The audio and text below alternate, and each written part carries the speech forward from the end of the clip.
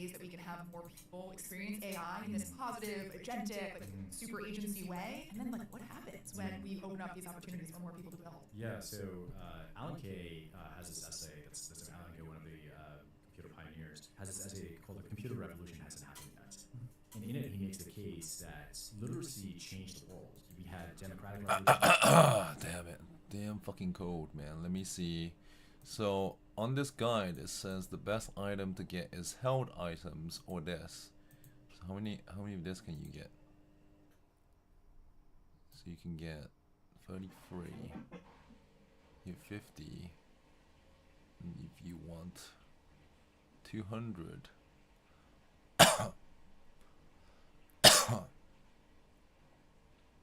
200 you need 2,000 of these.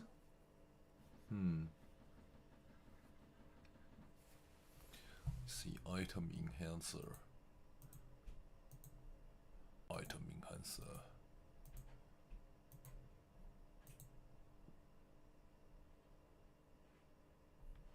In the scientific revolution, you couldn't imagine any of those without literacy. Now, computational literacy, or people being able to use a computer to its best ability, which is being able to program a computer, will change the world in fundamental ways. I think you need an entire generation of people to grow up using these tools. Maybe I'm showing my bias because I have a history in kind of working in education. I was a founding engineer at Code Academy. We taught millions of people how to code.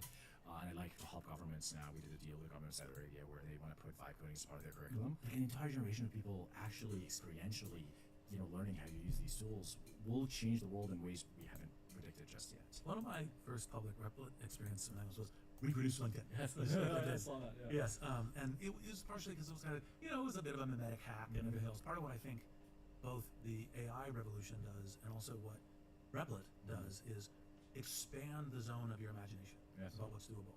Walk us through kind of like what's it really, and obviously, like, it's not not looking for a manual, it's just like your gaming place, like a manual. But like, what kind of imagination should people bring with them to start learning Replit and bring an idea to reality? Such a good point, because we still suffer, although you don't need an onboarding or a manual, we still suffer from the blank page problem. So we see we talk to a lot of users say, sign up to Replit, and then sit there for a little bit and then leave. And I'm like, what happened? And it's like, I just didn't know what to type in there. And it's like, of course, in retrospect, us living in tech, it's like, your prompt, what do you mean? But of course, it's a skill. Now, before I go back to how we solve it, I think after people go through this hump, it's an amazing experience because you become possessed. You walk around your day and you're looking for software problems to solve. You're like, wow, I have this new hammer, and now everything kind of looks like a nail. And once that clicks, it's pretty amazing. So now we're doing a lot of work at the top of the funnel, like figuring out what kind of educational experiences we give people, what do we tell them about it. But the first thing I would say is don't complicate it. Like, have a very simple idea, an app that you would have liked existed. Like maybe every one of us has an idea for an app that you can't find it in the App Store. Like, I want something to do this or that for my kids. Having kids is a great way because I was just thinking, there's so many things. You're like, just organize my camp schedule. Right, exactly. Or I want this, educational thing. I want to be able to do this fun thing with my kids, and then talk to it like you would talk to a person. I have an idea, and like just like. Don't worry about the grammars, all that. You'll get better at prompting. But initially, just really get in, and with any kind of idea. If you want some sample ideas, I would just say like basic things, like just say, I want to build a collaborative whiteboard. And then just imagine if you've done improv. Improv is like a good way to do it. Just like word association. I want a collaborative whiteboard, and then like look around the room, and you'll see a plans that allows me to like create a garden or something like that. So really just be generative, and you'll get an experience and you'll get a feeling of it. Do you know sort of who is the typical Replit user, and like what kinds of things are they building already? Is it 80% of people are building whatever SaaS software? Yeah. I think most of it is AI software, which is why we built this recent thing. It used to be that you have to go figure out how to get an API key from OpenAI or others, but people have AI ideas. Like they see AI, and like a lot of people will be like, oh, I wish ChatGPT did this one thing, right? And then they want to build experiences like chatbots, like Read AI is a great example. So Read AI is very advanced, that it has video and all of that. But you can build like, Amjad AI, like go like tell Replit to like go look at your personal blog or paste in your notes and just say, I want to create a chat experience that sounds like me based on these notes. And so AI is a really big one. Another one is like people want to build businesses. And this is as I start thinking about our business more, there's two aspects of our business. I would say maybe three. There is the consumer aspect, which is building family stuff and building personal things, and then there's the enterprise, which is like automating things at work, line of business applications, rapid prototyping, product development inside businesses, larger businesses, and then entrepreneurs. And the way I start thinking about entrepreneurs is that everyone has domain knowledge in their head that is not monetized just yet. Similar to how Airbnb found that everyone has space in the room that's not monetized. There are people all over the world that have niche-specific problems that they've run into that no one else has solved. I was talking to an entrepreneur on Replit the other day. His wife is a yoga teacher in rural England, and she does these pop-up yoga events, and most of the communication is happening over WhatsApp. Payments is really hard to do. They use PayPal, all these different things, and so he wanted to build a platform for her, but other people like her. So she doesn't have a yoga studio that you can go to every day, but she does these events in backyards and things like that. So he's built a platform, and he has users, and he has other instructors, and so every niche in our life, there are people that are experts in that previously were not entrepreneurs because they didn't have hundreds of thousands of dollars to go pay developers to do it. Now they can do it. I love that example because obviously there's entrepreneurs that you're serving that are building, $1 million, billion-dollar businesses that serve hundreds of thousands of customers, millions of customers. But I think that solopreneur, the woman who has a yoga studio, I think of my mom who's a piano teacher, and she's always trying to figure out, how do I get my schedule straight? How do I get payment? How do I figure this out? And so there's so many, she's an entrepreneur. The person who runs a yoga studio, the person who has a bakery outside their house, those are the people who would never be able to afford fancy coders, a fancy website. But Replit can empower them to do so much more. Yes. So I love that. And there's something about it that makes me really excited about the world to come. As much as I love Silicon Valley, we tend to flatten the world. We just build one size fit all, and that means SaaS software tends to have all these buttons and configuration just to fit every use case. But instead, we're going to explode that and decentralize it around the world. And every community might have a special business that does one specific niche thing. That diversity, I think, is exciting. And as part of that diversity and being fun, we'd like to play for you a short clip of one of the ways people have used Replit to build something important to them. Okay, So, great. What if you turn boba into a game? I prompted a basic app and said custom boba. I made 3 different drinks: taro, milk tea, and matcha. I added so the pearls fall from the sky. If you miss 3 bobas, you lose. But the game was way too easy, so let's make it difficult and add some bombs and a scoreboard. I noticed the game was a bit glitchy and I wanted to try it on mobile. So I'm at my favorite cafe. I added more colors, different fonts, and harder levels. The matcha It's the level best is thing. not People can good. code on their phones right now, which is amazing. exactly. Yeah. What other features should I add? That's fantastic. We didn't just select it because she added it to her bio. We first started working on the phone. People said we were just crazy, because back then there was no AI, and we had to build a lot of things to make coding on the phone a little bit easier. But I always imagined, because back in school, I remember that I had a Symbian phone. And I was like, I wish I could program it under my desk, So it's really cool to see people doing that now. So one of the things that as you dig into AI, it becomes, one, the earlier question, which is how do you broaden your imagination, but also now, what's a good way of optimizing? For example, obviously you can do things that have huge token counts, and that's kind of doesn't build your business, Right. et cetera. It might be fun as a one-off thing, but that kind of thing. What is, as it were, in the game dynamics, the next level of compute thinking, right? Because it's okay, how does this work within the operational envelope of AI enabling it, being able to figure out what kind of interface elements? Right. What's some of the things you've seen there in terms of kind of context optimization, managing the AI token outputs, Right. Helping people with that kind of compute thinking? Yeah, I mean, there are two aspects of this. One is strategy. You want to be able to do things that the big labs are not going to do, or eat your lunch, and actually be able to build a good business. And then the other thing, what can LLMs do right now, and what scaffolding do they need around them? Right, the scaffolding part is really important because this is where you can build a value on top of the LLMs. So the way I think about our business right now, we were in the business of training models. Now where we use all the different commercial models, and I see our business is to build the milieu, the environment around LLMs. If you think about LLMs as as a person, you want to create a habitat for them, right? So we built the best habitat, I think, for programming, right? So when we first did this pivot from the human being the programmer to the AI being the programmer, I took the same teams at the company and I told them, now you no longer build for humans, you're building for AI. So the editor team built editing tools for the AI. The cloud infrastructure teams that build deployment tools for humans, they now build it for the AI. So I would look at any different vertical and I would think this way. If you want to build a financial agent, just think about what kind of environment you can build for that agent. Now I see a lot of people, for example, trying to put LLMs into Excel sheets, whatever, which I think works okay. But can you build an Excel interface for the AI, right? Like in a way, it's textual. You can use it in, based on its. You want to hit the right distribution of the LLMs. You can pick any vertical, and if you want to build like a really great business, just think about building your first user is the LLM. Think about building that habitat for LLM to live in to create like amazing experiences. Amazing things with the product. The unlock of creativity, the unlocks of what does that mean for more personalization, things that work for individuals, businesses, creative thinking is great. So let's talk a little bit about also kind of some of the business attributes. And like one of them is, you just mentioned that part of what you've done is opposed to homegrowing your own models, you're now using a fleet of models. But that obviously makes you somewhat dependent on them, makes you more copyable, etc. Business attributes. So one of the things that the people who listen to our podcast, a lot of entrepreneurs, you're navigating a business challenge that they need to learn from. So how do you think about that? What are the things that you're doing to build unique and enduring business? What are the kinds of considerations that go into that? First thing I would say is user obsession. There's a massive platform called LLMs, right? That platform is useful on its own. People can use it directly. But for you to build a very valuable business on top of it, what kind of value are you creating? One is if you're really obsessed about certain types of users, I can't build for every type of user in the world. So pick a user that you know very well. Hopefully it's you. You've had that experience. You're a salesperson. You were going to build the best LLM for salespeople, right? That goes into UI, UX, all that. Second, and this is my comment. I'll go a little deeper on the comment about the environment. So, I said that people in using Replit should feel like they're in a safe environment. It should feel like anything is reversible. That turns out to be a huge technical challenge.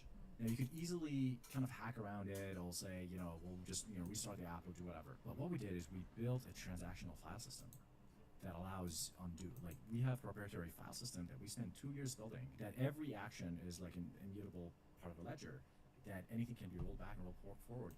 Silver Emblem Bucks. I didn't know we had this. Silver Emblem Bucks. What do we get here? Choose one of them. A Volt Orb.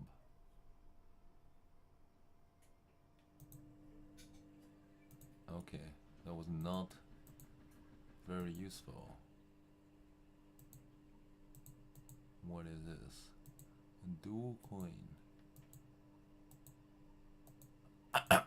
Treasure box. Slick spoon. Shell bell. Got a buddy barrier. Speed, okay. Ends up being like a time travel system, and now we're finding more use cases for it. For example, one way to make models better and more performant is by doing sampling, because models are stochastic. Every time you run the model, you might get better results, you might get worse results, and if there's a way to verify whether the result is good or bad, you can sample from the model. So what we do is, because the system is immutable, has this characteristics of being very cheap to fork. So you can take a file system, you can fork it 100 times, run the same prompt with different parameters on these different forks, and then pick the best one. Do it repeatedly. Obviously that costs quite a bit of money, but for the advanced users that are willing to pay it, they will get the extra money. So do hard technical things on top of the models in the environment where the models are sitting, right? You want to build technical advantage. It doesn't have to be in the model itself, because that costs billions of dollars. There are huge industries around it. You don't want to be training models, at least not yet when you're initially building a business. But you can do a lot of other hard technical challenges on top of it to make the models work a lot better. That's the second thing. Third is reaching scale. Once you reach scale, you actually have negotiation advantages. Like, you can negotiate really large discounts with providers, similar to cloud, and you can pit them against each other, and so on and so forth.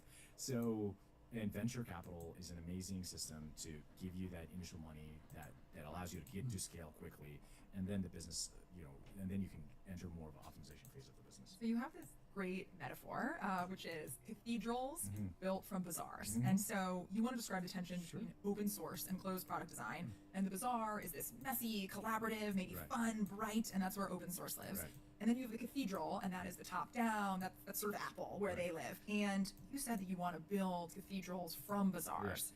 Yeah. Tell us more about what that means to you. Yeah, so I think that comes from Eric Raymond or some of the original like Linux hackers, cathedrals versus bazaars. There was a huge discussion early on in the world of software, and so I gave a twist on it. Is cathedrals made of bazaars. Now, in the early 2010s, when this idea of no code kind of emerged, there are a lot of different approaches. There are amazing businesses built there, obviously. Zapier, Airtable, Notion. You can all think of them as no-code builders. Now, our approach, which for a while didn't work until AI kind of really made it work, the amazing hyper-competitive diverse landscape of open source, of people building all these open source packages and components, what's happening there is it's the bizarre. It's messy, but it's very innovative. Can you build a facade on top of all of this that makes it feel as good as a user experience as, say, an Notion? It wasn't obvious that you can do that, but the kind of abstractions you have to build on top of that, and you can still hook into the latest and greatest. Like when a new package comes in open source, Replit has it on day one because we built all this abstraction like to be able to go get the packages and install them, run them on the system. And so we're riding a huge wave. We're writing multiple waves. LLM's getting better. We're also writing open source getting better.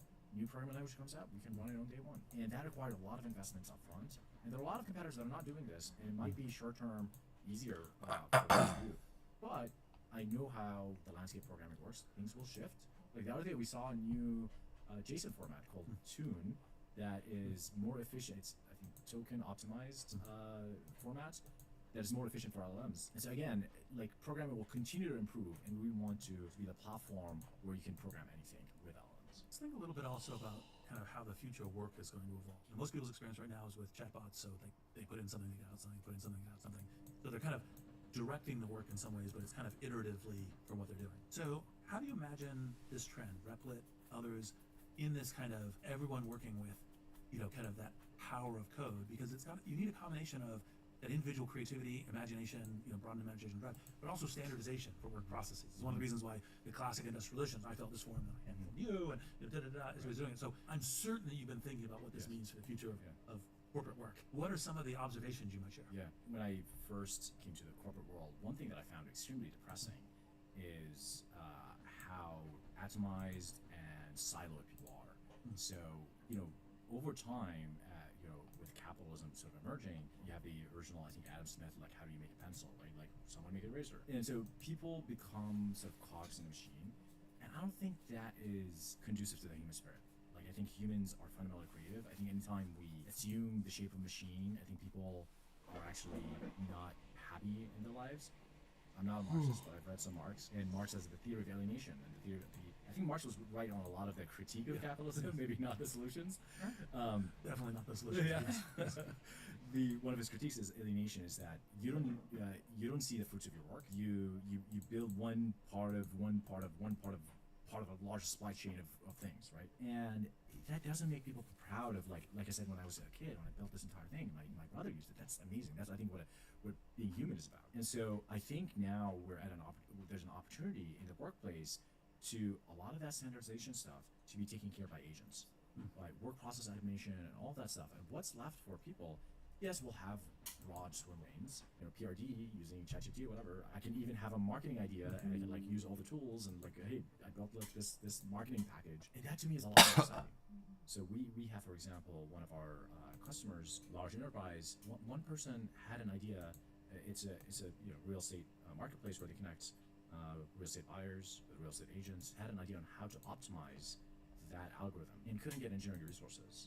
Now, previously, just that. The idea is that although he's in the business, he understands. He talks to real estate agents all the time. Instead, he went to Replit. He built a new routing algorithm that drove tens of millions of dollars, if not $100 million, to the business. And that person got promoted again and again and again and again. And now he's sitting with board members, guiding their AI strategy. Entrepreneurship, I think, in my opinion, is not just about building businesses. You can be an activist entrepreneur. You can be a humanitarian entrepreneur. You can be an entrepreneur inside a large business. And I promise you, your life will be a lot more interesting, exciting. You'll meet a lot more exciting people. You'll have a better reputation. You'll have a halo around you. So my hope for the future of corporate work, but humanity in general, is that as the boring things, the automated things, actually taken care of by machines, we'll have to be more entrepreneurial and more. Obviously, totally hope that's the case. It goes back to my very first book, The Startup of You. So it's like it's a definite strong, because it's like, it's not that we all have to start businesses, but that kind of creativity, entrepreneurship, engagement with it, the exact passion that you had with your brother. One micro thing that I think is an important thing for people to focus on, because it's part of the general lack of context awareness that current agents have. Yeah. What do you see as the kind of the longest unsupervised work that agents can currently do? I think it's more possible than our tools allow it to. Yeah. So I think state-of-the-art LMs, especially Gemini, has done a great job at emitting context, emitting token context, but others have 200,000 or somewhere there. The easy thing is like to fit all history inside the context, but that's not feasible. There are few components. If you put them together, then you can run agents a lot longer. One component is verification. The work needs to be verified. It's a form of supervision. If the AI agent is going on a path and doesn't have feedback from the environment, from the work, from the human, for someone, then it will very likely stray off the path and do something really, like if you make one mistake, it'll just compound over time. So Replit Agent 3 came out in September. We now boot up a browser for the agent, have the agent use it to test the application for you. And we have another agent that's adversarial, that's like reviewing the code and giving you feedback. And because of that, we went from Agent 1 ran for 2 minutes unsupervised. After that, it didn't work very well. Agent 2 is 20 minutes. Agent 3, 200 minutes. We're seeing 200-minute ones that are actually really, really useful. There's still mistakes and all of that. Now we've introduced an autonomy selector inside Replit. So depending on your risk appetite, you can go all the way high autonomy, and some people run it for 10 hours now. I don't recommend it to everyone. Now, if you have a lot of disposable income, you should definitely do it. But we have medium Oh, autonomy. you can pick the one you want. Okay, let me see if there's Sylveon. No, not Sylveon. It's called Leafeon. Where's Leafeon?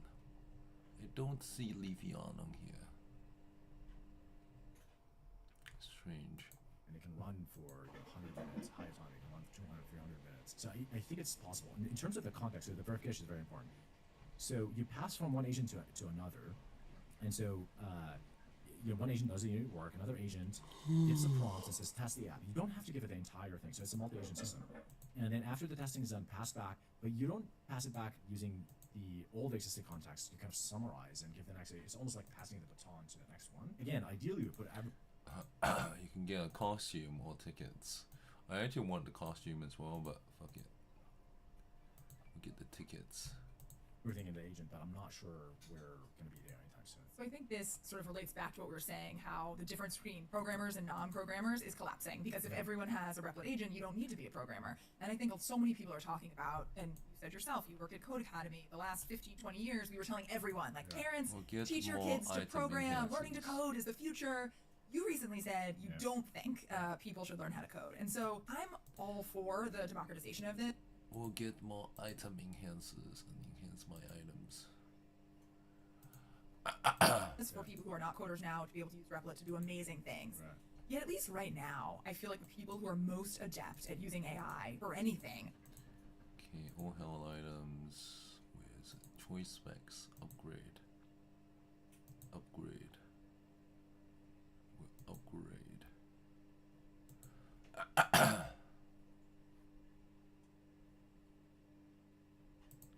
are actually the people who have learned how to code. Yeah. So I would say to you, do you think we're at a moment in time, or will that continue to be true? You're a parent. Will you want your kid to learn how to code in the traditional sense, or that's going to be a skill that's not important soon? Look, similar to what Grace Hopper said, 75 years ago. She said specialists will exist, but we want this technology to be done. So my advice would apply to 99% of people.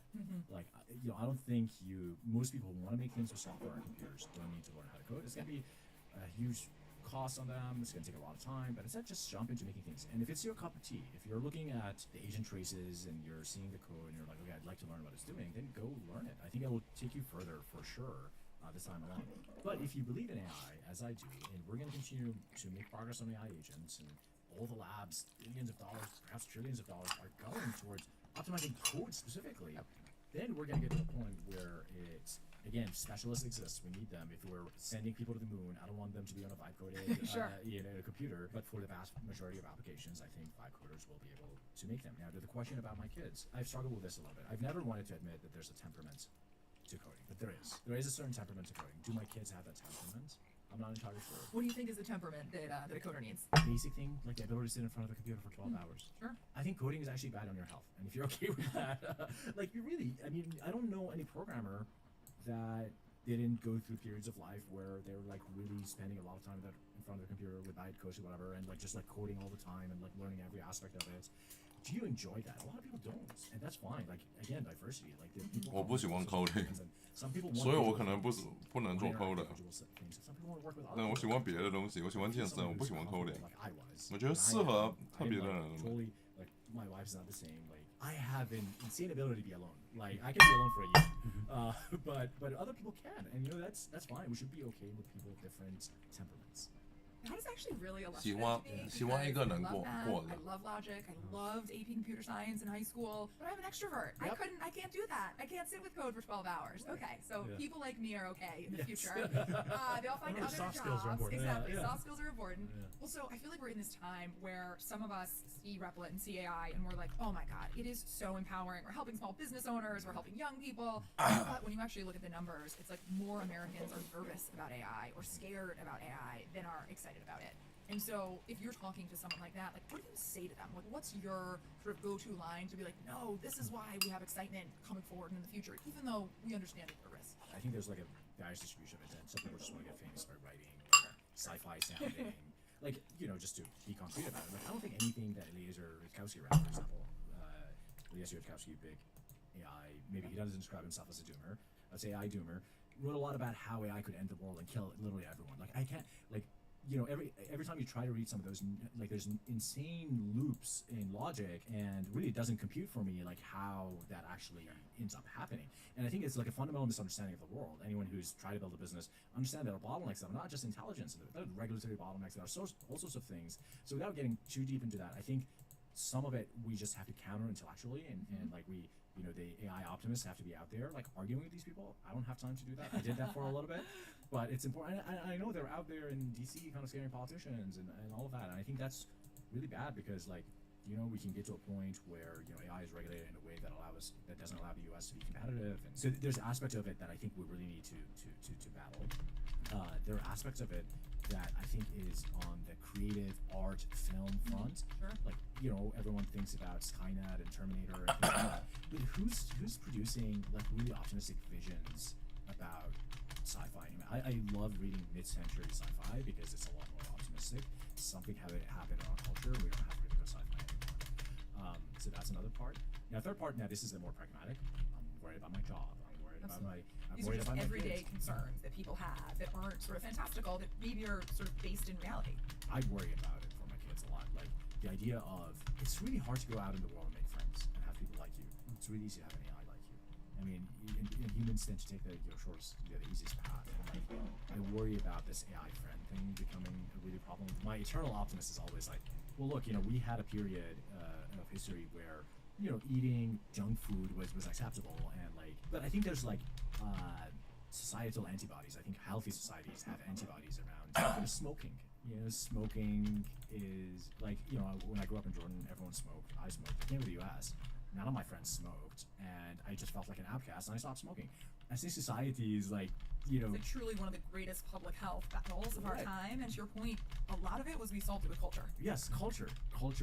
I think religion used to play a role as well, and I don't know whether it will in the future or not. But like, government is such a blunt instrument. You can't do everything. So I think it's leadership. It is culture. It is incumbent on all of us to just say like, no, ChatGPT is not your friend. Like, it's friendly, and you can use it for therapy. You can use it for all sorts of things, and those are fraud as well. But like, if someone is saying to you, is like, I'm spending all my time on ChatGPT. Hey man, that's not really healthy. You know. So Absolutely. I think a lot of it is about culture and society. Well, I do think that like there's like 2 points that I think are very important. One is the friends point, completely agree. Part of the reason why like with, you know, Inflection's Pi, you know, you kind of engage. You're my best friend. It's like no, I'm your companion. I'm here to help you. Have you talked to your friend recently? You know what's like with them, or you catch up. And I think that helping, especially for young people, Yes. where they might be encountering difficulties. So I think it's like tying you back into community, tying you back into connecting with other human beings. Because by the way, part of actual real friendship is not just saying, "Oh, Amjad, you're so great." "Oh, Amjad, I was waiting for all year to talk to you." Right. It's like no, it's that thing of like where I might show up thinking, "Oh, I've had a bad day. I want to talk to Amjad about it," and I hear about your day. I'm like, "Oh, we're talking about Amjad's day." Right. That is actually part of how you evolve, part of how you elevate, part of how you learn compassion, wisdom, empathy, and it's really important. And that's part of the reason I also share with you. It's not impossible to make AI friends, but it's not what's happening right now. It's not, you know, anything that is illusory that way is actually in fact destructive. That's why it's causing psychosis and things like that. Like, you know, the hyperfog cases where people have psychotic breaks because they have like delusions of grandeur and things like that. And ChatGPT is like reinforcing that. And that's really bad. And I think it's incumbent on the lab as well to like start a program pushback into these machines as well, right? Yeah, there was this funny thing that a friend of mine showed me, which is by only listening to, you know, AI agents in the desert by yourself, drinking a glass of milk, thinking the whole world's out to get you. You know, so it's like, Right. no, that's the wrong long path. Now, back to the jobs thing. People ideally love to say, I'd like to have an elevation of my life, but I'd like to have no strain. And unfortunately, those aren't the times we're in. Yeah. We're in the similar times to the Industrial Revolution, now it's called the Industrial Revolution. So many jobs will change, right? Like if you said, my job is, I'm a form filler for digital marketing. Like, yeah, that's not really gonna be, you better start thinking about other things. Now, AI can help you with that. Right. It help with like, okay, well, what can I learn? What can AI help me do, etc. What we have to embrace is that kind of, that entrepreneurial mindset. Because like, well, I want to, I just want to keep doing what I'm doing. It's like, well, so did the horse groomer back when there were lots of horses and that was all the transport. That's not the way it works, right? And by the way, if you try to lock that in, you're essentially going to be stealing your children's future because the other society will move ahead and then yours will now have put them in a very disadvantaged position. So the important thing, like almost like that Adam Smith specialization thing you were talking about, the important thing is like, look, I understand this is gonna be painful for me, but I'm gonna own this change because I'm helping my children, the community's children, the future generations.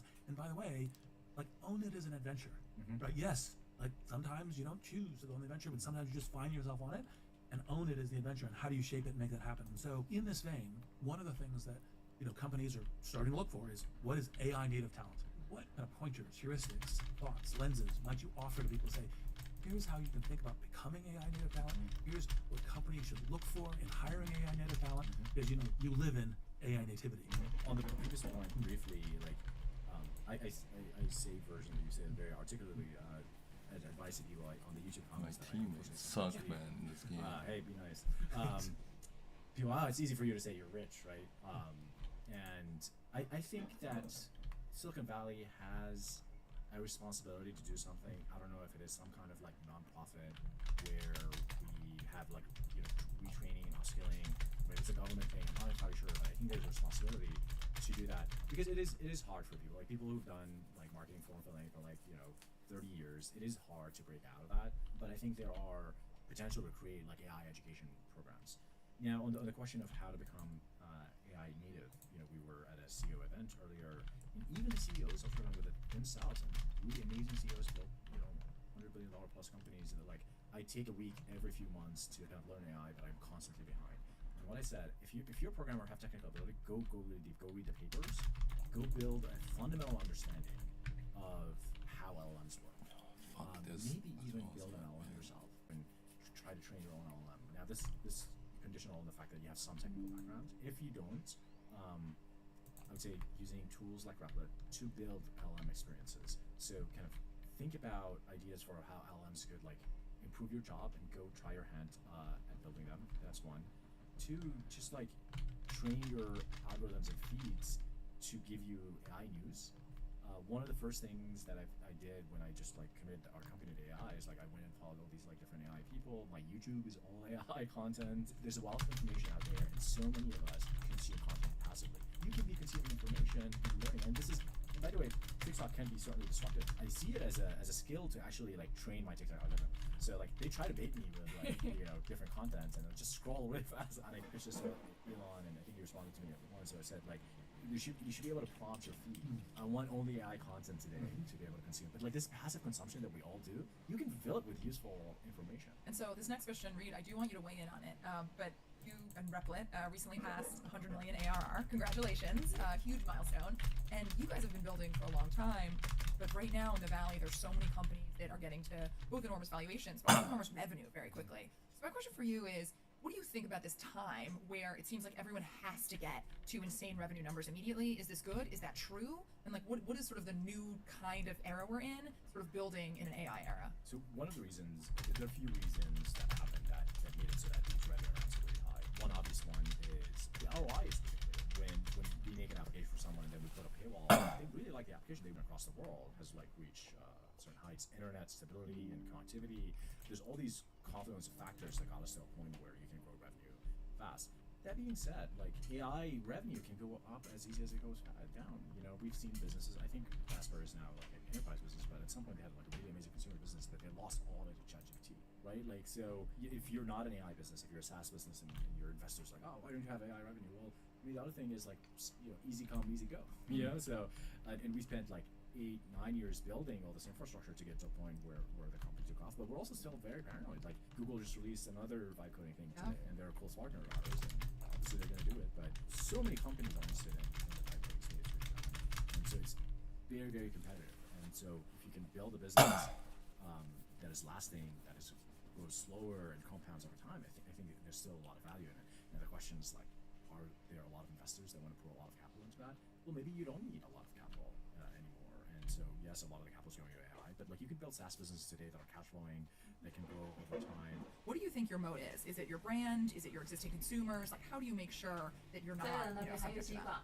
I think there are less moats these days than. 你爱吃那个番薯丸呗？ One of my favorite 不要。 books is 不要。 Seven Powers by Hamilton Handler, and it just talks about there's 7 moats, right? Okay, network effects, economies of scale, so on. I think that we have a technology lead in that we built all this technology for so many years. We built a hyper-competitive, amazing team that will continue to produce these technology advancements. We launch a new breakthrough version of Agent every few months. Elon said this a long time ago. The only moat is continued innovation, rapid progress, and I think that's true in AI today. I think at some point, when you reach certain scales, there are certain decisions that you can make that really create structural moats. We're not there yet, but I think, I would say the big labs achieved economies of scale, obviously, right? And that's a moat for them now. It's very competitive between like the 5 of them. But I think it is a game that we're playing for time. So just as CEOs constantly thinking about what are the degrees of freedom that we have in order to position our business in a way to create lasting advantage. Your earlier question was like almost like the classic blitzscaling, right? And part of the reason why, now I'm trying to remember how many years ago blitzscaling, it was kind of the lessons from Silicon Valley and China about how the technology companies of the future are built. If anything, it's 5x, 10x true as what I did. It's like it's the trend of where it's going to. Now, that doesn't mean that everyone has to go to, amazing revenue, 10x employee growth in like 6 months, 12 months, etc. The thing in blitzscaling, which Chris and I wrote about, was it depends a lot on what the nature of the market is, what the nature of competition is, and if you're going up against blitzscalers, it's very hard to succeed without also blitzscaling, because the blitzscaling will set the market. It may blow up, but it will set the market, and if it blows up, it'll probably blow you up with the market. Like the scooter market. Yes, or, yeah. exactly. And it doesn't matter that you were kind of, not minding your operating margins, and which it just gets swamped. And so you have to look at what's happening in the market. You have to look at what's happening with competition. There are definitely opportunities where you can build more, like one of the ones from the Greylock portfolio is Roblox, where like for many years, out in the wilderness, and then boom, all of a sudden it's the amazing new thing.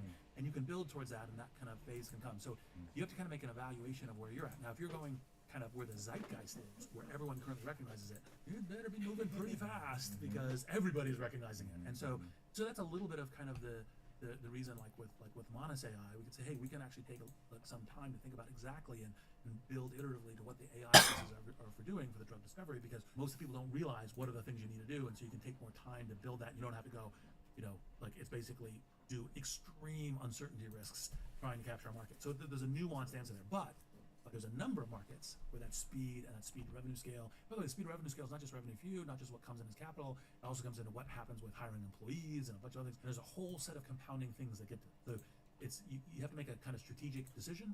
By the way, you may have to change your strategic decision as you're going. One thing on that is that. Oh my god, that battle kind of pissed me off, man. It's just annoying.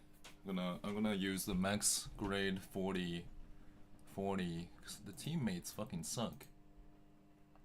The annoying thing about this game is you need good teammates. Once you hit an inflection point, It's not a solo game. then other people pay attention, and now it's blitzscaling because they notice the revenue and they want to go after it. So they see you being successful, and all of a sudden that becomes the hot Right. industry, and That's so right. you have to change your stance. Yes, and that's the other thing. And that's what happened with us, right? Replit Agent was kind of the first vibe coding thing that anyone could use, and suddenly everyone ported it. And this is one of the things that people don't understand about the blitzscaling side, which is it's not that you start blitzscaling from day one, and it's not that you blitzscale forever. By the way, if you don't end blitzscaling at some point, I think that the 7 Powers, because great book, great call out, maintain. I also think that the configurations and how business models come together will still actually get to different kinds of moats. Now, we have speculation of what those moats are. Are the moats only scale now? Are the moats brand? Are the moats network effects? Are the moats data now? It'll be in different combinations of different things. In terms But you of have to be okay with the uncertainty. and you're gonna be iterating through it, and you should be thinking about what those moats are, and you can't go, well, because Silicon Valley went for maybe even 2 decades, and I was one of the architects of this, gaga over network effects as moat. And by the way, network effects still very valuable, but they're changing, and the shape and how they establish and what happens and so forth. And that's that reinvention. Like, people tend to think, oh, the most central thing is you reinvent your product or service. And by the way, of course, it's really important.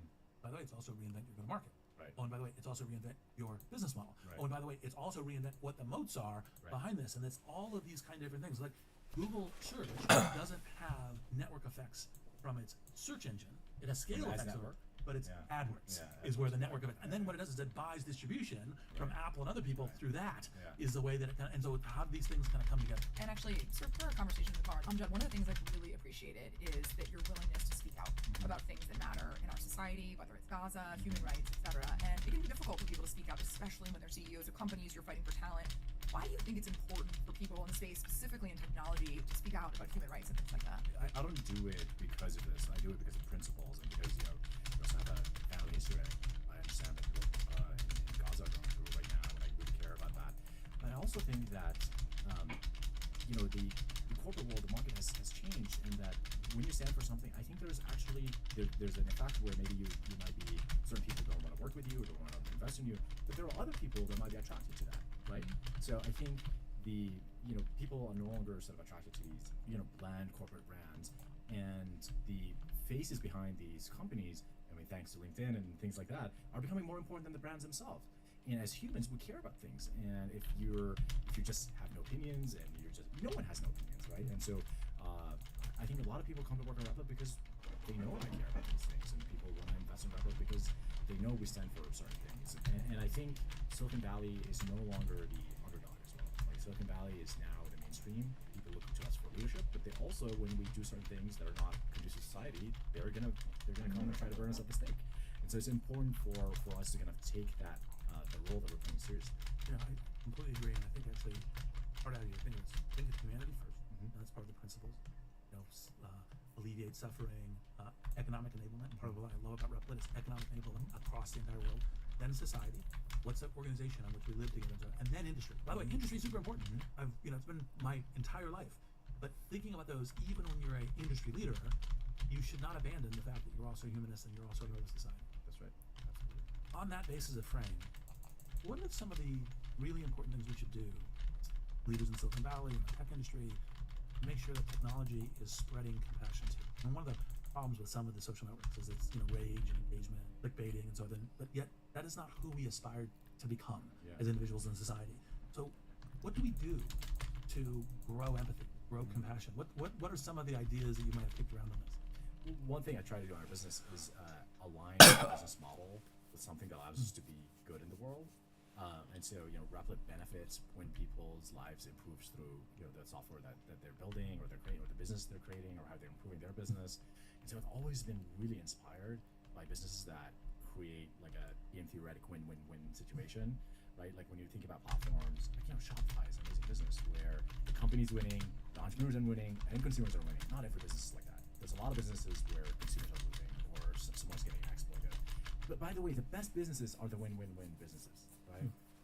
So I think one of the, speaking of moats and things like that, one of the early strategic decisions that you can make is what is the business model, and try to actually kind of write down. It's usually different constituents, usually the company, the users, maybe the developers, whatever kind of business that you have. What situations or what business models allow you to create that joint win? So now we're moving to our rapid fire. That doesn't mean you have to answer rapid fire. There's this questions we ask all of our guests.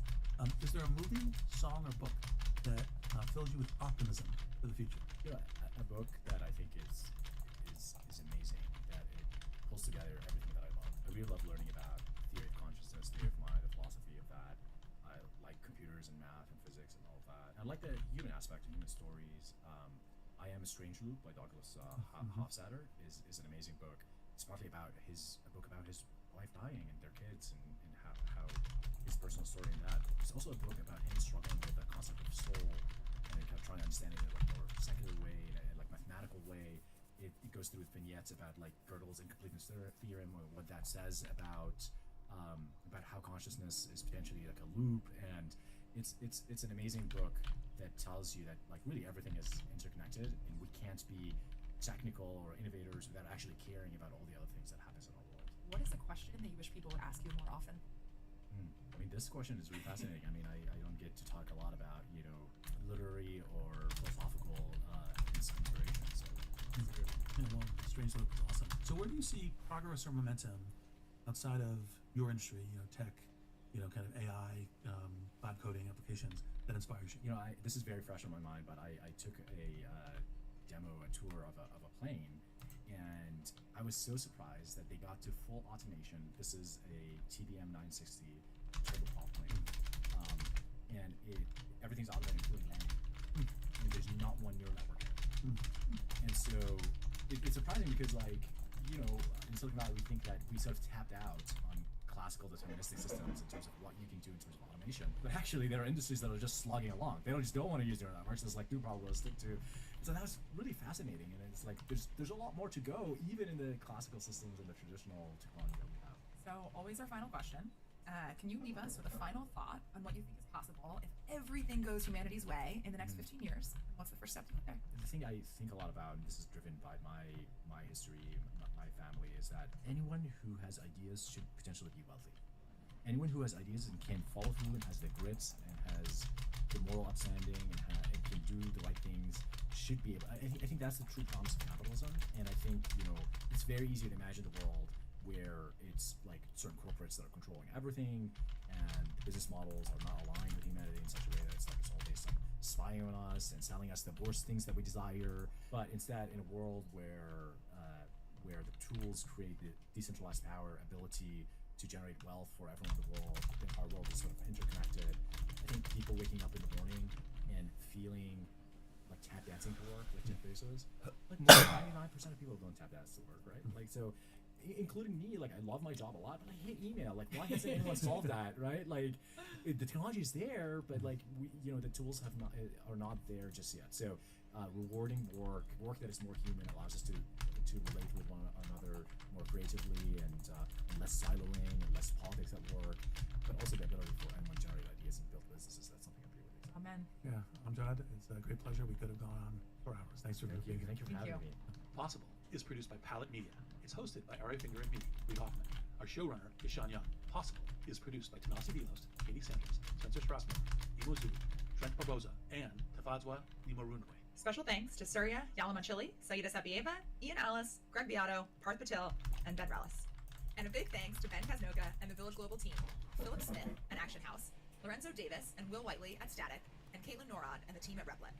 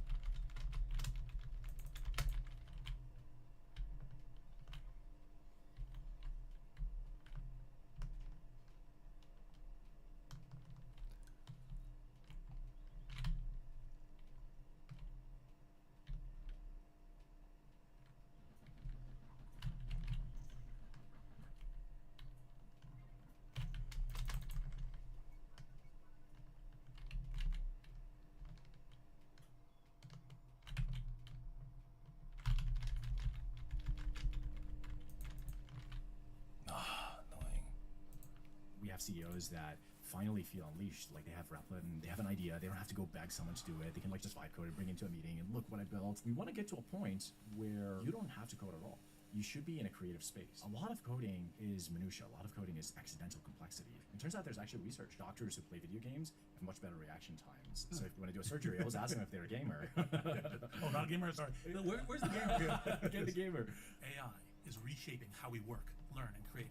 And nowhere is that change more tangible than in coding. That's where today's guest comes in. If you've heard of vibe coding, you've heard of Amjad Masad, founder and CEO of Replit, the platform that lets anyone build software right from their browser. Amjad grew up in Jordan, where he taught himself to code before studying computer science and moving to the United States. He became a founding engineer at Code Academy and later led JavaScript infrastructure at Facebook. What you might not know is he's also an empathetic, people-focused voice in the AI space, talking about issues and philosophy that others won't. I've used Replit myself, and it's clear to me this isn't what's next. It's what's happening right now. Replit makes building software as natural as writing an email, shifting the power of creation to anyone with an idea. So yes, this is an interview about coding and the fastest growing programming language in the world, English. But even more broadly, it's about how AI is already forcing us to rethink how work and society function, told through the lens of one field that's transforming before our eyes. and we're thrilled to welcome to the show Amjad Masad. Amjad, I'm so glad this worked out. We've known each other for a number of years, and part of the thing I love about doing podcasts is people that I learn from. And there's been a whole stack of things out of our conversations, you know, mostly at the Grow, but other places as well. So welcome to Possible. It's so glad to have you. Thank you for having me. I'm really excited. I've been listening to the show recently, so happy to be here. I'd like to start with a question about kind of you, right? Like, Replic's about making things, and so you might even phrase this question of how are you made? You know, tell me about your early experience playing video games and how video games kind of did your trajectory into where, and then we'll get into more depth in Replit. Right. Yeah, so video games have been a huge part of my life. I started playing video games, I think, on the like Atari, maybe even before getting my first PC. I wonder how many people still know what Atari is. Yeah, maybe we have to actually describe what an Atari is. But here's a tidbit from history. Steve Jobs worked at Atari. It was like the Silicon Valley premier company for computers. And so I just like was captivated by video games. And when I first got a computer, my first idea was like, can you actually make a video game on this thing? Well, it turned out it was initially very, very hard. But I remember going to every year back in Amman, Jordan, where I grew up. There's a computer show that my father would take us to, and it's like really big place where they have all sorts of new computers, new devices, CD-ROMs, whatever. And I bought a CD-ROM and a collection of CDs, and I went home, and I didn't know what's in them. One was like a fax program, whatever. I just bought a CDs. I just wanted to try what visual programming experience that allowed you to build kind of game-like experiences. So one of the early games that I built was for my younger brother, 5 years younger than me, to teach him math. I think I was maybe 8 and he was 3 or something like that. And there'd be 2 boxes, it would be an equation. You'd have to like enter the right number, like 5 plus blank equals 6. And it's like 1. If he gets it right, he gets it applause. He gets it wrong, he gets it blue. And it works out so well, he now works at Replit. So, like a lot of math early on. That's very early recruiting. Early recruiting, yes, early recruiting worked out. The moment you give a user a program you made, it's like perfect because they'll put in things that you don't expect. Like instead of 1, I put an E, and I was like, error. Go Then- edge cases, little bro. Yeah, exactly. But then just the high of not only me seeing other people getting value out of it just hooked me. And then video games, just been through my journey since then. I got really into Counter-Strike, and I used to go to these LAN gaming cafes, and we would play Counter-Strike against each other. But all these cafes were kind of run by, you know, pen and paper. So you would go there, you'd pay for an hour or two, they'll write your name and what time you came in, and they'll watch you, which computer you're in, and like they'll tap you on the shoulder when there's like when your time's up. And I was like, that's so silly. Like there's computers all over the place. I'm gonna go write a program for it. And I was maybe 13 at the time. It took me 2 years, but I built this like client server application to manage the entire thing with security and everything. And you could like have user accounts and have gift cards, and I started selling it. And I got really, for the time, I felt like I got really rich. I got all my classmates, I took them to McDonald's when it first opened in Jordan. And so yeah, gaming has been like a recurring theme to kind of pull me more. And now Replit has a really fun gaming experience that you can build games with it. So, you know, starting with your younger brother, how much is like a gaming background part of kind of the recruiting target, the cultural organization target, the how do you talk to people in Replit? In addition, of course, the dynamic of how the product operates itself. But how much does the gaming background inform that whole stack of the company? Yeah, it was never explicit, but I think for whatever reason, like the way we design the product, the kind of people we attract, the kind of art we put together around the product, even the product itself, kind of attracts those gamer mindsets.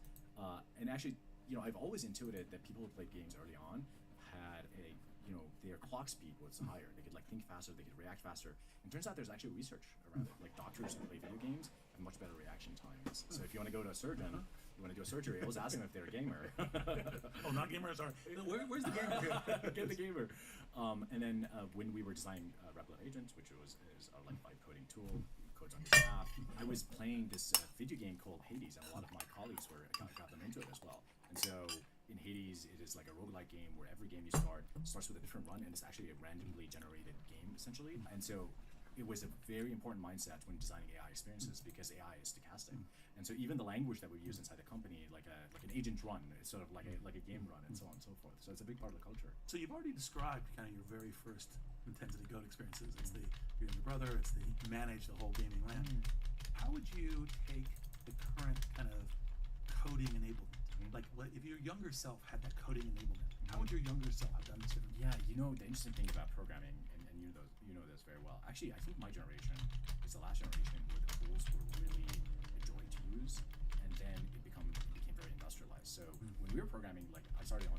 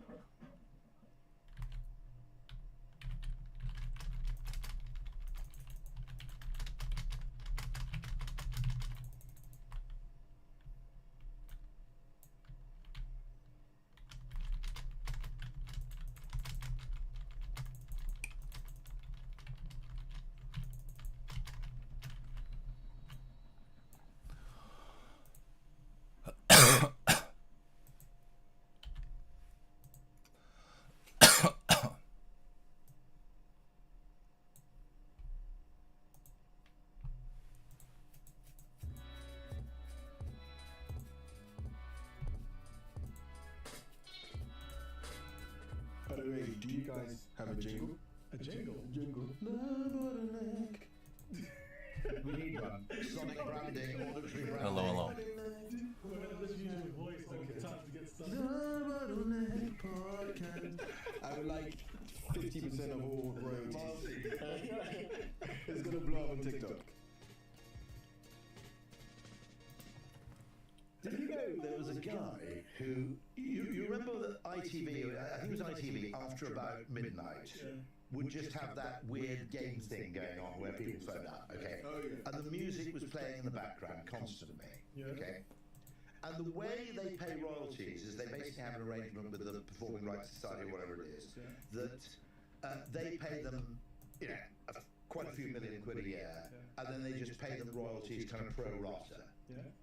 And this guy, because although not many people were watching, because it was like literally 70% of the music aired on ITV, the guy who wrote the really banal tune that was played in the background ended up basically retiring to some Caribbean island or something on the proceeds.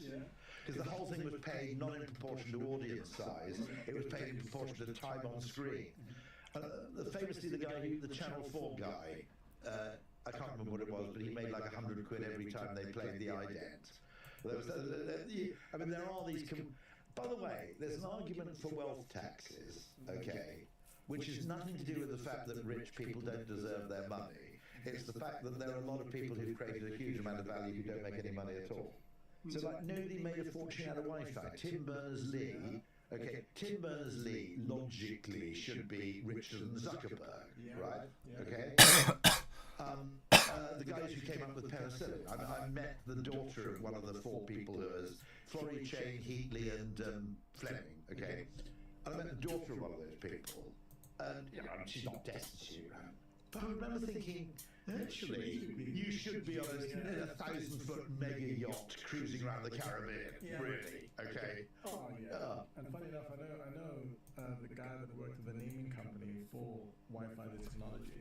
This guy called Lucian. Yeah, I met him and how they came up with it and the fact that actually they took inspiration from hi-fi because it's Cameroonian. So it's actually the fact that it was transferable as well. So it was like such an Did he interesting make money story. because the name was genius? Okay, the little logo effectively, which I think they created. I don't know if anybody got rights from that. But the strange thing is, it's more useful than the things that are useful and the things that people get rich off. This is the whole Georges thing, which is people actually get rich out of a bottleneck. Okay, they create a defensive moat, they find a bottleneck. Okay, you own either a geographical location or you own something, and then you can just extract money from other people. But that's how like Apple and Meta and those guys do it, right? Whereas a lot of the people that are inventors and creators, they're almost like doing that for a selfless act. And then everybody else ends up becoming rich off the back of it. But then really they all almost like learn from, we're going to speak to Timo right now because this is Timo's space. But I'm really, really excited about this. A good friend of mine, Timo Amu, here on the Bottleneck podcast. I'm not going to do any explanation in terms of like what Timo's been up to. I'm going to let him do it for himself. But Tim, let the people know like who are you, what you've been working on, and what's kind of like some of the bottlenecks that you've been solving or do you want to discuss today?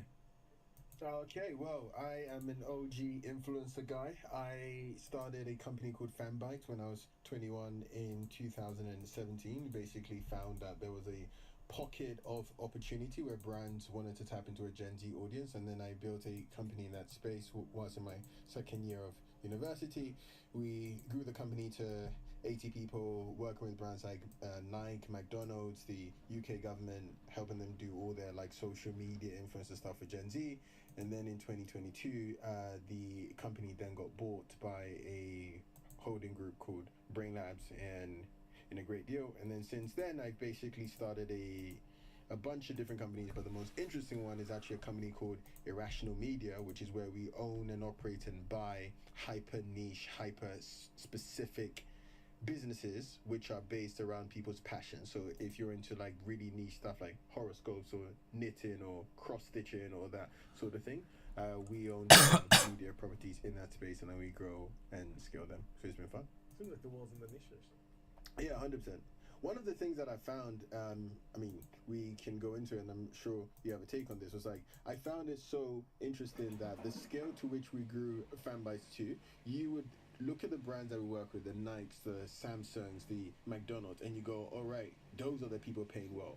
But they were not the people paying well. The people who were paying well were the gardening app that has 17 million people who use it every single day, who are making like 90 million a year, and they are willingly just spending 5 million a year with you because it's like, yeah, let's see what happens. If you own a gardening property, then Exactly. they will pay insanely. Exactly, right? Or the company, I remember in 1 month, it was in a month that we did about 2 million in that month, and 500k of it came from a single client called Fishbrain. And Fishbrain was an app for people who liked fishing. And it told you how to fish, where to find the best baits, etc. And I thought, Jesus Christ, these guys are willingly able to just spend hundreds of thousands every single month because they're just like, yeah, I mean, if we But find a unlike fish for us, McDonald's, it'll they be got like the that. attribution. Exactly, right? Yeah. And they know that the long-term value of each person is so high because they're really tapping into these like passionate people. So What we talked about just on the previous episode. So, yeah. Fantastic. Yeah. those that then form the thesis of Irrational Media, and so far so good. And so the kind of insight is that in any field of specialist interest, generally there's a kind of winner-takes-all effect, isn't there, in terms of the content? Yeah. It's sort of James Hoffman in coffee is the kind of extreme case, isn't it? Right, okay. Don't, by the way, don't go there, okay? Seriously. Do something safe like taking up crack or something, because once you get into Hoffman on coffee, it's a massive, great spiraling rabbit hole where you suddenly find you've bought a £600 grinder or something. Okay, so don't go there, kids, seriously. Take but crack instead, guys. It is fascinating because a lot of people, not everybody, but a lot of people have one or two disproportionate interests. Yeah, deep interest, which they identify with. That's a very big thing, because part of our thesis was, are you passionate about something, right? And yes, you can be passionate about it, but do you identify with it? And that's very different, because we bought a few things which were just stop-starts, right? So we bought a site all about dogs, but like specifically about Pomeranians, right? And we thought, well, people are very passionate about Pomeranians. But when you meet someone, in the first 5 minutes, they don't say, hello, I own a Pomeranian. But you do meet someone who says, hello, I'm a Libra, right? Or like, hello, oh, I've got to go to this knitting convention right now. It's part of the identity. So like, why we called the company now Irrational Media was because it has to be something that people are like irrationally passionate about. Got it. Perfect, yeah. That's why I then formed that thesis, and it all really came back because of Fanbytes and being like, oh, the stuff that's paying the big money are not just the sexy brands. They are the brands that people are deeply passionate about, and they just keep spending. But you also have a huge content advantage because the advertising is part of the content. Yes, yeah. So no one who's into quilting, I don't know what the hell quilters buy, presumably bits of cast-off rag. I don't know. I've never understood that. But I mean, in other words, if you talk to them about ways in which they can become more expert at quilting, there's no kind of conflict between the surrounding content and the ad. But also, one of the things, and I think there's been a move, especially due to social, is like you want to have products or brands which have something that I call like a high referenceability. So if you are into quilting and you are using a tool or website, it's easy for you to then reference it to your friend who's also into quilting. And so there's something to be That said. old joke about how do you tell when someone's a vegan? Don't worry, they'll tell you soon. They'll tell you. Exactly. Perfect example, right? Vegans hang out with vegans, CrossFitters hang out with CrossFitters, and so therefore if you get one, they get two, and those two get four, and those four get eight. And so I think in apps, in like mobile apps, there's something called the K factor. And the K factor is basically what is the likelihood that by you getting one person, that person will then bring on other people? And so, for It's a bit example, like R in epidemiology, isn't Yes, it? yes, yeah. The replication rate, yeah. The to be honest, transmission I'm rate. pretty sure they just stole that from them. But it's like Facebook at the beginning had a very high K factor when it was just focused on high schools, because they knew if they got Sam, Sam would need to get Ellie, and Ellie would need to get Philip, and then Philip would get more and more people. So there's something to be said for, I know that we're talking about influence and stuff, but I think like one of the key things when I look at people with deep influence or audiences with deep influence is like, do they have high referenceability? Because if not, you just have an audience, you don't have a community, you know? Yeah, well, so we're talking about referenceability there, and actually my first question was going to be, obviously, a lot of people are talking about influencer marketing still till this day. I'm sure that you're probably like saying, oh my God, we were speaking about this like 10 years ago, right? So the conversation around influencer marketing around Gen Z is still a hot topic. And I want to get your thoughts on, what do you think is the current state of influence? What do you think is the current state of influencer marketing? It'll be great to hear your take. I think that over time, the power has obviously shifted to it not being about how interesting the person is, because in the past, like 5-7 years ago, it was all about how interesting is the person. So one of my friends, Dom Smells, he ran basically like the OG YouTube talent agency. So they had the biggest YouTubers, Zoella and all these, and they create books and IP, and it did insanely well. But people were interested in Zoella, right? I think now the game has changed, and it's less people being interested in the person, and it's more people being interested in the content that you actually create.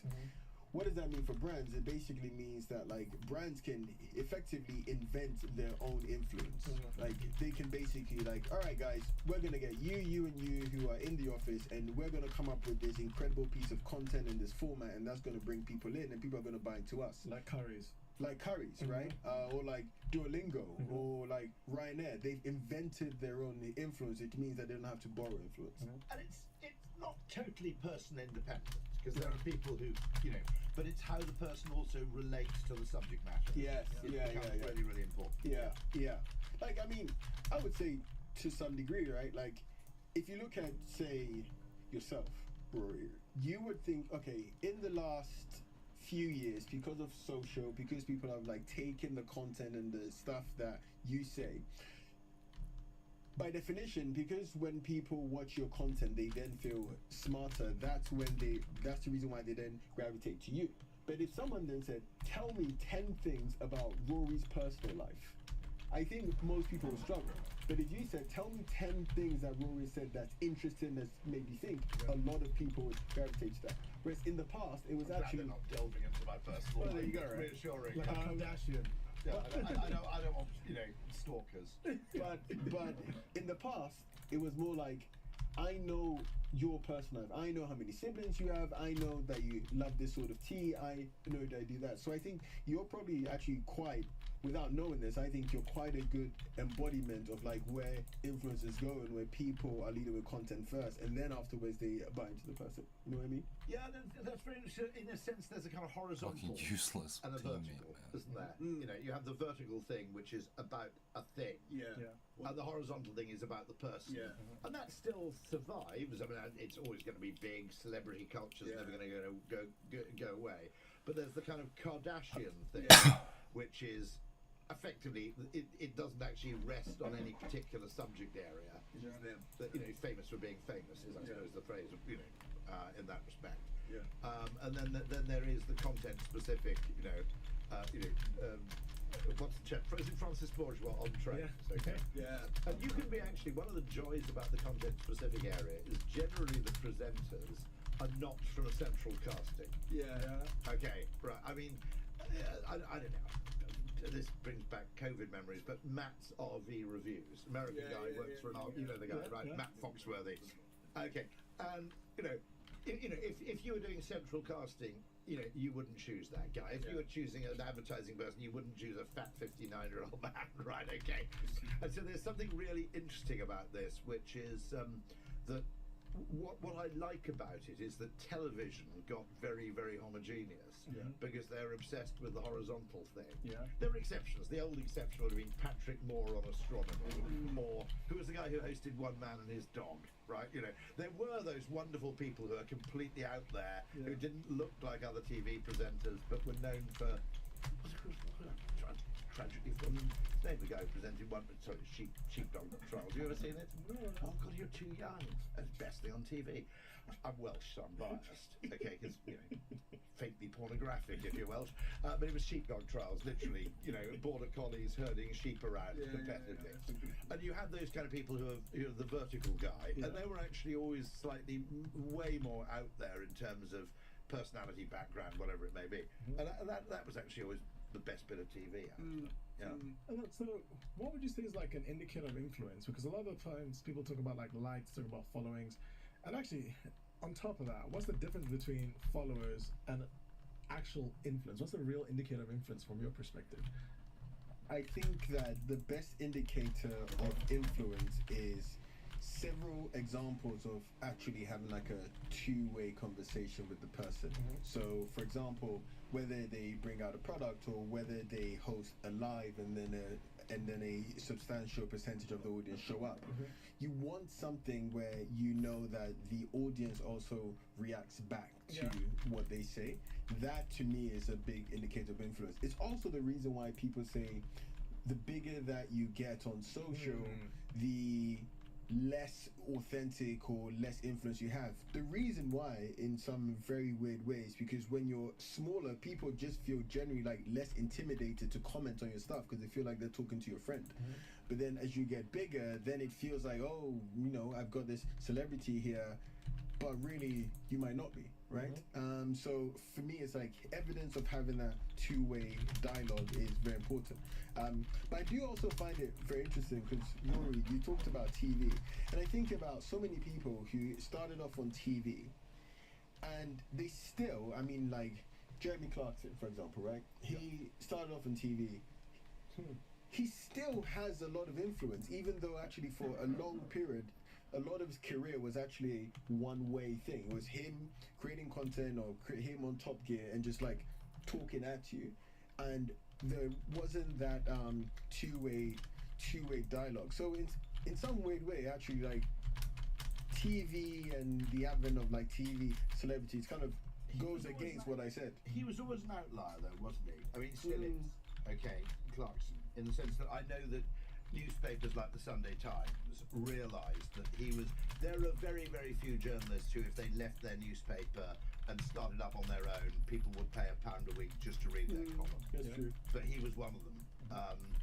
You know, and I mean, I think he's actually a much more unusual and remarkable talent than he's often given credit for. Because I think what we often get, he's a very, very brilliant writer. Okay, he's like the British equivalent of P.J. O'Rourke. Really. Also wrote a lot of motor stuff, but also wrote stuff about other things.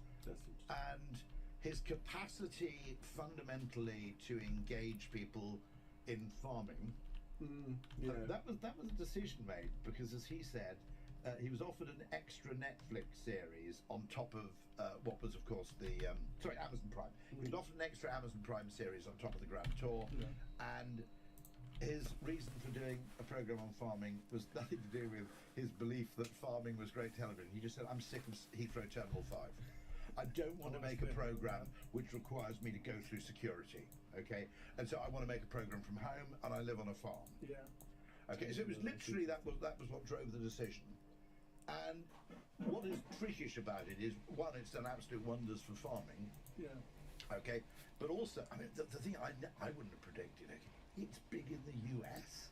This is Cotswold farming, and there are a load of Texan ranchers who are watching this shit, right? It's brilliant, by the way. When I said, you know, but who would have predicted it? And actually, that capacity to engage people, I suppose it's the quality of an incredibly good teacher at school. You know, there was always that one weird teacher who could make quadratic equations really fascinating. And I think it's much rarer and needs to be prized much more, actually, than we do. But I think he's an outlier. I think, you know, I mean, it was him and the late A.A. Gill, who are these two extraordinary journalists who just, in my view, were just basically better than everybody else. Yeah. Yeah. So what I've That's always interesting. thought about it from an influence perspective, I think that always, as marketeers, as people in industries, we always like to coin things and terms, right? But if you think about the notion of influence, that's been happening since the start of time, right? If you think about, and I'm not going to go too far behind, but if you think about Michael Jackson with Pepsi, if you think about Michael Jordan with Nike, those things have been happening. The platform just changes, right? And it seems like trust is the thing that evolves over time, where the trust is, right?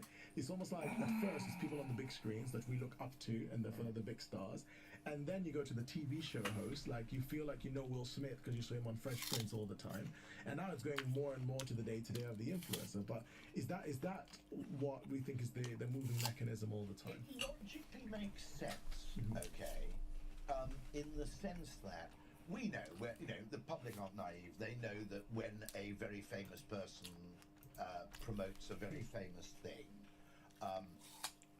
they effectively know that there's money changing hands. Yeah. Now, what you have when you get into your area of irrational enthusiasm is the person doing the recommending has massive reputational skin in the game. Yeah. Okay. Now, they might take money to recommend their second favourite something, okay, rather than their first favourite something. But for the purposes of you as a consumer, as a car buyer, okay, if Clarkson recommends a car, he cannot. Okay, his entire business model would collapse if he took $1 million to recommend a car he thought was shit. And we intuitively know that when he's making a recommendation, he's got his entire credibility is on the line. Now, my credibility isn't on the line if I were a sort of randomly famous person who just chooses to recommend a cosmetics brand. It's me recommending cosmetics, okay. I have zero credibility to lose, okay. But if I were to give marketing advice that was genuinely atrocious, okay, my neck's on the line. And I think people understand that in areas of expertise, fundamentally, you can only be bought to a limited extent, and therefore, what you say carries just that much more weight. So here's a question, actually, just following on that. What do you think is happening in the marketing / advertising teams of, let's say, Volvic, right? Volvic, and they say, hey, we are going to pair up with this footballer, and we are, we're going to do a billboard where it's like, footballer X, let's say Neymar. Do you know who Neymar is? Yeah. Okay, great. So Neymar recommends drinking Volvic, and you have a picture of him next to Volvic with some tagline there, drink yourself to success or something, I don't know. Do you think that they think that works? Like, what's the psychology going on there? Because no one looks at Neymar and says, this is someone who knows a lot about water. Yeah, you might say this is the water I drink, but it's organized by the team. So what do you think is happening there? There is an argument for how that kind of advertising works, which is pure costly signaling, which simply says is this person is majorly famous, okay, therefore they're not cheap, therefore a lot of money has gone into this advertisement. And you might argue that, of course, in conventional advertising, if you had, a TV ad during the Super Bowl, okay, part of the way in which advertising works is that it's perceived to be expensive, and therefore the amount you expend in promoting you visibly expend in promoting your product is proof of the faith you have. Not necessarily that the product is perfect, but that you would put it this way. The argument is that if you spend a few $1 million, advertising a car, you wouldn't do that if everybody who test drove the car didn't go on to buy it and thought it was shit. Okay, so it's a visible, costly sign of the seller's confidence. Okay, now that thing can be financial. There was actually a legal case, would you believe it, where somebody recommended something and didn't actually use the product. I'm just trying to remember that where literally the legal defense was the purpose of this celebrity is to be expensive, not to be credible, and that was a legal defense which was successfully made in the US in some case or other. And I need to, I'll try and find chapter and verse to put in the comments below here. And so, by the way, that's not totally irrelevant. Okay, if you spend a lot of money advertising something, fairly obviously that will only pay if the people who try the thing become repeat customers, or the people who test drive the car go on to buy it. Okay, so what the expensive advertising launch says for the car is, this is a car that's worth test driving. Okay, it might be worth me looking at this thing. On the other hand, you could argue that when you have people who are David Ogilvy always believed that he was a great fan of testimonials when the person doing the, so he would be a big fan of yours, because David Ogilvy always said he had great faith in testimonials when the person effectively doing the recommendation, because that's actually a testament, not a testimonial, has actual sector expertise and reputational skin in the game in the area they're talking about. Now, the other thing that makes your category very credible, you see, is when I'm watching James Hoffman on coffee, I don't know that much about coffee. But I know that a lot of people in the audience watching Hoffman know a shitload about coffee. And if he talks shit, not that I'm suggesting that. To be honest, I think he takes it a bit far. I wouldn't weigh the beans. Remember, guys, take I wouldn't have instead. Okay, right. Because I think part of the pleasure of making coffee is you take a handful of beans and go, yeah, that's about right. Bit of randomness, build a bit of randomness in, James. But nonetheless, I know that so this is why if you do an ad for a wood, let's say a wood planing product in a specialist carpentry magazine, the reader can have confidence in that ad by knowing that, this is Don Marty again, by the way, that enough of the people who will be exposed to that ad are sufficiently expert in woodworking to know if something's shit, okay, and therefore you can't expose yourself to a knowledgeable and expert audience and talk crap. And therefore the people in the audience who are not expert rely on the people who are effectively to police the honesty of a message. Okay. Now that particularly applies in your field, because the people watching Hoffman, if Hoffman suddenly started saying, you know, to be absolutely honest, it's best to make coffee at 50 degrees or whatever, I don't know, you know, or don't grind the beans, just hit them with this expensive branded hammer. He couldn't afford to do it because he'd be reputationally shot, and B, there'd be 100 people who basically call him out. So the comments, of course, are interesting in YouTube, because TV ads didn't have comments.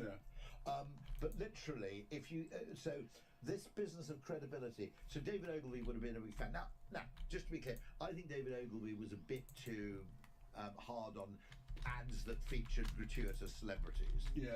Because that has a value, but it works in a different way. That would be my point, which is, I mean, you'll know this if you ever go to Japan, because there are loads of celebrity ads featuring Western celebrities, which never appear on American TV. Oh, okay. Really? So you will. And that is basically, look, we've got. Maybe I'm not sure Tom Hanks has done ads in Japan. I don't know. Does he do advertising? He does. Okay, but I always think that's very precious, by the way. They're very, very well-paid actors who go, of course I don't do advertising, because now you're making $15 million a movie, you can afford to do that virtue signaling. But the fact is, let's be honest, it's working in advertising that a lot of actors got their first break and survived for the first 5 years in Hollywood by doing that kind of stuff. Okay. But you get that it's a very Japanese thing. You just feature a major celebrity and it says, basically, it's sort of chest beating by the company. We've got a lot of money to spend, therefore we're rich rather than desperate. And we'd rather do business with people.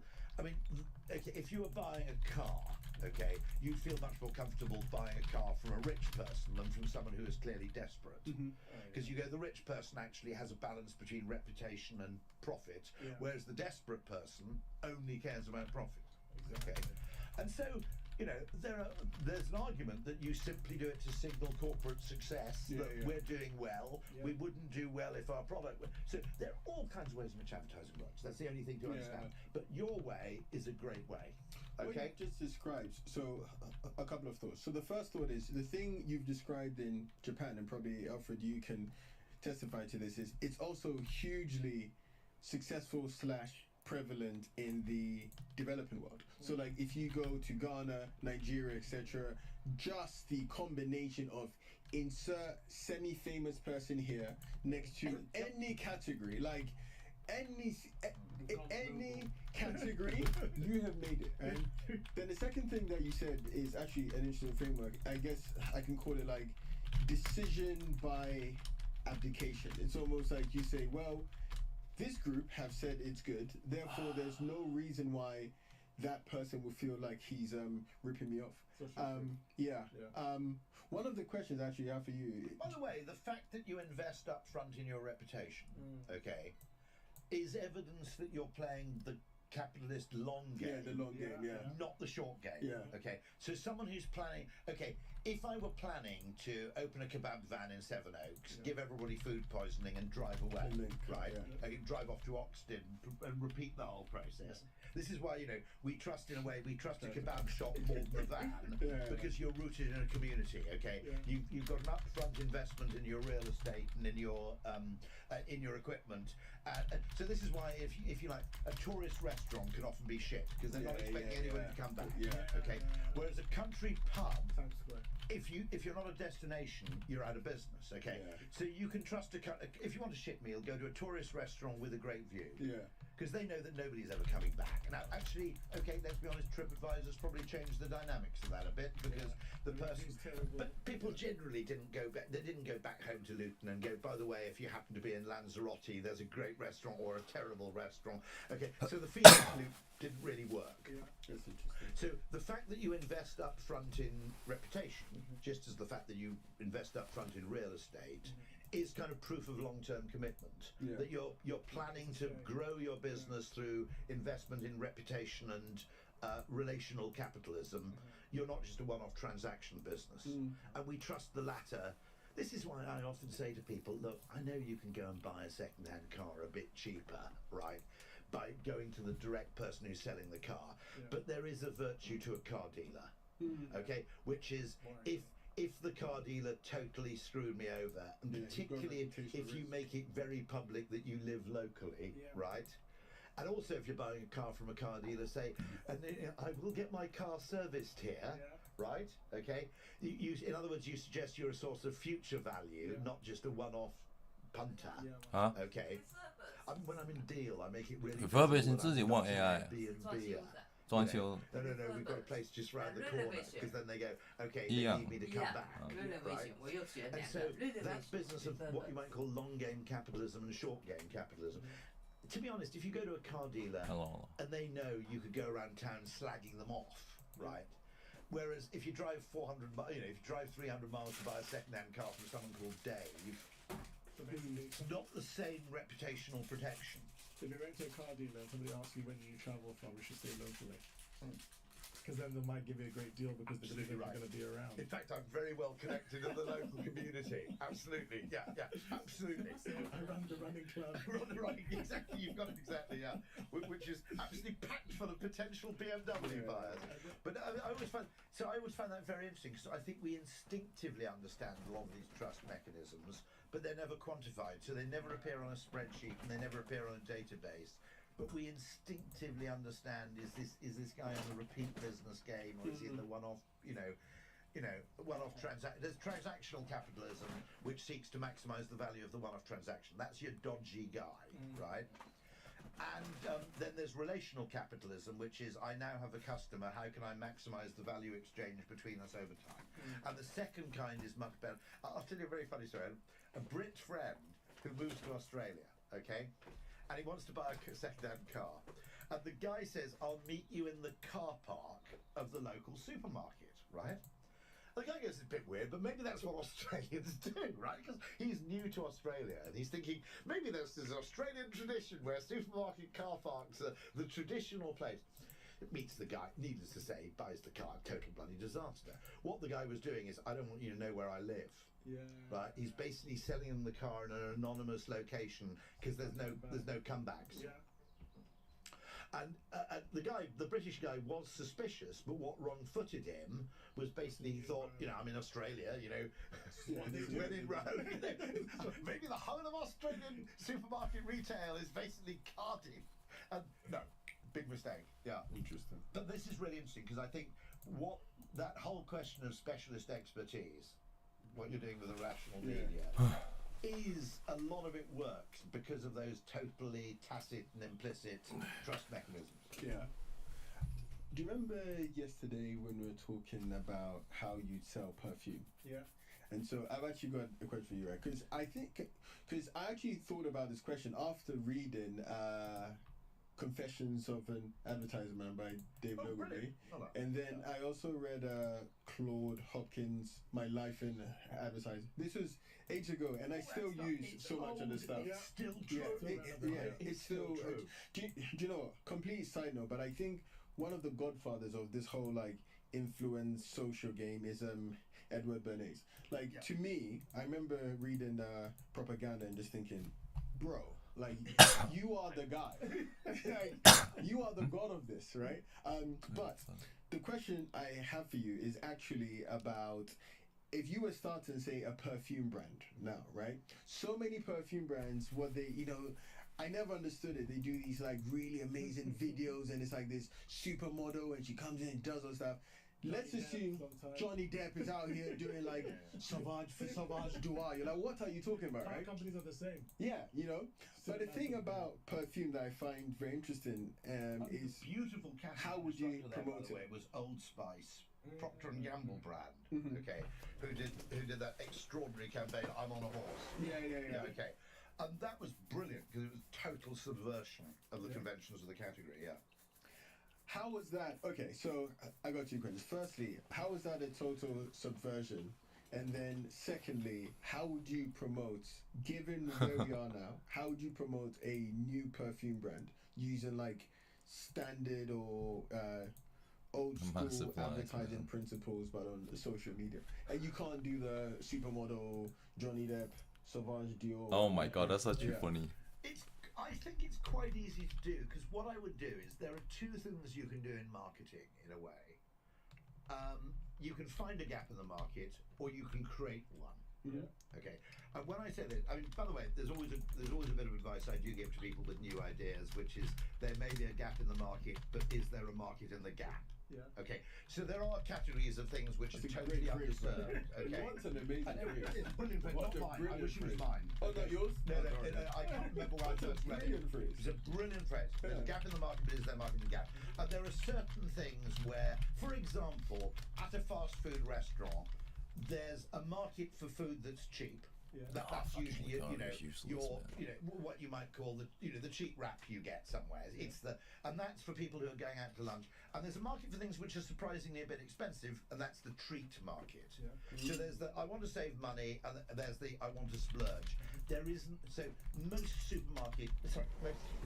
most fast food chains have what they call a barbell strategy, which is the food we serve is either the guy who wants to have a hot meal for lunch and doesn't want to break beyond a fiver, okay, or it's the kid's birthday where people go, it's a special occasion, let's go a bit large. There isn't actually in between the two, it just doesn't work, okay? So that's a really, really important trait. But one of the things I think you can do with marketing is you can create a gap by focusing. Now, okay, I call this, I mentioned this on an earlier episode, I think, reverse benchmarking. Okay, now, what you do is nearly everybody in a business benchmarks against their competitors, which means they become more and more similar.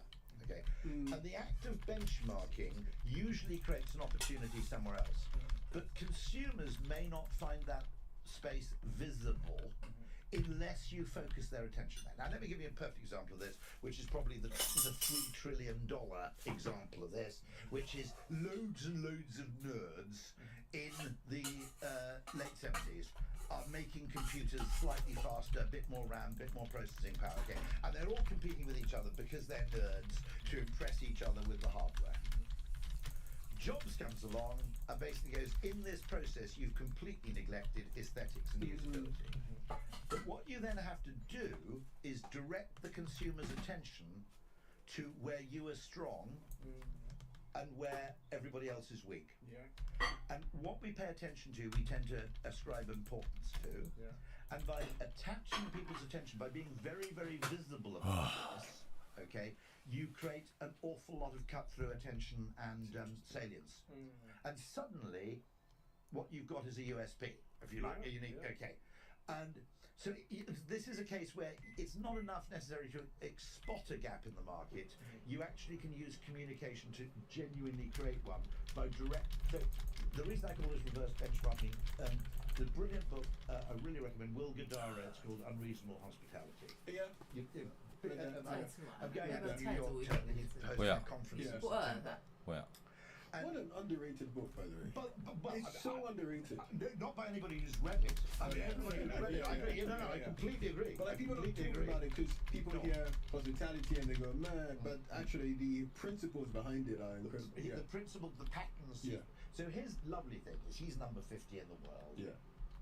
In the San Pellegrino Restaurant Awards, I think 2011, and he wants to get to number 1.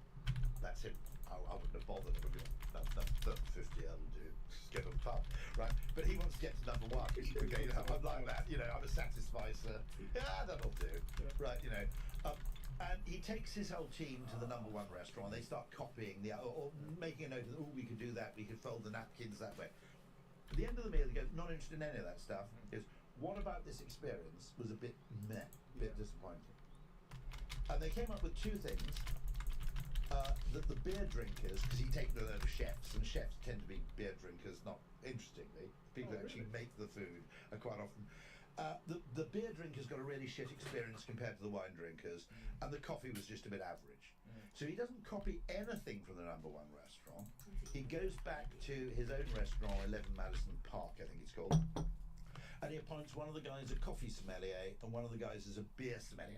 So if you go into that restaurant, now most people don't. You don't go to a 3-star Michelin restaurant and go, can I have a pint? But the people who did drink beer were bought literally a beer menu with pairing suggestions and tasting notes of all these craft beers. Right? Now what you're doing there is brilliant because you're taking your competitor's weak spot. You're effectively, and then in a very salient, noticeable way, you're doubling down on being brilliant at the thing where your competitor's a bit crap. And you double down on it both in terms of where you invest and where you promote. Okay. And I think I think that that's basically Apple. Okay. In Moxie hotels, I mean, I always rave about them. But I mean, the Dutch people get really angry because they stole it from Scissors and M. Okay, okay. But it's a hotel where you basically, the rooms are actually a bit rudimentary, but the ground floor is better than a 5-star hotel because you can hang out there, do video calls in a little room. You can do things on the ground floor of a Moxie that you wouldn't be able to do, and 24 hours a day, incidentally, which you wouldn't be able to do in a 5-star hotel. Or you do, if you did, it would feel weird, right? And so those kind of things where you reverse benchmark, you literally say, okay, what I'm going to do is I'm going to be really, really good wherever. I've talked about this in cases like Buc-ee's, the Texan gas station chain, where the entire business model came from what determines where people stop is often the female passenger in the car, and it's the quality of the restrooms. We're going to build our whole business model around getting people to wait another 25 miles with a slightly full bladder, okay, to create a destination. And it's again, take what. Here's the example. Okay, and literally, I think there are loads of ideas where people do this. But one thing that occurred to me the other day, if I book a taxi to take me home from Gatwick, okay, I'm paying like 70 quid or something, okay, right, to taxi pick me up at Gatwick. They come and meet me at arrivals, and if I want them to, I don't because I'm Mr. Democratic, but they'll push my trolley for me, and they'll meet me with a board with my name on it, they'll walk me to the car, and they'll put my luggage in the back of the car, and they drive me all the way home. If I'm spending 700 quid on renting a car, I've got to do all that work myself. And then I can't find the fucking car because it's in some weird off-site car park 1.5 miles from the airport in like 100-degree temperatures, right, where I'm dying, and I've got 3 loads of luggage. And I kind of go, I'd pay 50 quid for someone just to say, and also, when I get in that car, and this is, now I've never hired from Enterprise, who are apparently better than everybody else, so I may be doing them a disservice here, okay? But there isn't even a laminated sheet of A4 that says, this is how you open the fuel filler cap, okay? There's the car. Hired Cadillac Lyric, the electric Cadillac. bloody fantastic car, by the way. But you open the charging port by pressing on the Cadillac logo that's next to it. Okay, now I literally could have been spending a month. I went on YouTube as it happened, right? But there should be a laminated sheet of A4 that says these are the idiosyncrasies of the car. Yeah. This is how you turn the lights on. This is how the, just a few basics. I mean, I had one American car where it was 10 minutes working out how to let the handbrake off. Okay. I mean, so all you have to do, literally, any car rental company that adopted this saying, okay, we're going to be brilliant where everybody else is shit. Yeah. Okay. And by the way, okay, the one way to do it is market research. Yeah. But actually, you can use advertising to invent your own competitor weakness. You can basically just you say this is what I mean by creating a gap in the market rather than finding one. Yeah. And I'll add to that because obviously the question was, how would you almost like promote a perfume brand? Once you understand what the weakness spot is, I would let the audience do the talking, not myself, right? So I'll give you an example. Yeah. Nobody in years has talked about the ingredients that go into perfume, right? Now, I'm not suggesting that's a universal strategy everybody can deploy, but one person who did that, okay, probably there is that weird online limited edition fragrance company, isn't there? It's called Creed or something. Creed, yeah. Yeah. Maybe they do this, okay, but this is the kind of thing where you can say, okay, what does everybody else do? There is no point in us being number 27 in a bonkers category. Smell and everything. Yeah.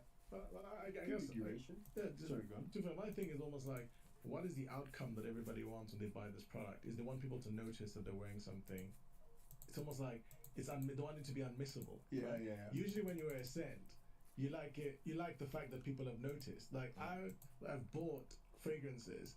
And then I would walk out, and if somebody says, "Oh, you smell nice," I'm like, that's yours from now on. The most complimented. I'll actually go and find like a page, right, that talks about scents and put a ranking of what's the most complimented scent. So I get other people around to just like build this narrative about the fact that this product contributes the most to. What they call it, compliments that also commits to like your well-being as well, right? I'll just go that route. I don't want to keep doing what we're doing and get the narrative started from somewhere else. This is actually an exceptional idea because do you remember that company Pantene? Yes. Yeah. And about painting, right? Yeah. By the way, very good joke about that, which is a bit out of date because of inflation, which is how much does shampoo cost in Romford? Pantene. Sorry. Anyway, sorry. Part that one. But yeah, even if you look at Pantene, or if you look at say like the Michelin brothers, they did the whole Michelin guide so they could sell more tires. So actually, that's the most beautiful example. It's amazing. Yeah, actually, and so the Shell guides written by John Betjeman, which are still sort of collectible. They're guides to the counties of England. They were done with the same intention. Yeah. Based off what you just said, Alfred, actually you could end up doing something similar. If you are a perfume brand, you could effectively create a study or a leaderboard, which is like the most complimented perfumes. And you also introduce like your other competitors, but you do it so that like yours is in the top. And the influences are all. Yeah. And then every number underneath you changes. Yeah. But yours is always at the top. And it's like you become the Pantene or you become the Michelin of perfumes. And it's all about weighting, right? And if it's a men's fragrance, I'd have women. Yeah. Yes. If it's the women's side, I'd have influential women doing it. Yeah. Women are influenced by each other. Men are usually influenced by women, right? Yeah. So like we talked about the fact that if there was no women, we'd probably all live in cardboard boxes and not buy anything. I live in a travel lodge. Yeah. I wouldn't bother with all this housing stuff. So it'll be like social proofing from people that have high weighting, and it's all about linking to compliments and also things that just make people like. You see there's ads all the time about like oh, this is the thing that women are attracted to, or this is the thing that people are attracted. I think I'll just go with that route and just pull that One narrative. area where the perfume industry has been ingenious, by the way. I mean, I know their advertising is often bizarre and formulaic and everything else, although it can be kind of magnificent as well. I mean, let's be honest, it's a peacock's tail. So why don't you just do a parody of those ads? Well, I think that's what, to be honest, that's what Old Spice was to an extent, wasn't it? You know, I'm on a horse, I'm on a boat. Here are tickets to that thing you love. But where they've been ingenious is in brand partnerships. Yeah. So P&G, actually, it was the Hugo Boss partnership. A friend of mine, Daoshan Humza, was the guy who basically launched Hugo Boss Fragrances, which was a brand partnership between effectively a fashion and clothing brand and a perfume brand. So they've been very, very clever in finding brands that effectively. So those brand partnerships. One of the things I would say is that. How do you mean by that? Sorry. How did P&G partner up to create Hugo Boss? What it's the equivalent of how would I describe it? One of the greatest examples of that is Caterpillar moving into robust workwear. Okay. So you have this business system, by the way, which, you know, basically, unless you've got a budget of £7 million, you can't buy anything from Caterpillar. But the brand was everywhere because of these huge. Whenever you had roadworks, you had these massive, great road-moving equipment. By the way, it's a really funny story. My great aunt's husband's father invented the Caterpillar track. And when I was about 19, I inherited £1,000 from her estate, and I suddenly realised. He had sold the idea to a company called the California Tractor Company, and I always thought, okay, well, he sold the idea, and I think he lived off it fairly comfortably for the rest of his life, but he wasn't mega rich. And then I realised that the California Tractor Company actually rebranded as Caterpillar. So this poor guy had invented the thing that gave rise to $1 billion company, and he had a nice life in Eastbourne, okay, but he never really quite made the money he deserved. But what you do is you take someone who's got a brand and someone who's got possibly. So you've got someone who's got a brand and someone who's got manufacturing or distribution expertise in an area. So you may not know this, but the Starbucks Nespresso capsules are actually made by Nestle, who own Nespresso. Okay, right. Now that was ingenious because Starbucks has an unbelievable coffee brand, but no expertise in manufacturing ready-to-drink coffee or in distributing it to supermarkets. They don't have those relationships. Nestle has all of the latter. But it didn't have it didn't have a premium ready-to-drink coffee. You could have done it with Nescafe, but they instead partnered with Starbucks. Now, one of the things I say for any company, before you start thinking about marketing, genuinely look at brand partnerships, because in biological terms, it's equivalent to symbiosis. You know those fish that fish that clean the teeth of other fish. It's a mutually beneficial relationship where it's the most pure form of capitalism, if you like. It's voluntary exchange of mutually complementary skills. Alright, so we talked about capitalism, so I'm going to go into evil marketeer brain for a second. You've all got to be a bit evil. Yeah, so I talked about the light version of how I do it, but then you just have to find a stat. Like, for example, there's stats that say that actually people fall in love with your scent, right? Pheromones, all that kind of stuff, right? So one, be like, you know how people have what they call it, stats about some like pheromone in like how many pheromone percentages is in the air, right? I'd start a figure like that about like what your pheromone percentages, or you'd go with a stat that says 70% of people, or whatever the stat is, there will be a stat out there. And I'll start a dating show that starts with that. So we started this show because there's Love is Blind, there's all this stuff. We started this show that we get you to fall in love because of someone's sense and their nose, right? Yeah. And actually there's a stat that says 70% of people fall in love with their nose. So now, we're gonna cover you up, and what you have to do is pick your partner based on what they said, and then say what you want, right? And then I'd go with that. And then if you get people that are actually not attractive, quote unquote, visually, but they smell nice, everyone will be like, which scent was that? They'll start to list that out. And actually, you push the category. It's actually a bit complicated apparently at a very high level, because there's actually an ethnic and genetic component to it. Yeah. So there are scents that work particularly well with Middle Eastern people. There are scents. Some shows. So you could also segment that way. Yeah. I've always wondered about that, which is, in other words, you take I've always wondered why nobody's launched like a washing powder for hard water areas. Do you know what I mean? What's a hard water area? Well, if you only know this if you move from Wales to London. because in Wales the water's so soft. I didn't know what limescale was when I was a kid. When you go to London, your kettle furs up every. You know, interesting. and so actually you do need a different chemical composition. Yeah. That's what Calgon's for, I think. Basically, I think it basically stops your washing machine furring up. We're starting to like do a lot of ads about like filtering water and changing your filter so that you can actually solve that. Yeah, exactly. Yeah. No, you're right. And there's actually, weirdly, they sell it as a cosmetic. Yeah. So that super filtered water through your shower, they don't sell it on the sort of basis of, you know, the usual filtration thing. The idea is that super pure filtered water has cosmetic benefits, which is rare. I've met the guy actually at Heathrow who's selling that. It's a shower head which you can. It's an aftermarket fit. Yeah. Quite expensive, but it basically purifies your shower water. Yeah. If you change people's attention, you change what they think is important. Exactly. Consequently, you can make something important which was previously irrelevant. And I was making a point on the earlier episode that if you're a really evil oil company which wanted to distinguish, if you're a really evil oil company which wanted to extinguish the electric car market, what you do is you get everybody to focus on the one thing about electric cars that's worse than petrol cars. Well, one and a half things, which is basically range and charging time. Yeah. Okay.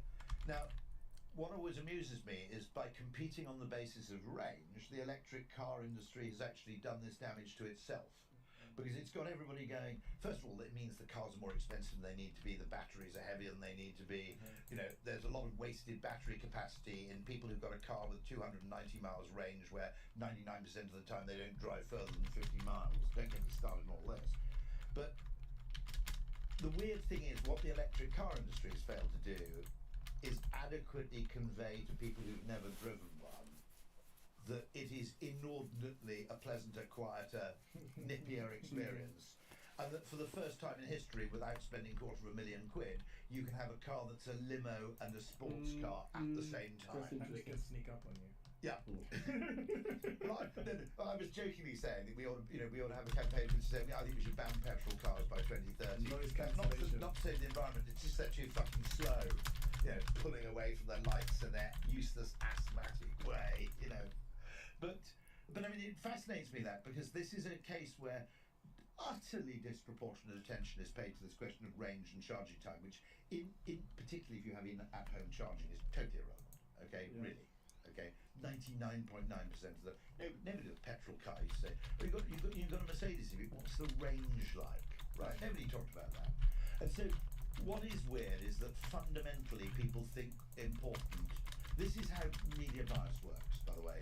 It's not really that most media bias isn't what the opinion the newspaper actually expresses about a subject. Yeah. It's the degree to which it either highlights it or buries it.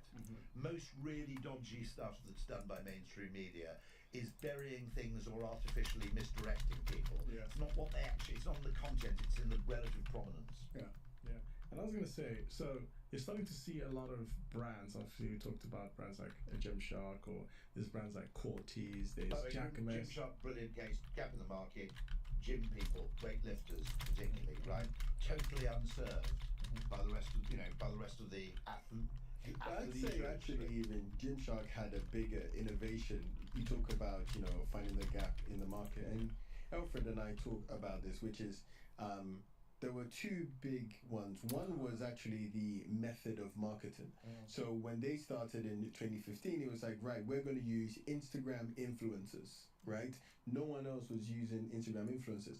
But I also think, and I don't know, Ben may not agree with this, but like if I think about the category of gym wear, which for a guy makes you look bigger, and also for a woman makes you look sexier. Because actually before Gymshark, the whole like really short shorts, like tight clothing, that sort of thing, it wasn't in vogue, and they kind of like set the precedence, and now so many other brands have come in. Lululemon parallel with yoga, wasn't there? Yes, exactly. So that was a parallel thing. The only difference is the body shapes were different, right? So Gymshark, the big challenge was making the bodybuilding industry more mainstream. Yeah. Right? That's more. It's kind of like what the UFC tried to do with like changing all their uniform. First, they used to have fighters that had like sponsors all over. Yeah. It was all based on the individual contribution of the fighter, and then they got them a uniform. They upscaled it a little bit. So basically, it's just about finding an audience on the rise that has no uniform and becoming the uniform and actually creating a platform for them.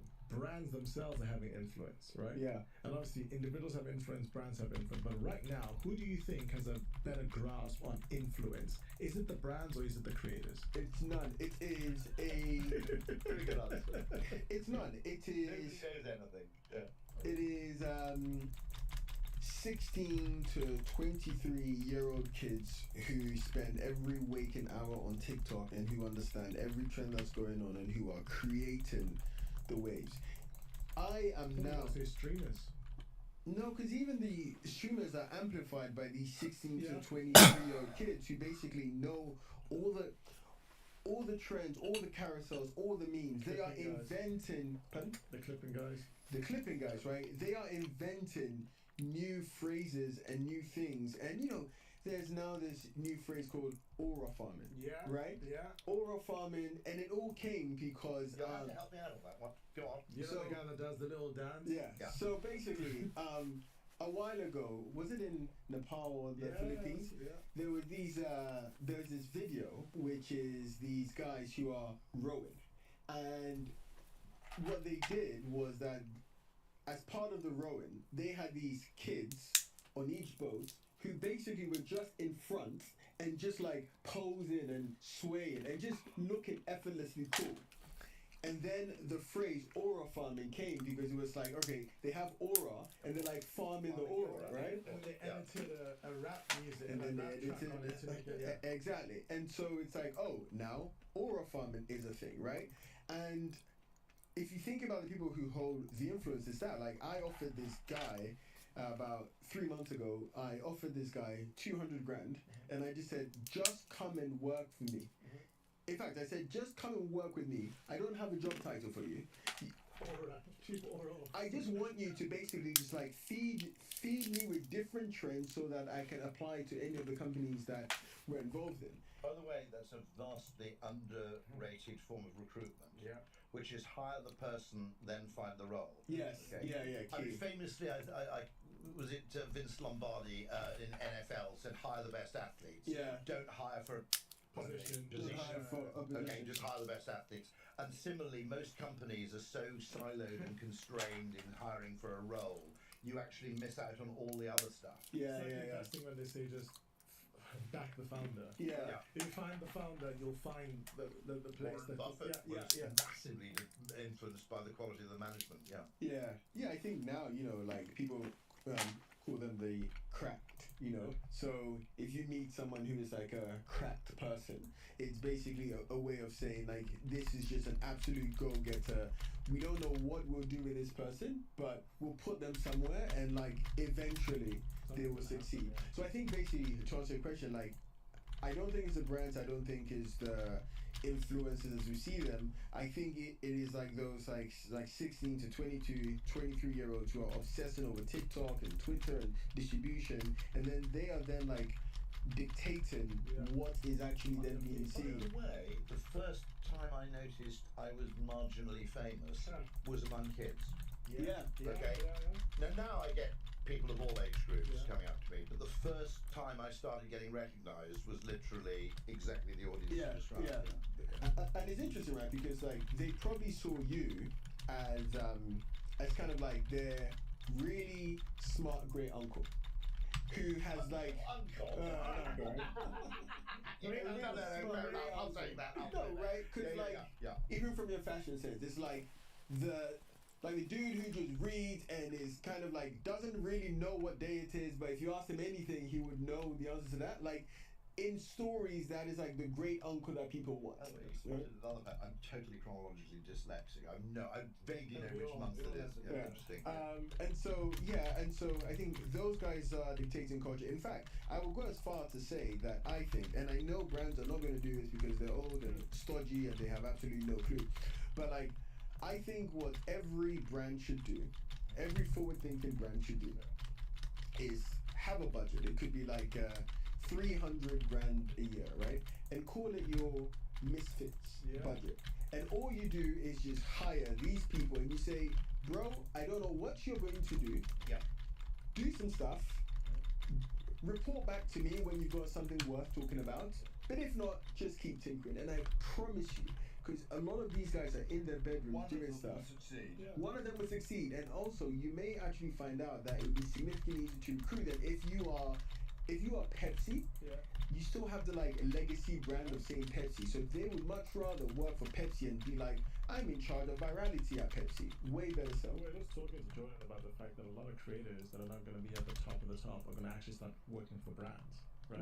Long term in the future, right? So actually, the current role, a talent stable. Yeah. The current role of a creative director, a marketing director, will change. Right? Yeah. It's going to be like this Misfits. community misfits era, and it's going back to the whole conversation Well, the around fashion like, industry sort of has the concept of the muse, doesn't it? Yeah. The person who is not necessarily a fashion designer, but they're a muse for the creatives. Yeah. The fashion world is actually pretty, in this space, they're actually pretty forward thinking. If you think about how the role of how like a Virgil Abloh or the role of like a Pharrell Williams, right? Yeah. I think that a lot more brands should be thinking that way. They should have this community person that's tapped into the culture that they create as the muse of the brand, and then people almost like buy into that almost like thinking. But I guess going into like modern day influence, like if you think about who are the ones that are hijacking the feed right now, it's actually faceless pages. Oh yeah. Who are run by those 16-20 Exactly. These guys are the ones.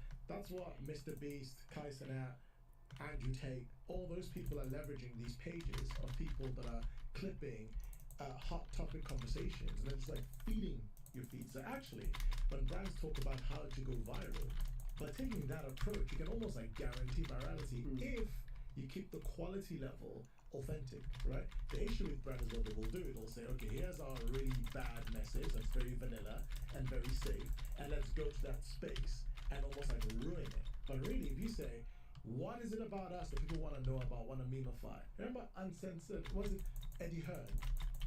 Little clips of Eddie Hearn, the boxing promoter. He's got so famous because of those clipping companies, right? So they basically just saw that he just says a lot of outrageous, funny stuff, and they just created pages and content. By the way, one strategy is you create a lot of very long form content and then clip it up. Yeah. And then you find the best moments, and then that's very similar to a bit of advice from advertising copywriting, which is if you're stuck for writing a headline, write the body copy, and then quite often the best sentence in your body copy is the headline. Yeah. 100%. I think that's how they came up with the Porsche thing, right? Which is like, it's so quiet, you can hear it's like Rolls Royce. You hear? And the worst thing about it is that it's just so quiet or something. Yeah. And that came because they were writing the copy, and then they were like, "Oh, that's a good line. We should make that a headline." Well, but then obviously, faceless pages, the clipping companies, these young misfits that are obviously like killing it right now are the way to go. And obviously, the bridge between we've been doing some of this, but the bridge between like brands and that space is what needs to happen. And I think that the brands that actually start to step into there and have like a misfit budget to be able to try these new things are going to leverage from the upside. But I think it also depends on. So it does depend also on the founders. Yes. And more importantly, I think we are going to see this in the next 5 years. You know, your business or whatever would have a ton of people queuing up because now the founders of the companies that are dominating are 25, 30. They understand this terminology, they understand the language. Quite candidly, if you're selling to a 60-year-old dude or woman or whatever, and she's like, all they've known is media buying on TV, radio, Facebook ads. It's like, whoa, guys, we're doing Facebook ads now. That person, the leap in thought for them to go from where they are to where they should be is so high, but 27, 30-year-old, that person can easily get it. By the way, what you've spotted here is also a fundamental failing of modern capitalism, which is nearly all chief executives and senior people within an organisation are selected for their ability to talk to investors and shareholders, not their ability to talk to customers. Okay. There are a few exceptions, who effectively, Greg Jackson at Octopus Energy will be a great example of somebody Great entrepreneur, isn't he? brilliant man. Really okay. good. Example who definitely talks in both directions. I think he'd rather be talking to customers than talking to investors. Branson was kind of, an obvious example. You occasionally get that, but I mean, fundamentally, large organisations have been, I think, wrong. And this is a way to cure this. What you're doing is a way to cure this, which is actually getting companies focused a bit more on their goddamn customers and a bit less on the shareholders. Yeah. Because ultimately it's the customers who give you money, right? They're the people who determine whether you grow. They're the people who determine whether you're in and out. Okay, you can replace your shareholders a lot more easily than you can replace your customers. And I think that's a fundamental question about corporate structure. So I've actually argued that every company should have a customer board alongside the board. Okay. Yeah, absolutely right. Yeah. Because it's the conversation in a board meeting is overwhelmingly financialized now, to a point which makes them actually utterly tedious. But every board meeting is having the same conversations, and no one's having a contrarian conversation, right? And I think that a lot of it is because one thing that I realized is that often than not, I think I watched this on a podcast before. They said that the most dangerous person in a corporation is a smart person with a fixed mindset. Yeah. Right? They'll always find facts and figures to justify their actions, right? And they will be right theoretically, but if you look at until like you start to see changes in like wider culture, they'll just want to stay long enough for them to get out, right? They only care about the tenure. They don't care about the longevity of the brand. So having a fixed mindset is actually advantageous if you're planning a short stay. Short stay. And a lot of the times you pick a few metrics, laser focus on them, refuse to consider everything else. Within a very narrow time frame, you'll look like a great guy. Exactly. Yeah, But that's what's happening. And I'm sure, Tim, you've been in the industry of like buying and selling businesses as well. Like the same trend or metric or trial and proven, almost like story to tell to investors probably doesn't work anymore. A lot of brands would scale up in the early days because they pumped a lot of money in paid ads, and now people realize that if you don't build the brand simultaneously, as soon as you switch off the ads, what's your brand, right? I mean, the fixation with out-of-date metrics is the biggest opportunity for a competitor. Yeah. It's exactly similar to that reverse benchmarking thing. Everybody gets fixated with the same shit. And then someone comes along and effectively, there's a phrase I always use which illustrates this. This is where procurement can be, and the efficiency mindset and a rationalist mindset is a major block to innovation. So my example is, if procurement were responsible for buying your mobile phone, the first iPhone would never have gone anywhere. Because I don't know if you remember the first iPhone, the battery life was terrible, right? I mean, literally, it didn't make it till, past brunch, okay? But people were prepared to put up with that because it was brilliant in some completely new dimension. Yeah. If you had a procurement department with a list of pre-existing criteria, okay, they go, no, I'm afraid you don't even get through the first round because your battery life's too poor. We'll award the whole contract to Nokia as we did last year and the year before and the year before. BlackBerry would be, you're absolutely right, yeah. And so, generally, innovation, this is why I defend the electric car, will almost always mean you are worse in one or two dimensions than the competition. This is where benchmarking gets so dangerous. But what you've discovered is a completely new, as yet unheralded metric, which for the consumer is more important than any of the old stuff. And here's a really interesting thing. It's almost like you need the innovation to stand out, but then you need the procurement / data to refine and make quick changes, right? Because if, for example, the iPhone stayed at that innovation stage with no iterations, right? Because a lot of the times people say, oh, we can predict that every September or every 2 Septembers, iPhone is going to become marginally better, right? Instead of being like vastly better, right? So it's actually, you're better off having like a really big dream and idea and get better over time, right? And actually, I suppose Apple knew that battery technology would improve in such a rate that although in a perfect world you might have launched 2 years later, okay, actually they knew that this is a problem that's going to go away. Absolutely right. In the same way, I think famously with Gmail, am I right about this? They said, look, if we actually offer free online email, we won't have the server capacity to handle it. And the the person did the maths and realised that over the future, by the time it became a problem, it wasn't going to be a problem. Moore's law, I think is what it's called, isn't it? And there's another one, Wright's law, which is that every doubling of manufacturing volume results in a 10% reduction in costs or something. Yeah. There was somebody who invested in Ocado on that basis, which is they said, okay, at a certain scale, this doesn't make economic sense. But our thesis is, and I think that was proved right, that the more Ocadoing you do, the cheaper it becomes to be Ocado. Yeah. Fundamentally. Yeah. So Tim, if you were going to start Fanbytes again and focus on an influence company, how would you structure it? How would you approach it? What would you sell to brands? Like now? Yeah, if you were to do it now.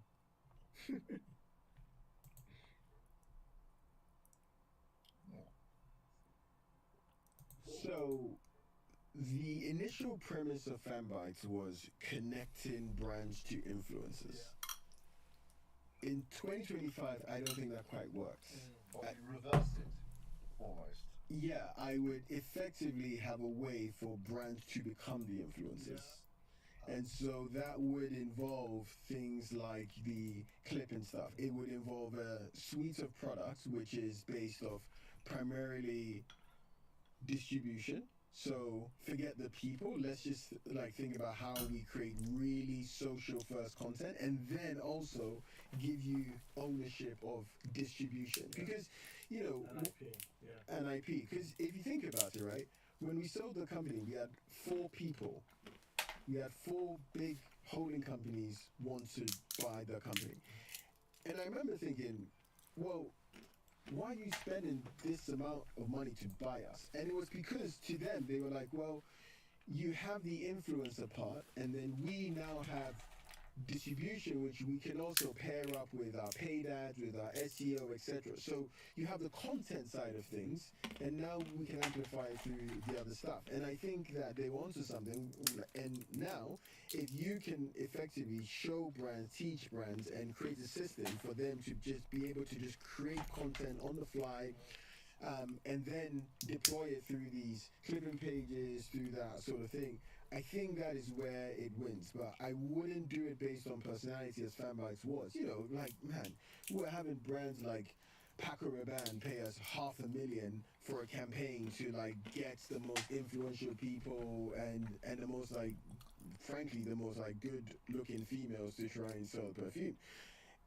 Paco Rabanne now, if they were to be a client of Fanbytes now, I'd say, right, we have this idea for a dating show which is all about that and now we're going to just get an army of clippers to do that, and that's going to be the thing that we spend $500,000 on, and I promise you that would actually last much longer and be of better value than just like pairing up with 50 different influencers. It's better becoming an entertainment brand. Yeah. If anything, if the aim of the game is attention, your competitor is now Netflix, right? Your competitor is now you're basically now becoming Disney, right? Yeah. You have different sub-shows, and now it's like, okay, how do we win by storytelling and baking in our values and maybe even our products inside that storytelling experience, and then maybe the people you sell to then is not a bigger holding company, is an entertainment company. Can I recommend a book here? Not widely known, but also brilliant, a bit like Will Guidara's. It's called Why Does the Peddler Sing? By Paul Feldwick. It was a great Why does the advertisement. peddler sing? Peddler Sing. And it's the link between salesmanship and showmanship. Yeah. There's always been, he argues there's a kind of innate thing in humanity, okay? So the whole question is, if you went back to the Middle Ages, there'd be people coming and selling pots and pans in your village, and they'd be kind of troubadours as well as being pot sellers. Pot and pan sellers. Okay. And he argues, I would argue, one of the 3 greatest advertising planners of the last 50 years, Feldwick. He argues in this book that effectively there has always been this connection between the ability to entertain and the ability to sell, and that a lot of people in advertising, he thinks, are uncomfortable with the idea of entertainment, because you need to present to a load of very serious-minded people and spreadsheet jockeys, and you need to look really, really serious and talk about metrics like reach. And he would argue that, he was one of the great brains behind the Barclaycard Rowan Atkinson campaign, which of course gave rise to Johnny English, so it actually created its own spin-off. Okay, and he just argues that the ability to entertain and the ability to sell are basically should be considered as, if you like, two sides of the same coin. What you just reminded me of was P.T. Barnum. Yeah. And like, what a genius. There's a book I read, I think it's his book. He wrote a book basically about just showmanship and sales, and I remember reading it. Thomas Edison was also a great example of this. Yeah. Just a showman, right? Actually, by the way, nobody ever considers the extraordinary attention Henry Ford gave to marketing and promotion. I mean, obviously everybody writes about the production line because that's the bit that economists are comfortable with.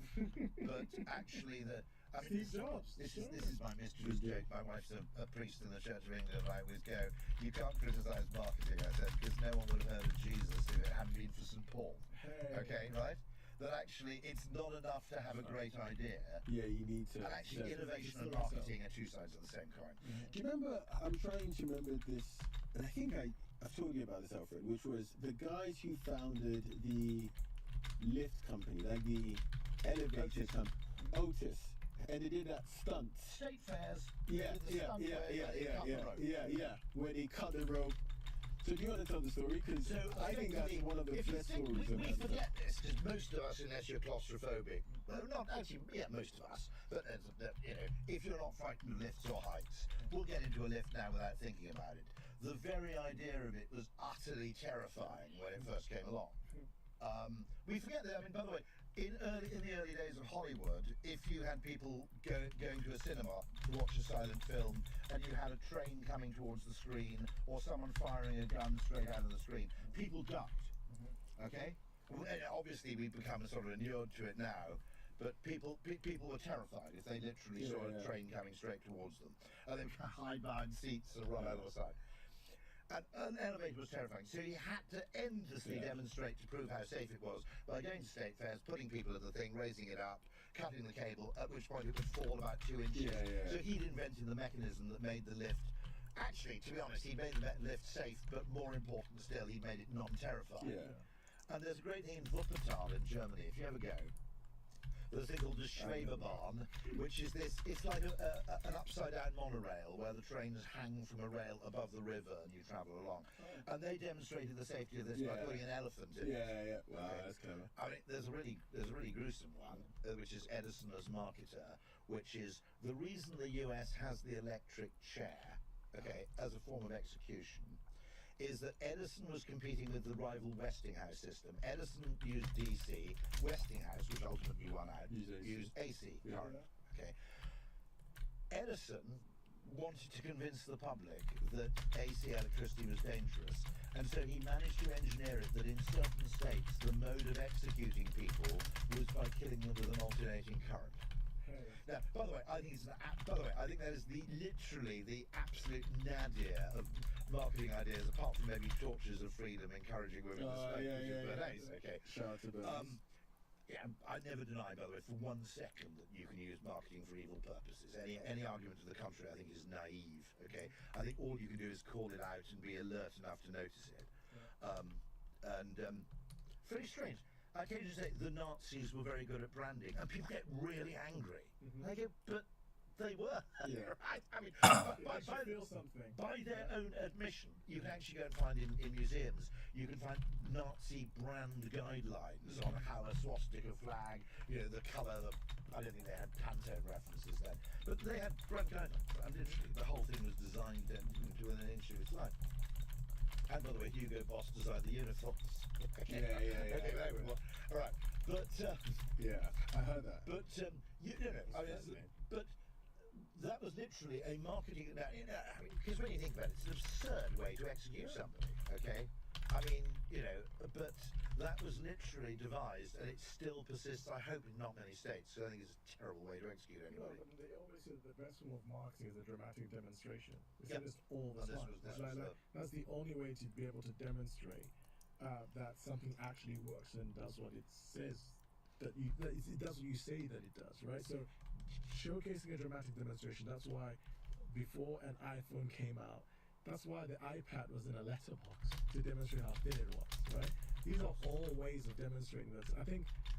Do you know the first Walkman? Absolutely beautiful. Okay, all the salesmen to sell the Walkman were given shirts with actually slightly large pockets. Okay, because the first Walkman wasn't really pocket size. Okay, but they were given shirts with these specially made large pockets. And I mean, what's my reaction to that? Fundamentally, sometimes to get something over the line from rejection to consideration, okay, you've got to play games with people. I'm sorry, I'm sorry, but I mean, I wish it weren't so, but it's kind of true. And usually it's demonstration or it's through weighting of who's the person of influence for that cohort group. Like who's the person that their opinion, perception weighs more than the other. And that's probably where the influence is. It's like, it's not just a blanket conversation, it's actually very dependent on the audience. Incidentally, there's a weird marketing problem with any real innovation, okay, which is you tend to have the early adopters of any new technology tend to be weird people. Yeah. Right? Okay.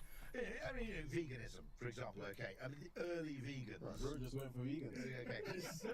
I'm tempted to say anything. The earliest adopters of anything, whether it's early stage Christianity or it's early stage air fryers, okay, tend to be weird and unrepresentative. And there is always a problem that your user imagery suffers in any. Now, none of you can remember this, okay? There was literally a period from 1994 to about 1996 where if you were interested in the internet, you were considered a bit of a stabber. Okay? Bezos was seen. No. It was actually seen, except, so I was a very, very early discoverer because, by total instance, my brother's flatmate in Berkeley had 5 years earlier been Tim Berners-Lee's flatmate in Oxford or something. So I got to hear about this. Actually, it was annoying because I got to hear about it too early. Because I would have thought of actually a business idea if I'd heard about it 2 years. But you spent so long in 1994 with people going, yeah, shut up about the internet, it's boring, right? I'll tell you the funniest story, okay? So I was the first person in Britain to have my credit card details stolen online. You? Yeah. So nobody bought anything online, okay? And I went to an American website which specialized in hot chili sauces and ordered a delivery of 3 of them on a credit card. And then locked in from early. You couldn't buy that. You couldn't buy that shit. Risky business. Anyway, so what happens? This is worth noting just because there was a Punch cartoon. There was a Punch cartoon in about 1997. Which showed this sort of darkened room with a load of shadows staring at screens, and someone was saying, Kevin's just found a way of train spotting on the internet. Because that was considered to combine 2 of the saddest, most tragic, nerdy things. Okay. Now, obviously the internet escaped that, but there was literally, I literally had people saying it's like teletext for the 1990s and all the stuff, okay? So anyway, this is what happens. I buy this hot sauce. Weirdly, I never get a confirmation email. The order never arrives. But about a day later, I get a phone call from NatWest that says, "Did you try and buy £400 worth of RAM?" Okay, and I said no. And they said, "We just had an order on your card for 400." RAM was like the dodgy. It was like the Bitcoin of the 1990s. Okay, which is you nicked RAM from companies because it was anonymous and valuable, and it was like this commodity thing. People would break into your office and steal all the RAM from the desktop computers. It only lasted about 3 years. I don't know what stopped it.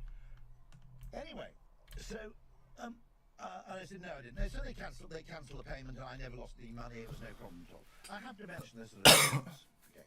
Nobody listened to anything else I said because everybody in the newspapers wanted a story that said the internet is terrible.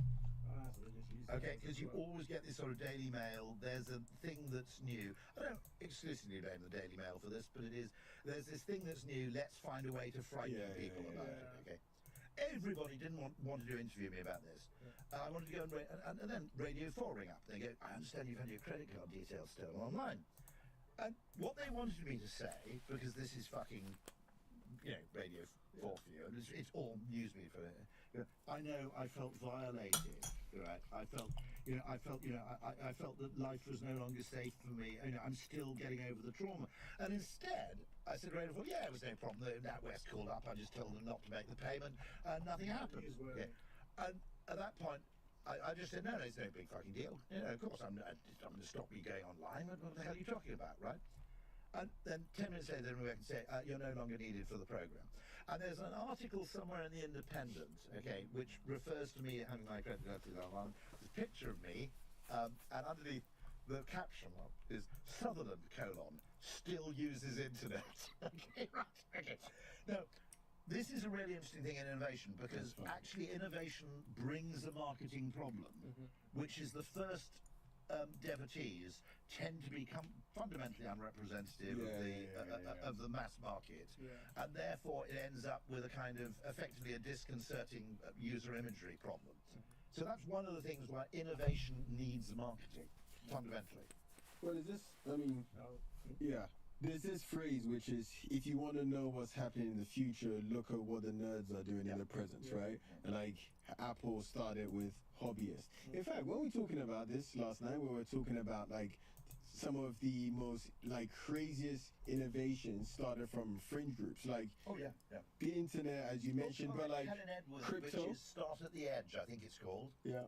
Start, you know, where basically she says, if you're looking to innovate, go to the fringes. Yeah, look at the fringes, right? Helen Like, Edwards, fantastic. and when we talking about this with porn, that we said actually like porn as an industry has probably been the biggest fringe early innovator of so many things. It was the porn industry that like started using crypto first, of using Bitcoin.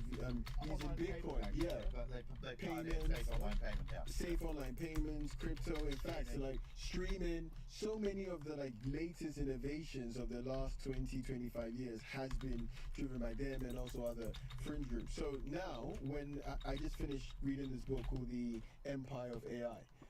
And basically it talks about, you know, how ChatGPT came to be.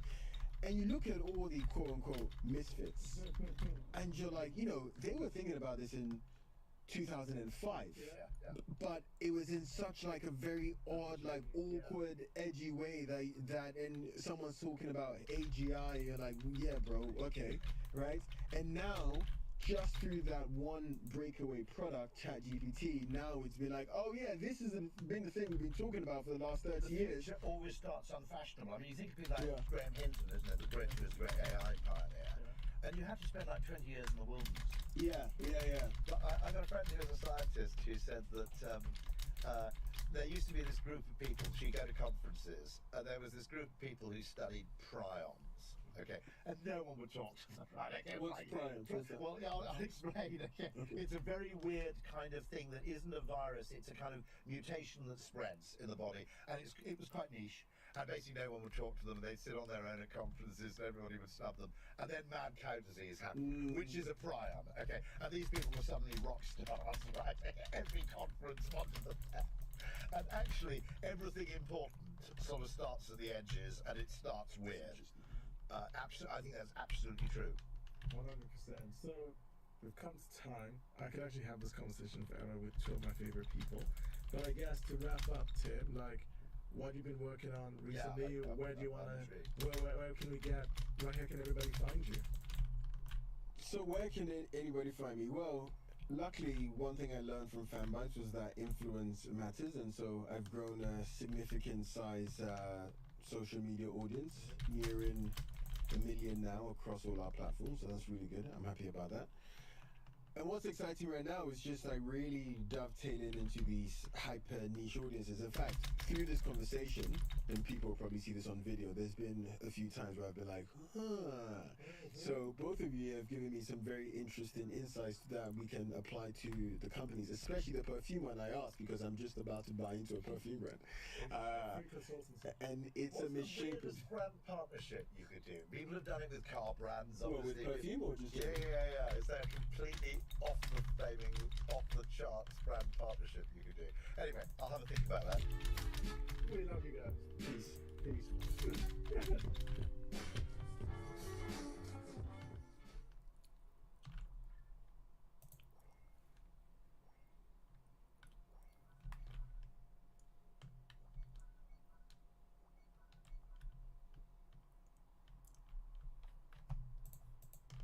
Welcome to a very special episode of Behavioral Science for Brands. In a wide-ranging conversation, Richard and I spent over 2 hours with Rory Sutherland, Vice Chairman of Ogilvy UK and founder of its behavioral science practice. Rory is one of our industry's most defining voices on the application of behavioral science in marketing. It was a really great conversation, and we covered a wide range of topics. Everything from an exciting new idea from Rory about reverse benchmarking, all the way through to the state of our industry and how we should grow brands in the future. We decided to deliver this as a single long-form episode so you can go through it at your own pace. Like always, you can find our show notes for this episode along with all of our other episodes online at theconsumerbehaviorlab.com, and you can subscribe to our podcast anywhere you listen. We had a great time with this episode, and we hope you all enjoy it too. Happy listening. Welcome back to Behavioral Science for Brands, a podcast where we bridge academics and practical marketing. Every other week, we sit down and we look at some of the best behavioral science that's powering today's brands. I'm Michael Aaron Flicker. And I'm Richard Shelton. And today we're very glad to be sitting with Rory Sutherland, behavioral scientist, Vice Chairman of Ogilvy, and author of Alchemy, one of Richard and I's favorite books, The Magic of Original Thinking in a World of Mind-Numbing Conformity. Let's get into it. Rory, welcome. Welcome to the show. Yeah, I'm not really a behavioural scientist. I describe myself as a behavioural science impresario. Impresario. Which is that what I really liked about behavioural science, if I'm being absolutely candid, is not the science bit, it's the mischief-making bit, which is that there's far too much certainty in the world caused by over-reliance on sort of narrow reductionist models of how things work. People become very content with anything that just seems to make sense. And what I love is the ability to play that gadfly role of going, maybe, but maybe not. Or maybe the opposite is true. And what I loved about behavioural science is there seem to be so many kind of confident decisions made on the basis of assumptions that weren't really empirically tested, that probably wouldn't have made much sense to people who are of an entrepreneurial or marketing mindset, but were nonetheless confidently asserted simply because they seem to make sense. And I've got a friend actually who worked for Ogilvy PR, brilliant man called Chris Graves, who you may know, and he spent part of his life in journalism. And one of the mantras he adopted in journalism is, just because it makes sense doesn't mean it's true. And of course it's a good mantra for a journalist because someone is coming up with a plausible story to mislead you. And if that story makes sense, you're inclined to put a big tick beside it and walk away. But actually, the sensible explanation isn't necessarily the real explanation. And that insight is to say, just because it's easy doesn't make it right. And so to push to that next level is really a exciting part of the field. And you've spent a long time taking this and applying it to marketing specifically. I think what's really important is that, I mean, the concept of the econ, which I think is Richard Thaler's invention, in other words, this strange species that doesn't exist in the wild but is only found inhabiting economic models. Yes. That was a really, really useful concept because you suddenly realise that we're designing the world for econs, not for humans. And that involves a massive mystery. I mean, at best, maybe, I mean, it can be worse, but at best it's just a massive misdirection of effort. And it always interests me because actually really successful technologies really succeed because someone's managed to find an interface that's designed around human perception and emotion rather than an interface that is optimal in some. I mean, I don't think anybody's yet been the Steve Jobs of AI. I think a lot of nerdy people have improved it in one dimension in terms of sort of all kinds of artificial metrics. But nobody's asking you, I mean, the lesson of most tech is that loads of nerdy people compete for years and years and years. Then someone comes along with a cute user interface and makes all the money. Yeah. I mean, that was basically, that was Facebook, okay? Yeah, absolutely. Yeah, Facebook bothers me because we in the advertising industry have given literally $1 trillion to this company, which hasn't had a second idea. Yeah. Okay, I mean, if you'd given me Mark Zuckerberg's money, I think by now I would have launched a decent craft beer brand or, you know, a chain of cafes, just something for crying out loud. Have a second idea, Mark, right? You know, say what you like about Elon, right? You know, he has, you know, there's a hell of a lot you could say about Elon. He has got a provable record of innovating more than once. But actually, you know, quite often, you know, whether this is good or bad is another question. the person who cracks the interface and the experience is the person who ultimately cleans up. And we're not spending enough time looking for what do we want to interact with now. So I got a lot of people in AI saying, what you'll do is you'll say, I want to buy a toaster, and it'll show you the perfect toaster, okay, based on its knowledge of you and its infinite knowledge of the world of toasters, okay. And you go, but actually, estate agents know you never show people one house, right?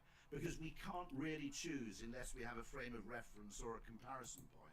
So what I probably want the AI to do in the world of toasters is show me 4 toasters with relative strengths and weaknesses, and a 5th toaster that's a bit of a wild card, that could be an air fryer, okay? And then I might be able to make a choice from those 5.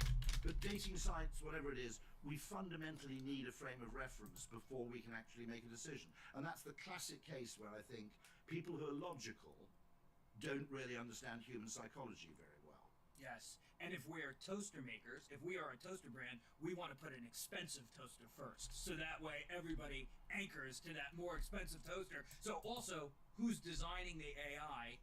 And is it advertising funded? Because the enshittification of everything. I mean, there is a website I really recommend, which I occasionally talk to them, kagi.com, which is a pay-to-use search engine, meta search engine. And it's like search used to be 15 years ago, where when you search for a hotel, the first search result is the hotel, with its phone number and the address. Okay? What you want. Rather than 17 other hotels that are trying to actually attract your business, combined with 15 effectively online travel agents who aren't remotely interested in actually putting you in touch with that hotel directly. Right. What they want you to do is book through them. So, you know, we've got to be concerned about this, that we could end up basically creating an economy where effectively we just have AIs playing chess with each other at an immense energy cost and effectively getting us nowhere. Is that related to AI ethics in your mind? Meaning there's big, capital B, concerns about AI ethics, but then I would say this is a commercial concern with AI ethics, which is you could spend a lot of energy cost, you could spend a lot of computing power, and not end with a better product. And also where you have a problem, which I don't think we've been alert to enough in advertising, because the reputation of media owners previously took care of that, which is that the dishonest actor in a market will have more funds to play with than the honest actor. Mm-hmm.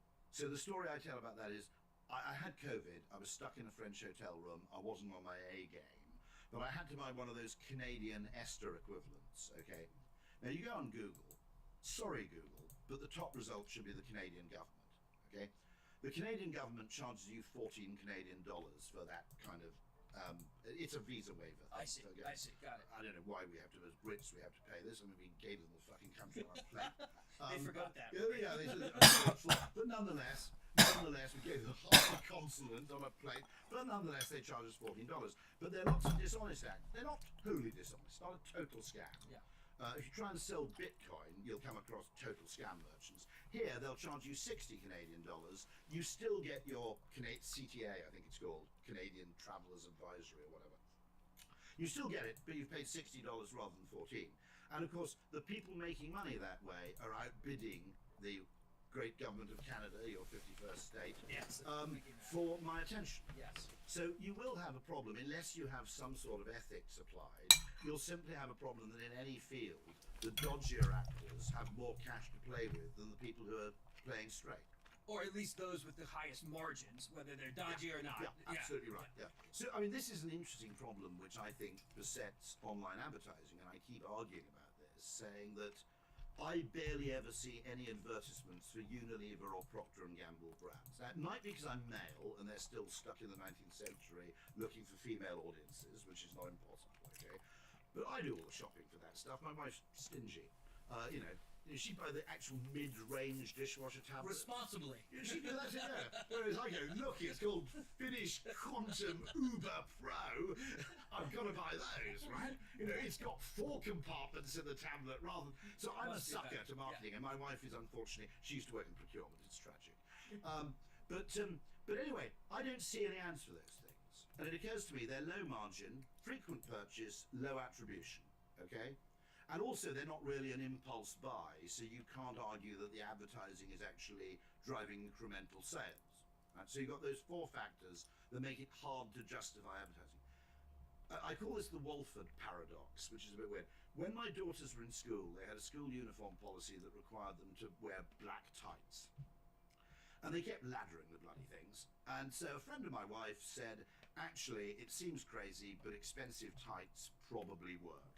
Because they cost an insane amount of money, they're 20 quid a pair, but they do last 5 times as long. And also because they're expensive, your daughters will probably take a bit better care of them.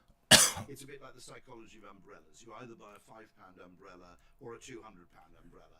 One, you don't care if you lose it. The other one, you're so nervous about it, you never lose it. Don't buy a £50 umbrella. This is, by the way, the opposite of a good idea is another good idea. It's a good idea. By the way. Yeah. Now, what I noticed, I went online to the Walford site. Now, I don't know what their margins are, but it's going to be whack. It's going to be proper whack. Yeah, right? yeah. I mean, a lot of it's marketing cost anyway. It's, fantastic brand, very, very good product. By the way, this did work. It made sense. It's a good move to buy, ladies, okay, it's a good move to buy expensive hosiery. But what I noticed, I bought not direct, I think they sent them by FedEx, so presumably they got a bit of margin, okay, from Austria or somewhere. And what I noticed is for the next few months, I got advertising for nothing else, okay? And then I suddenly realized, okay, I'm in a niche group that I buy direct. When people buy direct from them, their margins are insane compared to selling through retailers. It's kind of an impulse buy. It's very high attribution.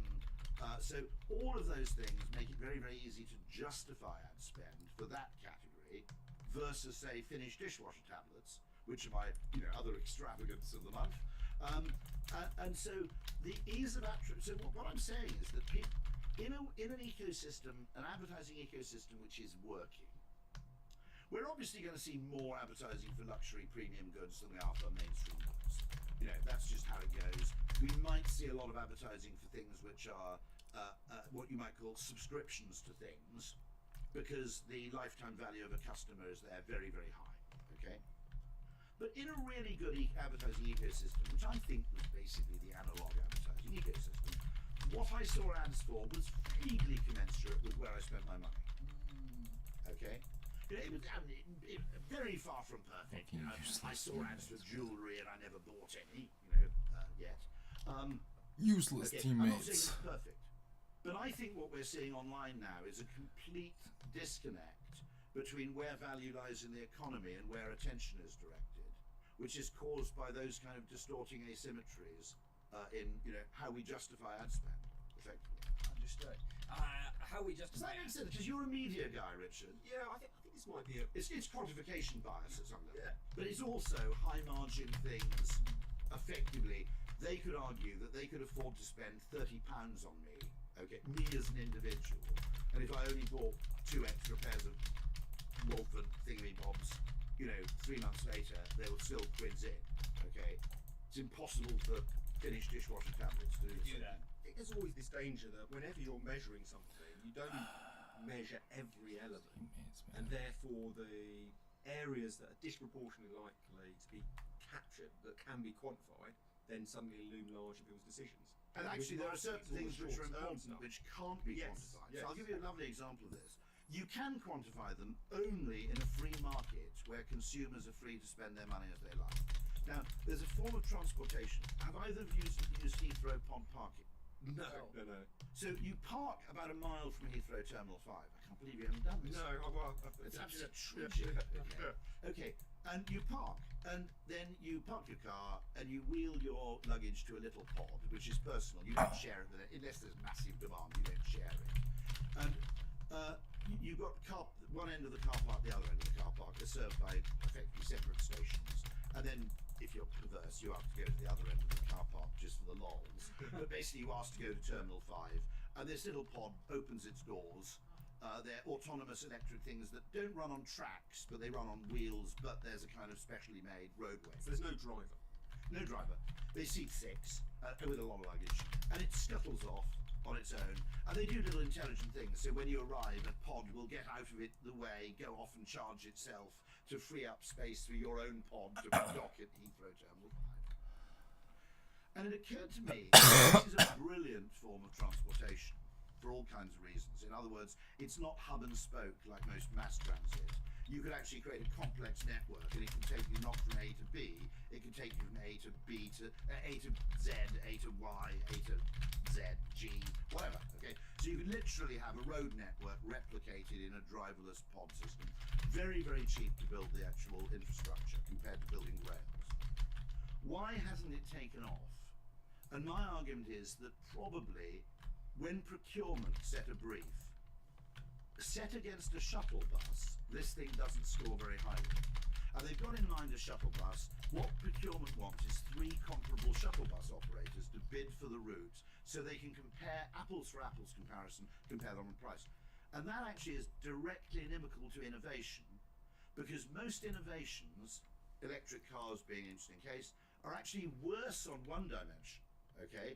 But they're a lot better on some existing dimensions, but also on dimensions that you weren't even factoring in. Now, the really interesting thing economically with the Heathrow pod is that the price of parking in the pond parking is usually only a few pounds less than the price of the short stay. And the real reason is people love going on the pod, okay? But enjoyment, which is I hate a shuttle bus, I love the pod, is not a factor in any transport planner's matrix of decision making. Now, I had a colleague who was created Rector Ogilvy, and he used to drive in his Jag down to Heathrow pod parking. And on a couple of occasions, they said, I'm terribly sorry, Mr. Smith, but the pod parking is completely full, so we've upgraded you at no extra cost to the short stay parking, which is vastly more expensive real estate right next to the terminal. And he just looked childishly downcast and go, but I wanted to write on the pod. Okay. Now, so I'll give you the classic example where procurement wouldn't have allowed an innovation to happen, which happened in consumer, in the B2C world. The original iPhone had the shittest battery life you can. We've forgotten this, okay? But the first iteration of the iPhone, basically you had to take a charger to work with you, okay? It was never going to make it through the day. Now, anybody who'd set up a standard list of procurement balanced scorecards would have made one of the requirements a 20-hour battery life, all right?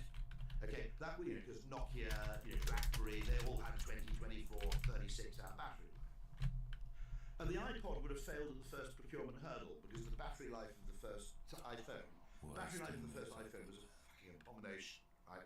People loved all the other facets, basically the usability and the attractiveness, the emotional facets so much, they were totally prepared to do a workaround for the battery life. They would forgive. And they'd buy a case with a huge great charger built in, or they'd carry one of those charging bricks, or they just go into the office as soon as they got in because, the thing was under 30% off your train journey. They'd plug the bloody thing into their desk, you see. And so most innovation involves basically the discovery of value in an area that's been under-quantified before. And I've actually got a theory about this, which I think is an exercise that everybody can steal, which I call reverse benchmarking. I've nicked it. Not the name, I've named it, because you've got to name it, because otherwise you can't, we all know that. If the most greatest economic value in the last 3 years has been created by the person who came up with the phrase loaded fries, right? Because everybody loves chips with tasty shit on top of them. But until they had a name, in Canada you call them poutine, right? And the Canadians eat nothing else apart from maple syrup, right? And the thing is, until you had a name for loaded fries, you couldn't sell them. Okay, you can't have a menu that says chips with shit on top of them. What the hell's, what's going on there? They had cheesy fries, admittedly, and you had cheesy jalapeno fries, and then the final flourishing. But the reverse benchmarking. I'm going to tell this story again. Will Gadara, fantastic book. Unreasonable Fantastic. From 11 Madison Park. He goes from 11 Madison Park when they're number 50 in 2011 in the World Restaurant Awards, sponsored by San Pellegrino, and he wants to get to number 1. Personally, I'm satisfied, so I aim to get to number 7. But Will's not like me. He wants to get to number 1. And he takes everybody, a cross-section of his team, to the number 1 restaurant, which is also a 3-star Michelin Gaff in New York. And all his colleagues are jotting down things they do really well. And at the end of the meal, they'll go, we ought to copy this thing with the napkins, we ought to do that thing with the bathroom. And he goes, no, I'm not interested in that stuff, because they're already doing it well. I want to know, and this requires an act of imagination sometimes, or at least an act of curiosity and imagination. What was a bit disappointing? 2 things. Do you remember what it is? I think it's the coffee and the beer. Yeah.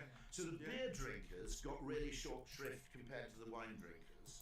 and the coffee was nothing special. So he has in his team, there's a coffee obsessive and there's a beer obsessive. I think the beer obsessive was a chef.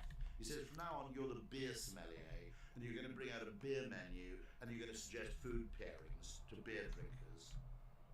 And the coffee sommelier is there, presumably talking about single origin bloody roasts and stuff. That whole book to me is an amazing example of someone who isn't a behavioural scientist, never mentions All restaurateurs but are behavioural scientists. yeah, but well, I'd say it's not like The food industry, QSR is the same. It's a fast feedback business. yes, So you learn. It's not, you learn really, really quickly. and observing, not from studying papers. If you work in a restaurant or shop, it's free MBA, basically. But the one I really liked was he talks about their wine flow. So you go to Madison Park, it's $200 say for wine pairing, and he would say, well, if you're a restaurant, if that's $40 per wine everyone's paying, they pay a fixed $200 in total. We'd spend about $20 on average per wine. And what he said, most restaurants do, even Michelin star ones, it'd be the first one would cost the restaurant $20, the second one would cost $20, the third, fourth, fifth. And what he said to his sommelier was, look, just shave off a few pounds from that first one, maybe give them a $15 wine, then another $15, and you've saved enough money that the final one you can spend $50 or $60. So like Jesus. Well, You leave the best wine to the last. I was thinking more like, I'm in a regular wine. But it is actually the peak end rule. Yeah. Don't do everything quite well. Have one absolute standout moment, and then put that standout moment absolutely at the end. And that whole book is just full of these descriptions of how he created an amazing experience by taking a principle of behavioural science. Don't optimise for average. And that's actually, I don't know if you know Gary Stevenson, Gary's economics. Oh, I've never met him.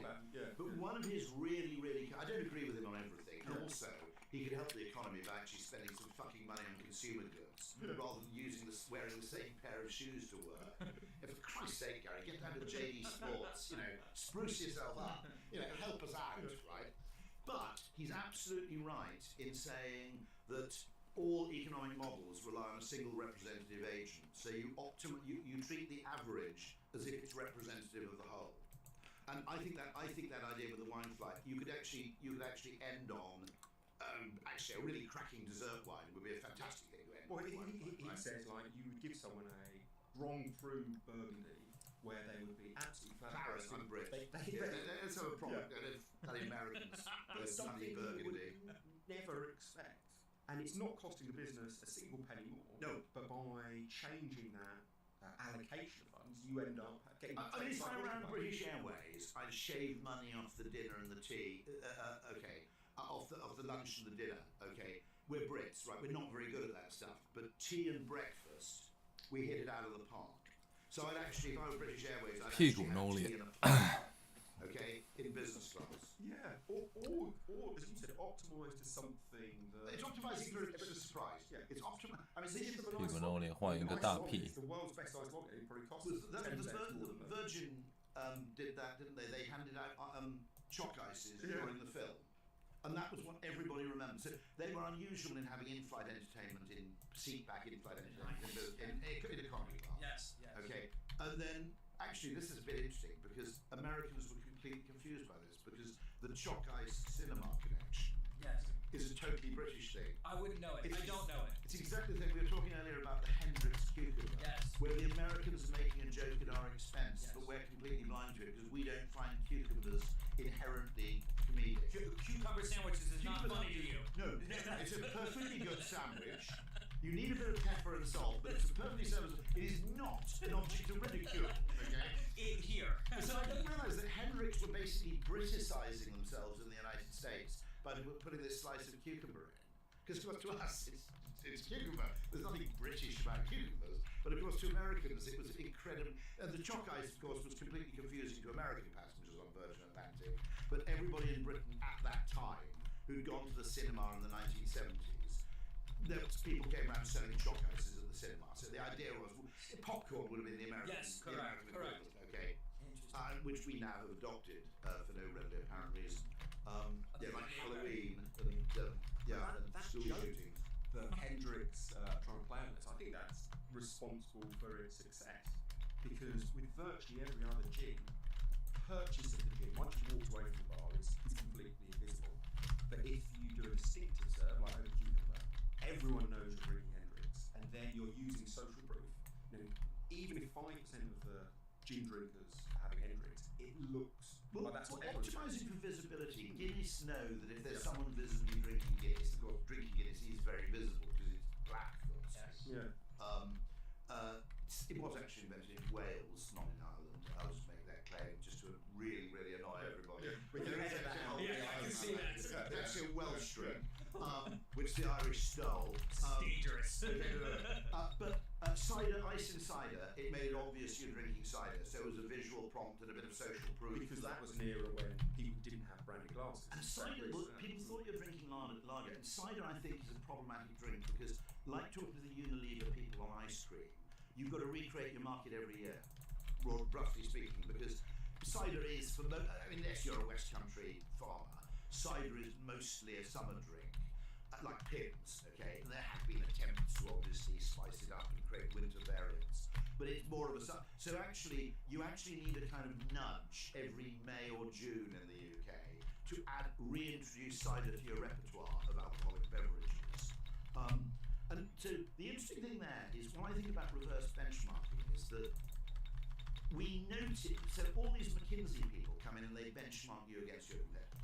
Roger L. Martin, I think he's the best business writer, best strategy writer going. He's like the heir to Peter Drucker. He's coming to Nudgestock on June 27th. Tickets now available. Okay. And he's written a piece on Medium called Benchmarking is for Losers. He fundamentally thinks that what you're doing is that you're getting involved in a race to the bottom by comparing yourself, not differentiating yourself from your competition, but by effectively entering red water space where you're competing head to head.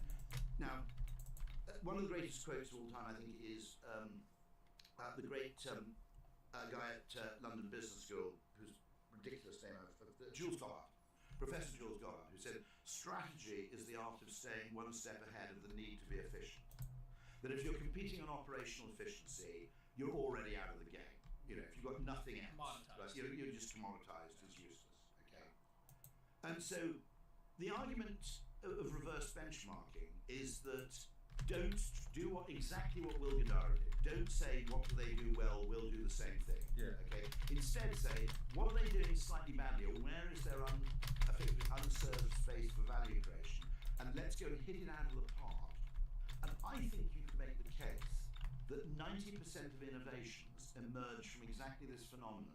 So Apple is loads of nerds competing for technological superiority. Apple goes, yes, but why does it have to be so ugly and difficult to use? So that was a non-numerical space, is a ripe for innovation, because nobody's measuring them, so no one's benchmarking them. Because you can't put a figure on Apple's loveliness. I mean, I'm an Android user, by the way, but I nonetheless acknowledge some of what they do. Yeah. Okay. Now, you could look at a lot of businesses and say the really disruptive thing they did was to double down on something that was everybody else had neglected. Okay, it's effectively a kind of side bet. And I was talking about this last night, and my colleague Antonius Pacheris came up with this fantastic example of reverse benchmarking, which I'm not familiar with what's up. Brazilian Jiu-Jitsu. Have you come across this? So this Brazilian guy wanted to invent a new martial art. Okay? I don't know anything about this stuff, okay? But basically, given that martial arts have been kicking around for thousands of years, most forms of fighting have already been optimized within some sort of martial art or codified to an extent where there isn't much space for a new martial art. He said, hold on a second. Every other martial art assumes you're standing up, because once you're lying down, it's game over or you've lost. What we need to create is a martial art for how you fight when you're on the ground, not when you're standing up. And that was the unexplored space. That was the reverse benchmark. Yes.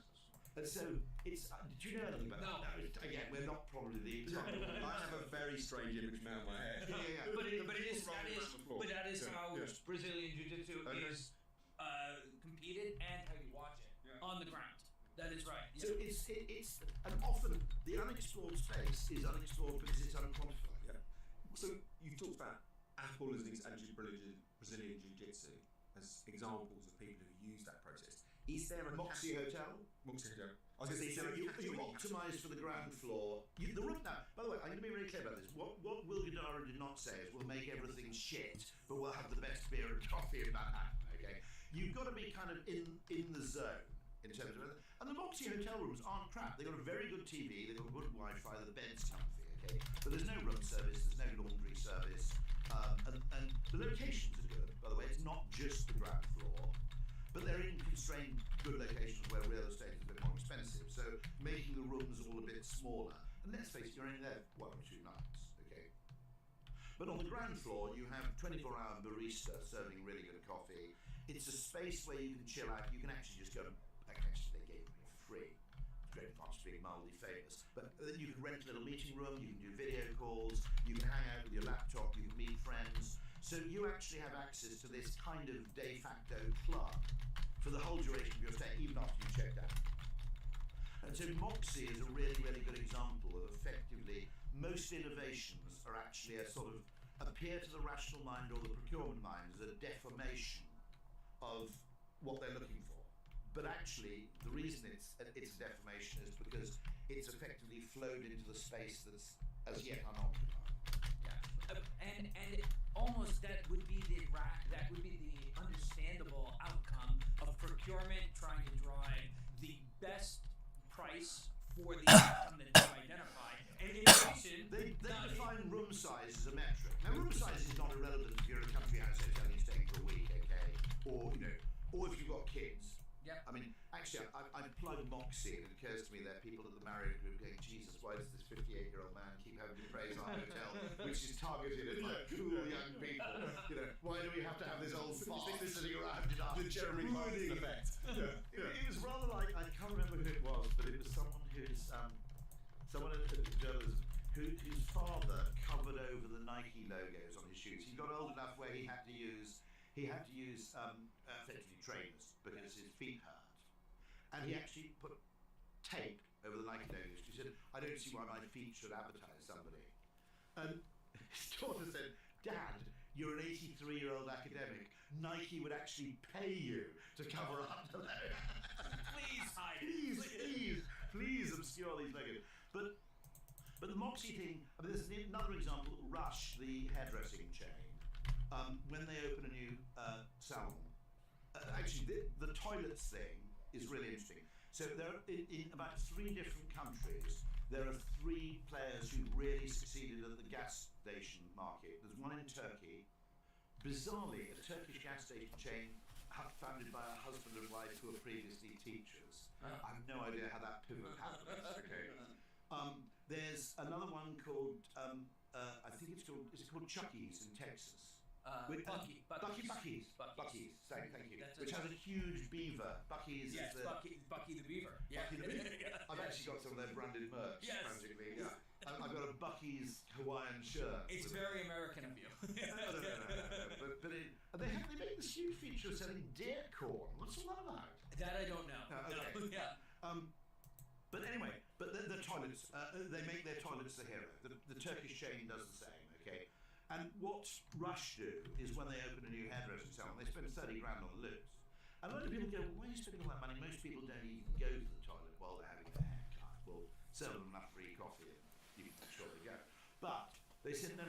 The point is we're optimizing for surprise, we're not optimizing for predictability, because everybody who asks to use the loo, the 10%, are expecting mop, bucket, storage of cleaning products, a load of hair products stacked up against the wall, and you're pissing somewhere where, which is, that business at 5-star hotels where you mistakenly go through the staff-only door and everything turns into a slum, in the space of one door, because this is now where the staff go, not where the guests go. And they deliberately go against that by making it unbelievable, so it's sort of gold taps and so forth. Big shout out actually to Kisa in Sevenoaks, Indian restaurant, doing exactly the same thing. Fantastic Indian restaurant in Sevenoaks, by the way, folks. QISSA. I always think, I'm starting the principle, by the way, that podcast guests should be allowed to advertise. Well, we're feeling that. Because you're going to break into a bloody space where you start talking about VPNs any minute now. So I thought I'd preempt you. We're ad-free.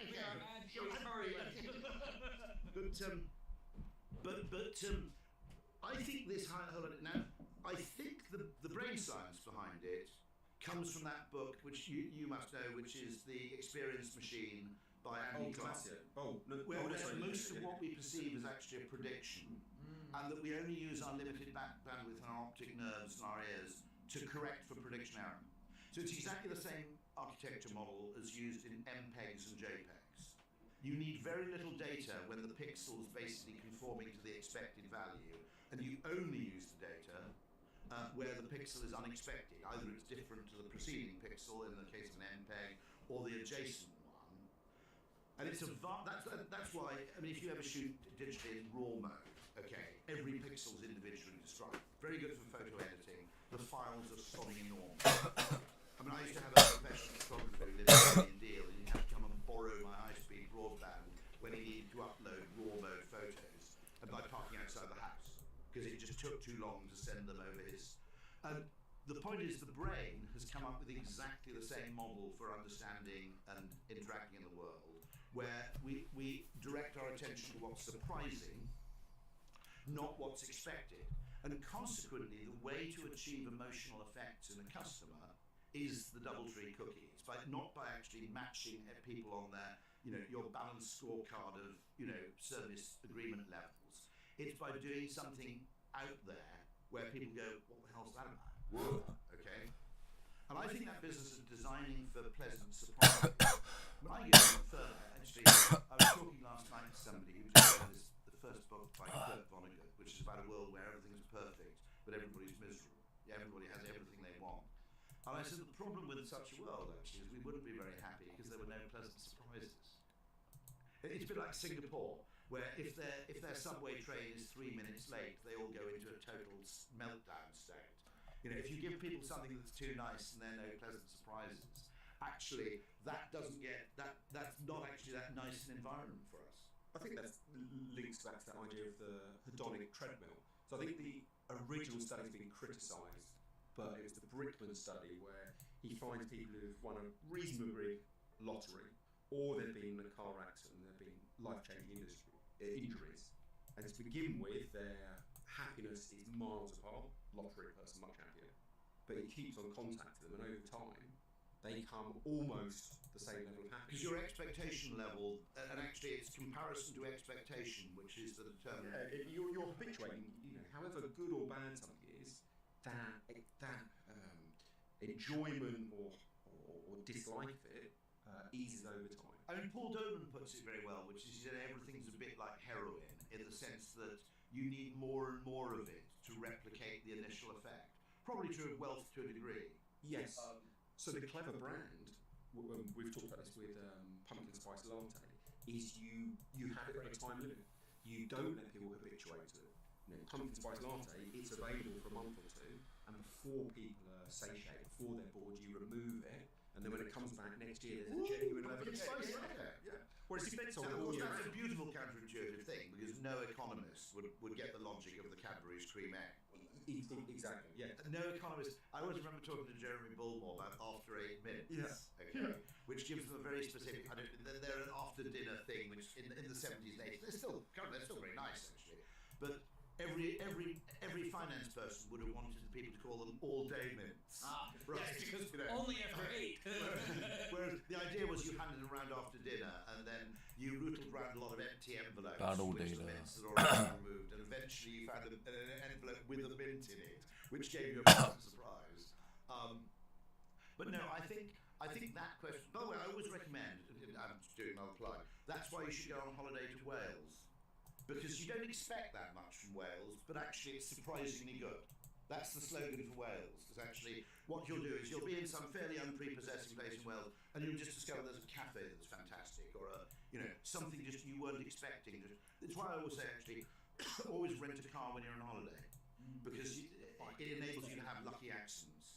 Or do the thing which is you go for a random walk on the basis that you can always Uber it home if it goes wrong. But optimize. And this is actually one of the greatest problems we're suffering in business is people are optimizing for attribution and efficiency rather than optimizing for opportunity.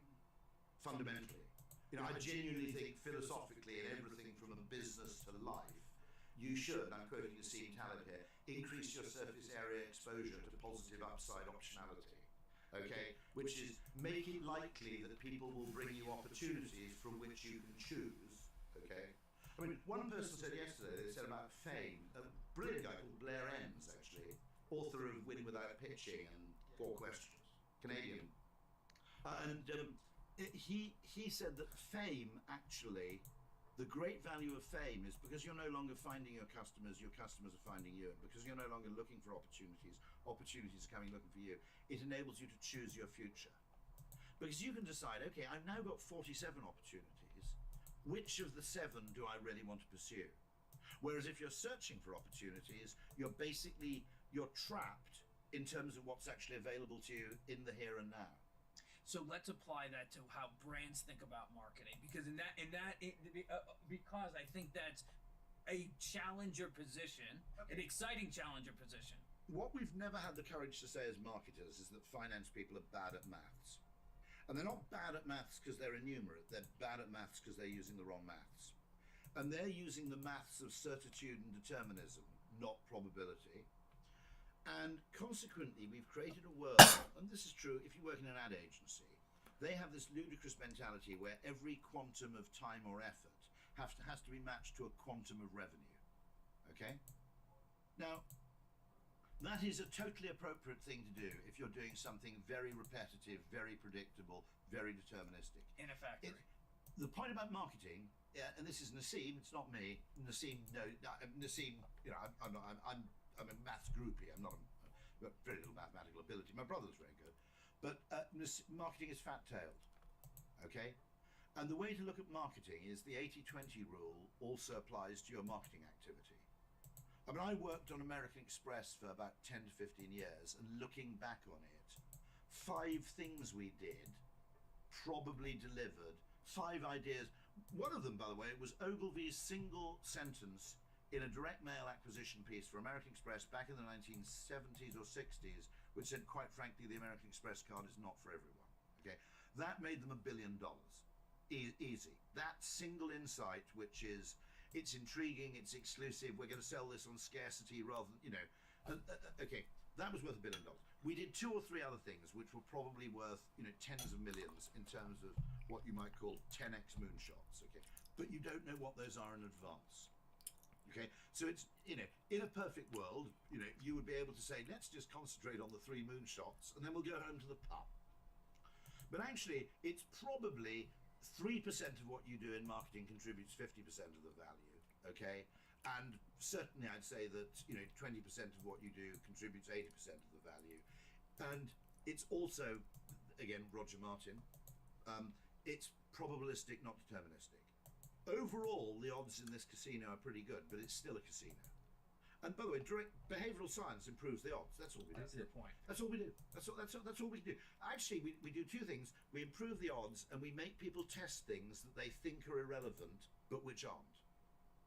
That, you know, in terms of the, you know, and so the promotion of testing, exploration, and the consideration of alternative approaches. But what we've never had the courage to do in finance is to say, look, guys, you're very good at adding up. I'd probably trust you to work out the surface area of a triangle, but the maths you're using to actually quantify what we're doing, including even ROI, which is the wrong measure for marketing investment, particularly anything that's actually under conditions of compounding growth. So it's a dynamic, complex system under what you hope are to be growth conditions. That's not linear maths at all. Okay, and it's certainly not deterministic maths. So fundamentally, what we've done is we've never fought back and said, look, the way you're judging what we do is fundamentally fatuous. The way in which advertising agencies are paid by the hour is fundamentally, leads to massive misdirection of effort. Because someone there looking at a spreadsheet thinks, this is where we make money. This is the worst thing about economics. Okay? This is where we make money, ergo this is where we add value. And what you might call the executional phase of an advertising agency or a media agency for that matter, the actual implementation is more time consuming. Maybe it shouldn't be, and maybe AI will change that ratio. We can all have a debate about that. Is more time consuming and actually probably involves less expensive fungible people compared to the ideation phase, which probably relies on a small number of fairly rare people, and a group of people who are going to become those people. Okay, that's where most of the value is created, but it's not where the money is made. So you have this fundamental misunderstanding, I think. I think there was a terrible mistake in offshoring manufacturing because people thought the value's in design and effectively. So this is the opposite case, and manufacturing is just implementation of our designs. Whereas actually, if you understand how it works, a huge number of innovative ideas emerge from the bottom up. One thing that comes to mind about a third thing we can credit behavioral science with that would be instructive for our listeners when they're talking to the boardroom. Our listeners, Rory, are marketers, they're CMOs, they're people that are driving marketing innovation in their organizations, in their brands. In addition to the two you listed, we also are hopefully trying to uncover white space or blue sky areas to add the next level of value. Because if you only focus on what's currently You're driving, over-optimized on the past. Yes, so correct. Fundamentally, Yeah. you end up shrinking and you're completely non-resilient. That's right. So this is the whole explore-exploit trade-off, which I think is a fundamental rule of life, which is what proportion. Now, you must know this in media allocations. Did you ever follow the 70-20-10 media allocation model? Is this where you're talking about having 10% of we don't 10% know wild therefore card. test? 10% wild card. 20% is we think this will probably work, but we don't know yet. And 70% is do what we know works. I would say a remarkable number of media planners suggest doing that, but it's always the 10% that gets cut. That's the first thing to go. Yes, because of course what that is not that the 10% doesn't pay. It's that the 10% doesn't reliably pay. Yes, correct. Yeah. So we've created a business world where predictability is more important than profit, actually. Where people would rather have a constant 3% than have a 50% chance of 30%. Whereas I've heard you use a lovely analogy about the waggle dance. So maybe marketers should learn more from bees. Yeah, apologies to everybody who's watched me on podcast, but it's annoying because, like the Eurostar story, people go, "Can you tell us that story?" And I go, "Oh God!" And then I realise that if I don't tell the story, it's like going to see the Eagles and they don't play Hotel California, and everybody goes, "Oh, that was shit." Right? Okay. Played on his new album. So I can just play material for my. But the waggle dance is this business where bees are 80% a grotesque oversimplification of the bee world. It varies enormously depending on actually both the environment and the conditions in which they find themselves. Okay, so they will shift that ratio of explore-exploit quite dynamically and between bee species, and it also varies according to how close you are to the equator because the nature of plant life and pollen and its distribution is different in temperate versus equatorial climate. So without wanting to pretend that I'm a bee expert, I'm not. They were surprised at first because a certain number of bees ignored the waggle dance, okay? And they thought, that why has 20 million years of bee evolution tolerated this level of inefficiency? And then they modeled it as a complex dynamic system over time, not a snapshot of, it didn't assume that the next 5 seconds is representative of the next 5 weeks, okay? They modeled it over time and realized if you didn't have the random bees, the hive got trapped in a local maximum, starved to death. And 3 things it couldn't do without explore is 1, adapt to a changing environment. Okay, so update your current map of the world with a new map of the world, heavily weighted towards pollen, nectar, and resin. Okay, water. Take that water. Okay. Anyway, okay. So first of all, you can't update your map of the world, so you can't adapt to changing circumstances. Secondly, you can't grow. Okay, because the entire size of the hive is limited by your existing knowledge of known pollen reserves. Thirdly, and most importantly, you can't get lucky. And actually, if we look at our own lives, you married? Yes. Yeah, okay. Basically, how you met your wife, totally. Okay. I was very lucky. If you had to justify it to procurement, they go, you didn't do an adequate kind of, you should have done far more comparison. You didn't get 2 competing bids, right? But getting lucky and actually effectively that point that I think it was Blair Enns or it might have been David Baker made, which is that fame increases your chance of getting. Now, my daughters understood this. Have you got teenage daughters? He has a teenage daughter. I have Okay. young kids. Do you have to fucking pick her up at Saturday night because she's going to a fucking party? Okay, so I'm 59. At the time I was like, what was I? I was in my 40s, okay. Basically, my idea of a good Saturday night is you sit down in front of YouTube Premium and you watch a 2-hour documentary on like steam locomotives, okay. But your daughter would always be at this bloody party and you had to go pick her up so you couldn't drink, okay. And then I realised what they were doing, okay, which is it's entirely opportunity. FOMO is opportunity maximization, okay. They don't have a party strategy, right? They don't do a cost-benefit analysis for every party they attend. They do a sort of vague assessment, okay. What they know is that if you don't go to any parties, you'll never get lucky. And when I say get lucky, could mean sexually, romantically, it could mean getting invited to a better party, could be getting invited on holiday. It could be meeting somebody whose dad works in a field where you want to work yourself, and so you can milk them for information about where to apply, okay? It could be anything, right? But if you stay at home, you don't know when you go to a party, my plan from this party is to extract this particular value from it. You simply know that if you stay at home, none of that stuff's going to happen. And so the compulsive networking among teenagers is actually probably a rational evolutionary approach in terms of forging allegiances, forging alliances, sharing information. It's fundamentally that absolutely pathological sociability and extroversion that they have. Yeah, and paradoxically, if they were too task focused, they'd end up probably having less successful results. It's like that idea of John Kay and Obliquity, that the companies that are solely resolutely focused on shareholder value then end up having problems in the long term. It's the ones who have that general broader aim. So it's effectively money as a byproduct. Yes. I think you use that farmer example. Not money. I mean, the great thing is cost reduction is not a strategy. That's the first point. And yet, probably 50% of companies broadly look to operational efficiencies, or operational efficiencies empowered by IT. Okay. Not all of those will deliver the promise. That's just as probabilistic. It looks probabilistic, but there are a hell of a lot of IT innovations that have been brought in that haven't delivered. But maybe this is the point for listeners to we can use biomimicry and we can learn from bees. We can learn from teenagers. Do you want the best bit of biomimicry? Yes.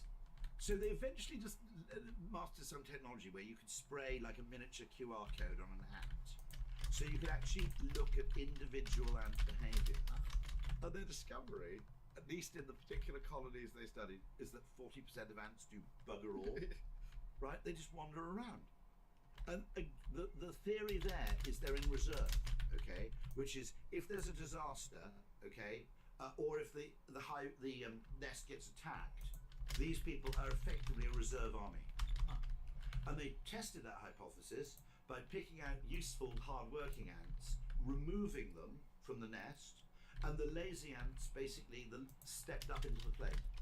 And so, effectively, you've got to remember that nature is optimized not just for short-term efficiency, but for long-term resilience and survival. Modern businesses basically fetishize the short-term optimization at the expense of a whole load of things.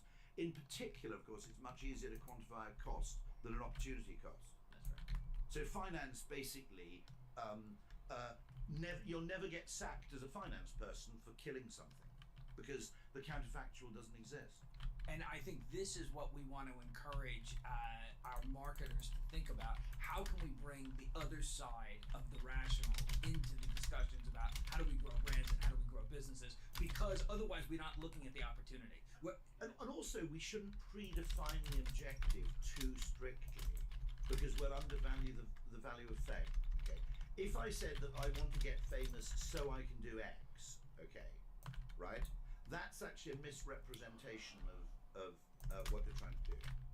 Because the whole point of fame is it brings you unexpected opportunities that you yourself were unaware of until people effectively brought them to you. Okay. Now, what I think happens if you look at the value of a brand, what we'll tend to do is we'll evaluate brands on things like short-term sales, which are easy to measure.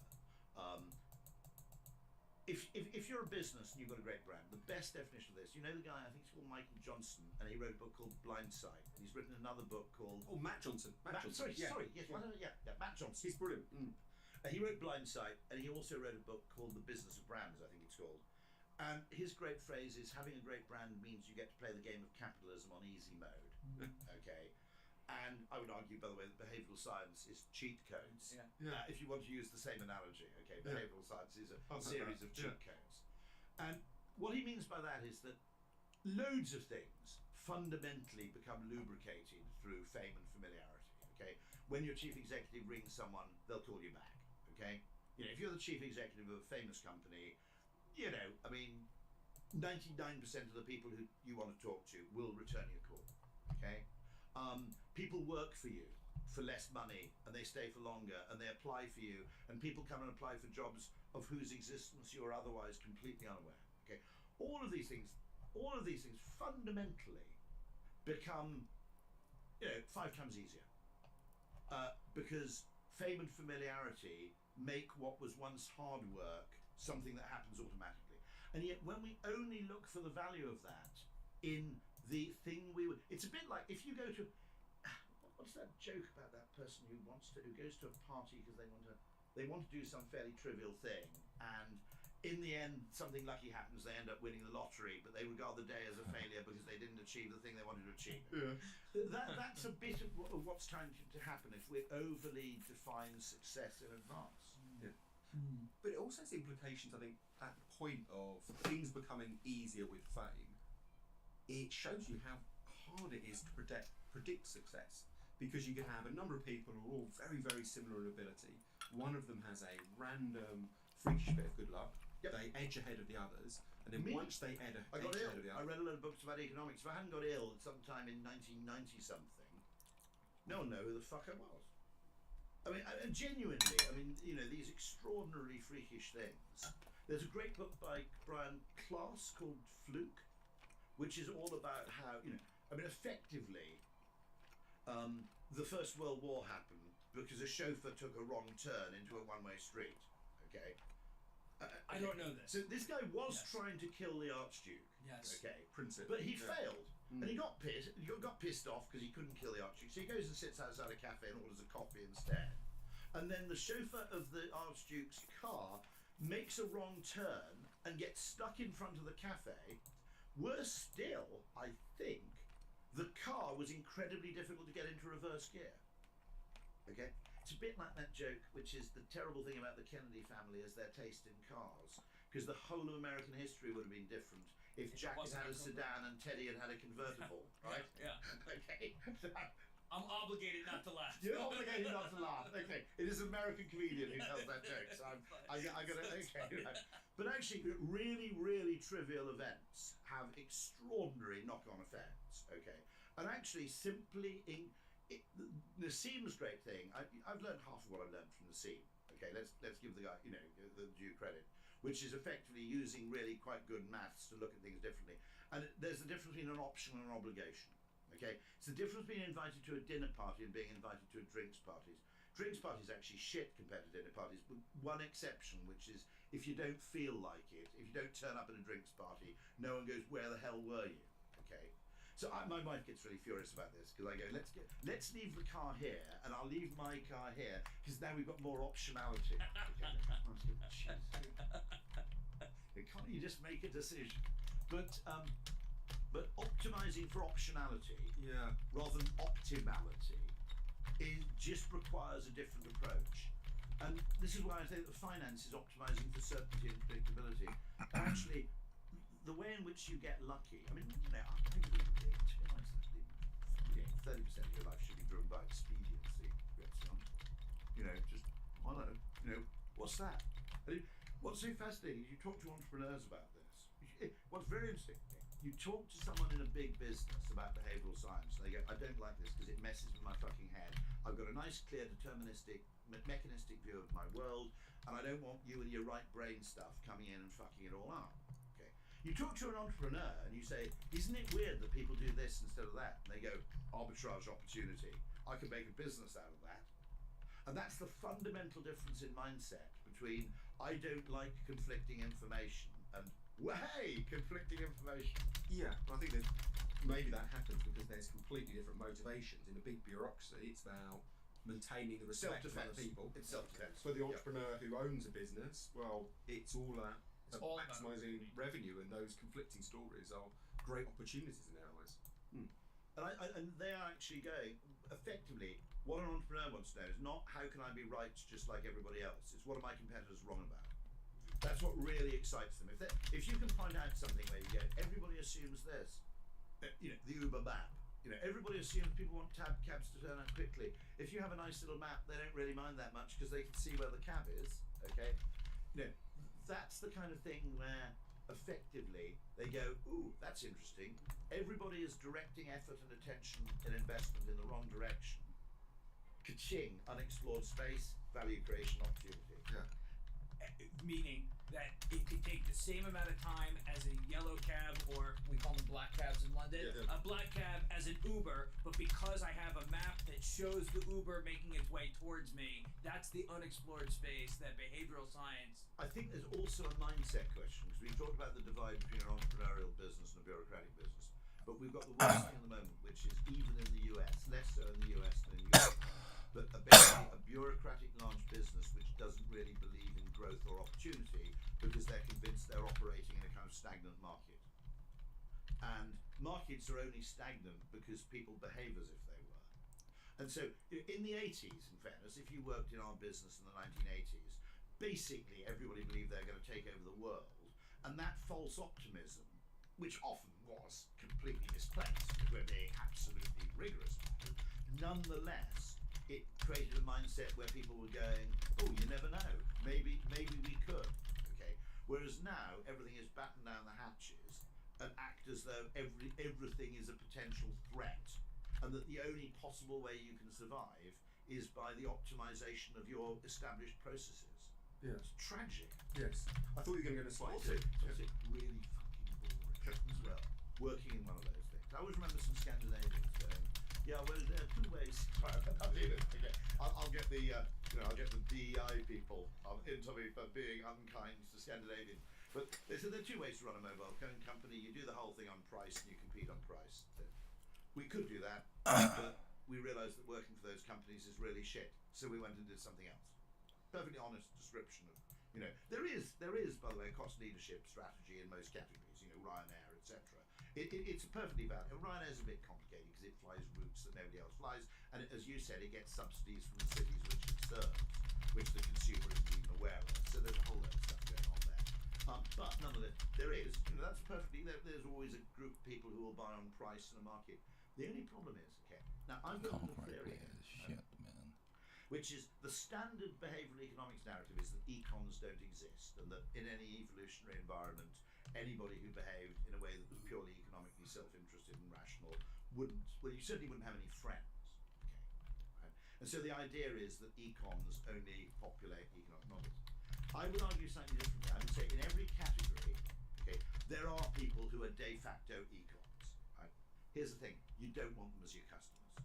Who would you want? Okay, do you want Ocato's customers, or do you want the customers of people who go and go, ooh, look, Cheese Whiz is on special, right? Now, my view is that there are econs in categories, and that you can actually deceive yourself because by attracting econs, you think you're doing really, really well, but actually they're totally unloyal. Yes. They, you know, they're probably not really trustworthy, but they have no value because they have no capacity to reciprocate, they have no loyalty, they have no, they won't give you the benefit of the doubt. You know, they're just really, really painful people to serve. Because they're only motivated by economic exchange and transaction. It's similar to a point we were talking about before the show started, which is if marketers only look at the average, only look at any demographic or any population as down to one set of stats, it misses the point. It's an adjacent concept. I talked to a coach driver once. He said he used to do holiday tours, okay, and he said the worst job you have is the last week of the season, right? Because there are people who basically can't afford a holiday at all, but they feel they need a holiday, so they buy the cheapest holiday they can. He said, you drove them to Tinton Abbey. I come from Monmouthshire, okay? You drove them to Tinton Abbey, and they all got off the coach, and half of them got back on again 3 minutes later, and they go, this is back in the 70s, okay? It's 50p to go in, right? And they'd steal all the toast from the hotels in the morning to make sandwiches for lunchtime. Now, I'm not, okay, they haven't got much money. I'm not being mean about them, but he just said the whole experience, because they had no discretionary money, okay, no capacity to kind of. He said the peak time tourists, you know, actually probably were actually no richer than off-peak. They were just slightly more extravagant. So they were delightful. You know. people who are on the edge, where basically everything was a kind of cash flow decision. One big reason for redistribution of wealth, by the way, I've never understood this, why Unilever and P&G never argue for a more redistributive tax system. Because what you want if you're a consumer goods business is a lot of people with quite a bit of money, not a few people with too much money, which is what we have, by the way. I mean, I'm politically right of centre, but this question of both the property market and the completely unequal distribution of wealth and the creation of an inheritocracy strikes me as a really fundamental problem. And nobody's doing anything about it. And your point is it's bad for commercial. It's bad for business. Bad for business. Yeah. You don't want to live in the worst place you could live is a place where you're really rich and everybody else is really poor. I always thought that about Downton Abbey. Okay, so I'm watching Downton Abbey and I'm not really I'm a consumerist. Okay, actually somebody met a really eminent historian a few nights ago who said all this stuff about the Industrial Revolution, because we've got the kind of mills and the buildings, it's all overplayed. The really great thing the Brits did was invent consumer capitalism and marketing for mass-produced products. In other words, we make things abundantly and we go and sell them to people who didn't know they needed them. That was the real economic triumph, not the sort of steam engine stuff.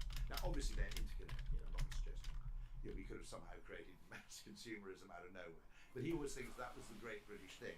Actually, Niall Ferguson says something similar. Consumerism has actually been a pretty good thing. Okay. And when I watched Downton Abbey, I always thought, if you just doubled the salaries of your servants, right, a decent cafe, or if you're really lucky, an Indian restaurant would open in your nearby town, okay, and you wouldn't have to eat food cooked by the same woman every single fucking day of the week. Because they had Mrs. whatever her name was in the kitchen, didn't they, in Downton, right? Who was the cook, okay? And they were hugely rich people, okay? But all the food they ate was cooked by this one person, okay? Now, you have best will in the world, right? If you just double the salaries of your servants, you would have got a bit of a nightclub in the Yorkshire, you would have had you would have had a pub, you might have had an Indian restaurant opening, and you could have got a bit of variety. So actually, inequality of wealth isn't even very good for the very wealthy, because you get surrounded by utterly pointless Veblen goods and utterly misdirected forms of expenditure. Yeah. Well, I think the other one that's always struck me in terms of that argument for redistribution is when you see curves of diminishing response. So if you look at any studies by Kahneman and the like, where they try and look at life satisfaction and happiness, yes, it goes up consistently with wealth, but it is on a log scale. It bends very quickly. So you can have a magic by taking a pound off a millionaire and giving it to someone on £10,000, and that pound. Yeah, so that's everything is a bit like heroin. That actually you need more and more incremental wealth to retain the same. There was a guy who became a millionaire who remembered thinking that when he was about 15, he bought some fancy silk dressing gown which he'd saved up with. I know, strange thing for a teenager to buy, but he'd saved up for it for years. And he remembered something like buying a new Rolls Royce and realizing it didn't give him the same thrill as the dressing gown had given him. Yeah, so I think it's also different, of course, between country wealth comparisons are totally different to within country wealth comparisons, because we do fundamentally set our expectations. That sort of Lord Layard stuff. Yes, I mean, no one walks into a room and then gets excited because the electricity comes on, but if you went back 100 years, it would have been a technical marvel. Again, we have been. My kids find aspects of the internet totally boring, you see, and I find that rather depressing, because I must have told the story, but so I was on the tarmac at Sydney Airport waiting to take off to fly home, and I just laughed, and my daughter said, "What the hell is so funny, Dad?" And I said, "Well, just for 30 seconds about that, I turned on the central heating at home." Yeah. Okay. Now bear in mind, I was born in 1965, so the idea of being able to make a boiler click into life 25,000 miles away was just childishly enjoyable. My daughter goes, "Dad, you're such an idiot." And I suddenly realised, of course, she's grown up in a world where that's infrastructure. There's a Douglas Adams thing, isn't there, about technology, which is the technology that's invented before you're born or up until the age of 10, 15 is just infrastructure. Okay. Then you have the technology that's invented between your age of 15 and about 40, which is absolutely brilliant. It's like magic. It's fantastic. And then after you're 40, it's all absolutely stupid idea. Why would anybody want to do that? And by the way, there is a lot of one of the things that I think there's a lot of now is what you might call defensive opinion forming, which is, I don't know if you noticed it, when you were a kid, everybody admitted they wanted to own an Aston Martin, but they just acknowledged they couldn't afford one. Okay. And now you get a load of young people in cities who go, I don't have an Aston Martin, so I'm going to pretend I don't like cars. And there is a bit more of that. Do you think there's a bit more of that going on? You know, what you might call, you form your opinions to suit your circumstances. Okay. Well, I think that certainly happens, but whether it's changed over time, I guess that's the only one that's harder to quantify. No, maybe actually people did it in a totally different way. And people have always done that. It's called, there are two things. The opposite of sour grapes is sweet lemons. Have you heard of that? No, I don't know that. So sour grapes is, here's something I can't have, I'll pretend I never wanted it anyway because the grapes will probably, it's Aesop. And I don't think sweet lemons is Aesop. I think that's the corresponding, and that's something bad has happened to me, but I'm going to pretend it was, you know, like my 6 years I spent in Leavenworth prison were a really formative experience, and I wouldn't be the man, because you don't want to admit I wasted 5 years of my life in Jokey, okay? So you actually say, in the end, it turned out to be really decisive, okay? So you actually take a bad thing and you reframe it as a positive, or you take it, so a bad thing you had to have, you reframe as a positive, and a good thing you couldn't have, you reframe in negative terms. One of those things that we can see in other people but never see in ourselves. No, absolutely right. Absolutely true. And so, I mean, actually, Aesop, I'm so glad you mentioned him, because he was the first behavioural scientist. It's what is it, 6th century BC? 7th century BC. I mean, fucking 2,500 years ago, okay? And actually, if you read the whole of Aesop's fables, and actually Jesus, I know you're on the other side. That's okay, but we can learn. No, I'm just saying, the Bible, a bit like The Godfather, you know, the sequel's actually better than the original. Now we have a different podcast to do. Okay, I really teased it. Yeah, but the interesting thing there is that you know, Jesus' parables, you know, loss aversion and the parable of the lost sheep, and people were obviously thousands of years ago were basically wrestling with what you might call the difference between perception, emotion, and behaviour, and objective reality in some sense, and doing it in the case of Aesop really, really well.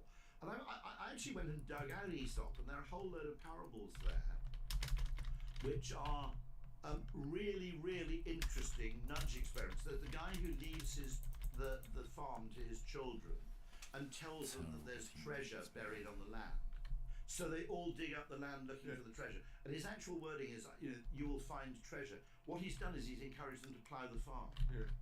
Okay, so by effectively pretending there's now that's a Thaler-worthy nudge, isn't it? Okay, so they do get the treasure, but the treasure they get is greater crop productivity rather than Because those fables, the Bible, and many others are observations of humanity, are observations of behavior that then can bring to insights. And in the case of both parables and Aesop's fables, made beautifully illustrated, anecdotally. Yes. Nothing wrong with anecdotal information. I mean, one of the things I'd argue about the use of data is if you're using aggregate data, you're probably using it for just self-justification. And if you're looking for anomalies, you're probably using it for illumination. Okay? So in general, when people use big chunky data and they aggregate it, it's usually self-defense. Okay?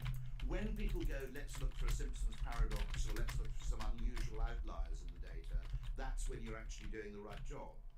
And I always make the point that cops are better than scientists, okay, in their method, because they accept the fact there's an investigative phase and then there's an evidential phase. And in the investigative phase, you don't demand evidential value, right? You'll go to the next door neighbours of someone who's been murdered and go, did you notice anything unusual last night? You're on the lookout for anything you can use that might help you direct your attention. So I'll Americanise this for you. I usually use Peter Sutcliffe and the Yorkshire Ripper, but they caught Son of Sam. Yes. You know that? Yes. Okay. You're not from Long Island, do you? No, but I'm from near there. Yeah, nearby, yes, yeah. I know it. So they caught him because someone happened to mention they'd seen a traffic warden, and someone thought, what if he got a parking ticket? It's an outside chance, but let's just go and look. Let's find out who got a parking ticket on that evening, because no one was expecting a traffic warden that late in the evening, I think, because it was definitely a kind of, nighttime operator. Yeah. Okay. And of course, these two cops, though, this totally routine thing, we've got to check up on this guy who got a parking ticket. Maybe he saw something. And they actually see his car parked outside the flat, and there are a load of sort of guns visible in the back footwell, and a load of loony messages. I think at that point they go, I think we better call for backup for a ticket. But that's how actually scientific investigation happens. But what we do is we publish the evidential phase in a paper, But there's a podcast called Night Science. Have you ever come across it? And it's by a bunch of scientists who actually argue that the more important bit of science, the penicillin noticing the thing, Yes. is actually the more important part of science. But instead of optimizing for observation, we're optimizing for evidence. Yeah. That reminds me of so Paul Felwick, who's written a series of brilliant books. Anatomy of Humbug probably being the best one. He has an issue with case studies. Because he says with advertising case studies, what happens is there is this rewriting of the actual experience. So it looks very logical and methodical. Feldwick, who went to Monmouth School, by the way, just plugging. We never overlapped quite, but weirdly, we both read the same school library copy of The Hidden Persuaders. Okay, and both of us. So Feldwick back in it would have been 73 or something. He lived in Abergavenny. I was in Brighton. He took The Hidden Persuaders out of the school library and read it. I then, 1979-80, read the same copy. Okay, and admittedly, both of us had the same reaction, which is rather than going, "Gosh, this is absolutely scandalous. They must put a stop to this," we read it and thought, "This sounds fucking brilliant." Okay, right. So both of us had the same reaction. Reading no logo. No logo. You had the same reaction. Well, this is great, right?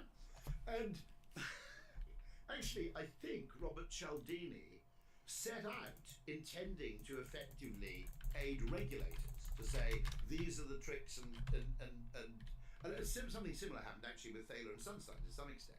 I think they hoped to inform government regulation, and they found their most enthusiastic adepts amongst car salesmen and people like us. Yeah. But Feldwick actually writes an accurate story of how the Barclaycard. Now the Barclaycard campaign, which features Rowan Atkinson as a bumbling secret agent with his trusty sidekick called Boff. Okay. This was an ad campaign which gave rise to Johnny English. So actually, some of the royalties for Johnny English should really have been paid to whoever was in the advertising agency, or indeed to Barclaycard, who probably owned the copyright. Okay, so it actually went into a sort of multi-million-dollar film franchise eventually. It started as an ad campaign. Also true of that case where a football manager takes an American football manager. That started as an ad campaign and was converted into an Emmy-winning, and the poor copywriters behind that got no credit for it, interestingly, okay? So really good copywriters are actually looking for something that has the potential to be a property. Art directors likewise, okay? And so occasionally you get these things. But what was so fascinating is the whole story was basically, it was a series of lucky accidents, where at one point they were trying to write funny scripts, and someone in a research group said, look, you're trying to be funny. Look, sometimes you succeed, sometimes you fail. What I do, go and get Rowan Atkinson in, because he's funny in everything. And they got Rowan Atkinson, and with Rowan Atkinson came John Lloyd, who I know quite well, brilliant, producer and director, and fantastic comedy writer. Okay, and once they got that, they had got the ingredients of the whole thing. But the actual thing was a whole series of serendipitous kind of movements, including a hell of a lot of kind of iteration. Okay, we'll go and start, this isn't working in research, we'll go back and start again. Now the great thing with BMP is they conducted their own research. So they could actually, on the fly, rather than just doing some research, spending a load of money on research, and coming back going, it doesn't work. Very early on, if they found something wasn't working, the honey monster, okay, so this enormous, tell them about the honey mummy creature, okay. When it was originally conceived by the creative team, it was a small mischievous thing, and the mums hated it because they saw it as a badly behaved type. Now, most research people would go back and say, not all of them, I'm not besmirching the entire sector. No, it's not really working. The mums don't like the fact that the honey monster misbehaves. And someone doing a research, a planner probably at BNP, said, what if we made the honey monster massive? So it's a bumbling adult, okay, rather than being a small mischievous creature. And when they made the honey monster massive, everyone, oh, wonderful, right?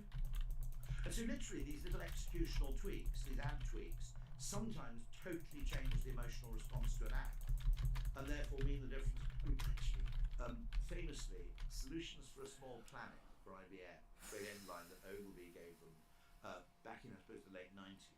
Okay, that came out of a research group, and it was actually voiced as a criticism. Okay. So someone said, you people, all you're doing is coming up with it was, okay, solutions for a small planet, okay? And someone sitting in the research went, Okay. And that's fine, by the way. I mean, actually, listening to things as a creative person, it's not an act of origination, it's an act of observation. A lot of creativity is just an act of inspired observation, and nothing more, nothing less. On that point, I think it's fascinating how many times band names are criticisms. So Led Zeppelin, someone said to them, You'll go down like a Led Zeppelin. Led Balloon. And then Led there was Balloon. Manic Street Preachers. It was a drunk walked past them when they were busking and shouted out, you're a Manic Street Preachers, and they took it. The Impressionists, the art group, was a criticism. Daft Punk was a criticism. And of course, there's only insult, of course, in things like, Welsh rugby fans take inflatable sheep to the matches because you're accused of sheep shagging. You also get it, So, I mean, funnily enough, Tory comes out of that. You Yes. own the insult. Yeah. Which is actually, cheeseheads would be your Yes, translating for right. Yeah, thank you. It was an insult to Wisconsinites. Which Okay. they own But now. if you go to a Milwaukee Brewers game, people wear enormous wedges of cheese on their heads and take it as a badge of pride. That's right.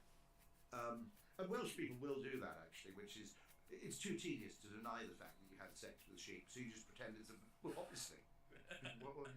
So if you wanted to guide marketers on how to best use research, we've talked about observation being a key part, but how else should we think about using research to get to the best outcomes for brands? Research is great because it's a source of information, and I'm in favour of any source of inspiration that you can mine for inspiration. The only thing is, it's the old joke about, which isn't David Ogilvy, it's always credited to him, you use research like a drunk uses a lamppost for support rather than illumination. And this is the whole question of modern business, which is, to what extent is effort being directed defensively towards self-justification versus being directed offensively in the quest for opportunity and progress and growth. And I would argue that it's very, very easy in modern business to disguise arse covering as rigor. Actually, all this stuff you're doing isn't designed to make a better decision or even a different decision. Okay, it's simply there so that in the event that things go wrong, you've got your workings out. Okay, and actually, I spoke to Gerd Gingerans about this and said, if we didn't practice defensive decision making in organisations, what would be the principal effect? He said basically you could all go home Wednesday afternoon, spend the rest of the week in the pub. Now, here's another interesting thing, which is that I think this is actually mathematically important. Okay, part of the point of a larger organisation is that under multiplicative growth dynamics, if you share risk and reward, you grow faster than if you apportion risk and reward compartmentally. Okay, if anybody wants to see the maths around this, there's a thing called thefarmersfable.org, which is an animation on the web. Might be called farmersfable.org or the Farmer's Fable, which shows the whole principle that it's about non-ergodic conditions. Okay.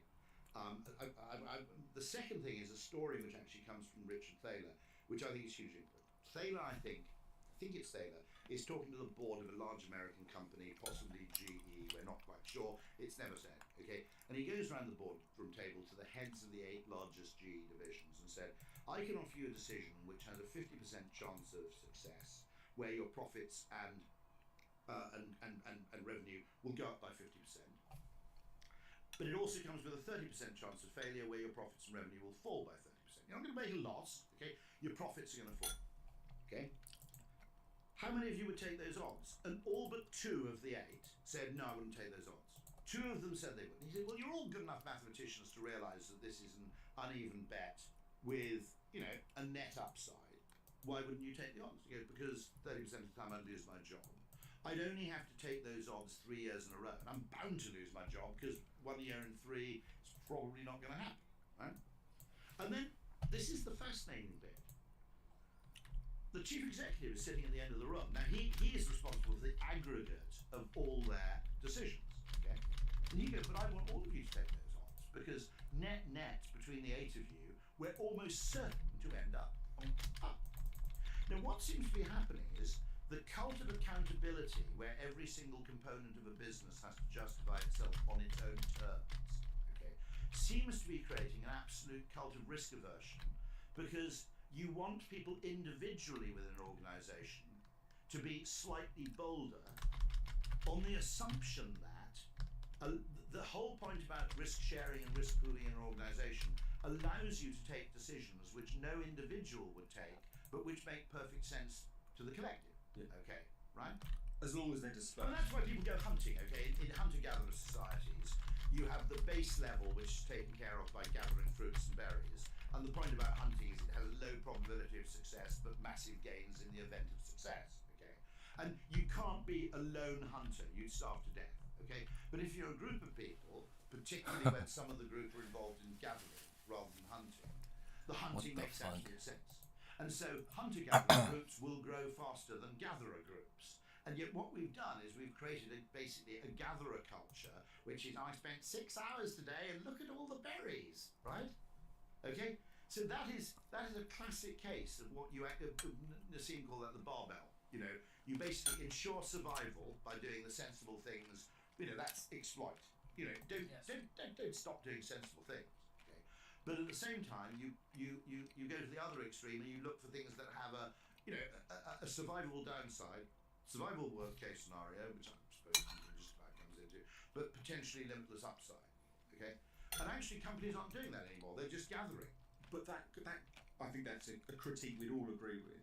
But how do you encourage companies to change that behaviour? Well, someone left Google, and they went into did some research, and their whole PhD. They left Google to do a PhD on why big companies no longer innovate once they reach a certain size. And she met Blair Enns, who said, "I've got a single word explanation for this, which is inefficiency." Which is the quest for efficiency destroys the ability to innovate. And she said, I've also got a single word explanation, which is slack. She said, what happens in a large organization is everybody becomes so defined and optimized for the part, not for the whole. There's a great phrase which is to optimize the whole, you have to sub-optimize the parts. It's W. Edwards Deming, I think his name is. Okay. And it's known in complex systems that the reason we have a central nervous system is to stop individual components running away with their own particular metric, okay? You know, because all we'd be is an enormous pair of testicles or something if you didn't have that kind of command and control mechanism, okay? And so consequently, she said, when you lose slack, nothing lucky happens. One thing that stops happening, okay, if I ran my own business, I'd hire people on the basis of their talent and find a job for them next. Okay. Large companies have a role that's vacant and they hire for the role. Totally the wrong way to hire. Okay. Now, who was the football manager who did that? Well, it's an American football manager. There was a guy who's probably Vince Lombardi. It always is. Who just said, Vince just said hire the best talent. Yeah. Don't worry about all this running back versus this stuff. Well, it's a good guess.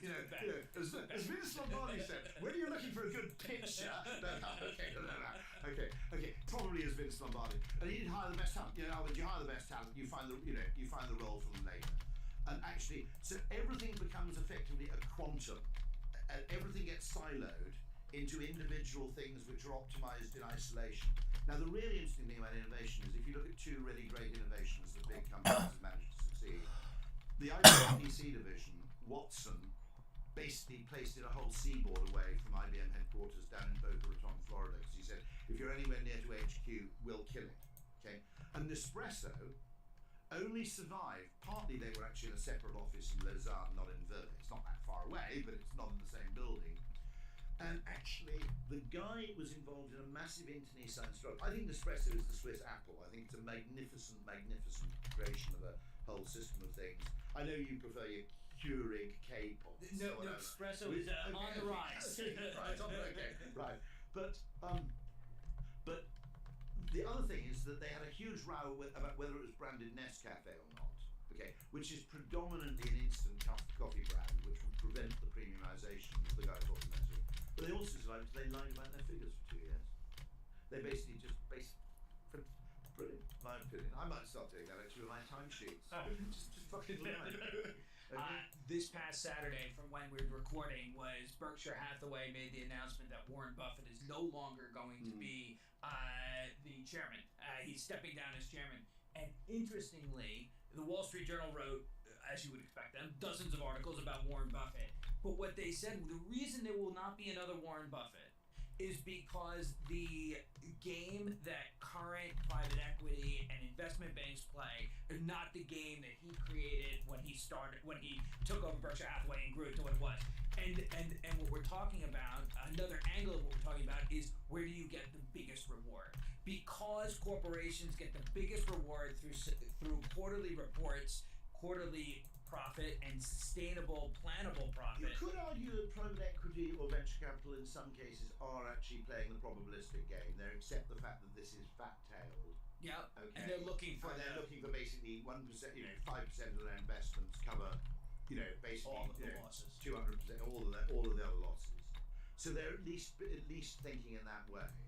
As opposed to corporate culture. He was an investor in David Ogilvy. He met David Ogilvy. There's a letter from Warren Buffett, which includes a check for his investment in the early Ogilvy and Mather, by the way. I did not know that. No, I didn't. Cool. Somebody who's a real sort of, Buffett nerd sent it to me.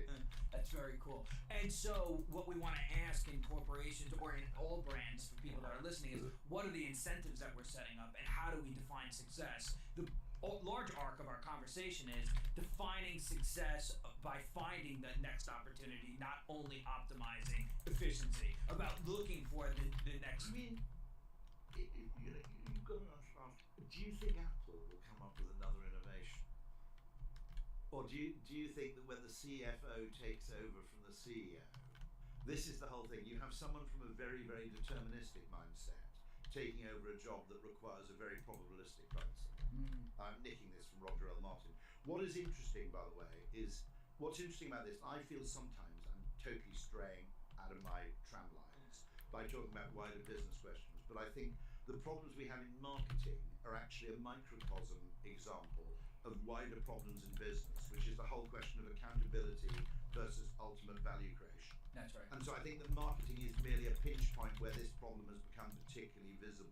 And it's a little easy to blame CFO versus CMO when the bigger issue is deterministic or probabilistic. The only thing is, are investors actually more intelligent than the people who are presenting to them give them credit for? Because you can tell a story to an investor, which is, we're basically going to do this thing because we believe it will pay in the long term. Investors, and many of them are running pension funds or something. It's not there's trading algorithms that are holding a stock for 16 seconds. And there is a problem that in the 1950s, the vast majority of American stock was held by individuals. And it's held by institutions. Right. And therefore, the need to justify your existence repeatedly almost certainly leads to overtrading and short-term time horizons. Yeah. I mean, the book to read on that is John Kay's The Corporation in the 21st Century, which is really interesting. But he argues that actually the shareholder value movement isn't actually even true.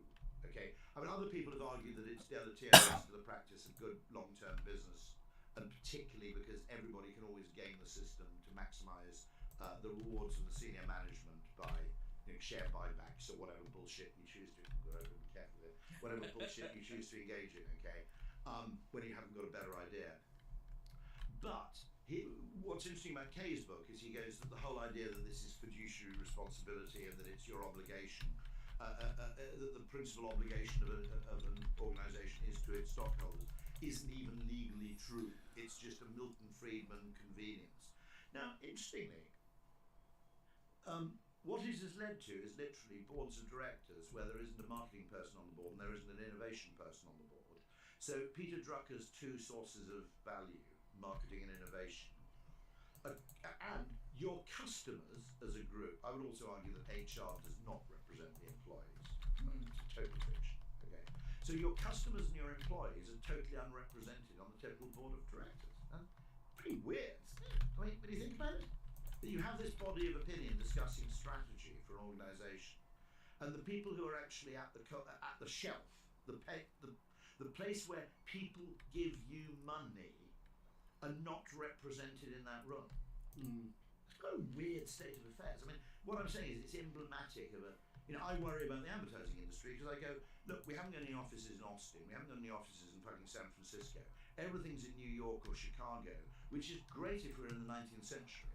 But where's the Texan office? Where's the Dallas office? And that just seems, the point I'm making is it just seems emblematic of something, which is a problem. Yeah. Well, you've got some of the most prominent like intellectuals in a business like Scott Galloway talking that's myth, well I would say is a myth, but of the death of branding.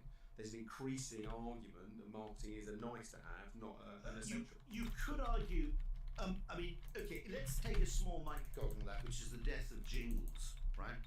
I don't think jingles ever stop working. Yes. Okay, I don't think long copy press ads ever stop working. Okay? I don't think physical direct mail ever stopped working. Okay, I don't think the BMP press ad of the 1970s, which was a really goddamn funny, brilliant concept, followed by 200 words of immortal prose. You know, I don't think that ever stopped working. And all that happens is it's fashion. Gets out. I mean, no one tries to do it because either because it's unfashionable or because they've stopped believing in it. There's no empirical evidence to suggest that. In fact, there's a lot of empirical evidence to suggest the absolute fucking opposite, which is what happened to Nike when they suddenly started to try and optimize for efficiency by selling direct to the consumer. A decision which could only be taken by someone who had literally never bought a pair of their own fucking shoes in their life, right? Because that's not how we buy shoes. You want to try them on. And also, they had all these independent retailers who are kind of part of their ecosystem. You know, that'd be like Coke trying to get rid of the bottlers, right?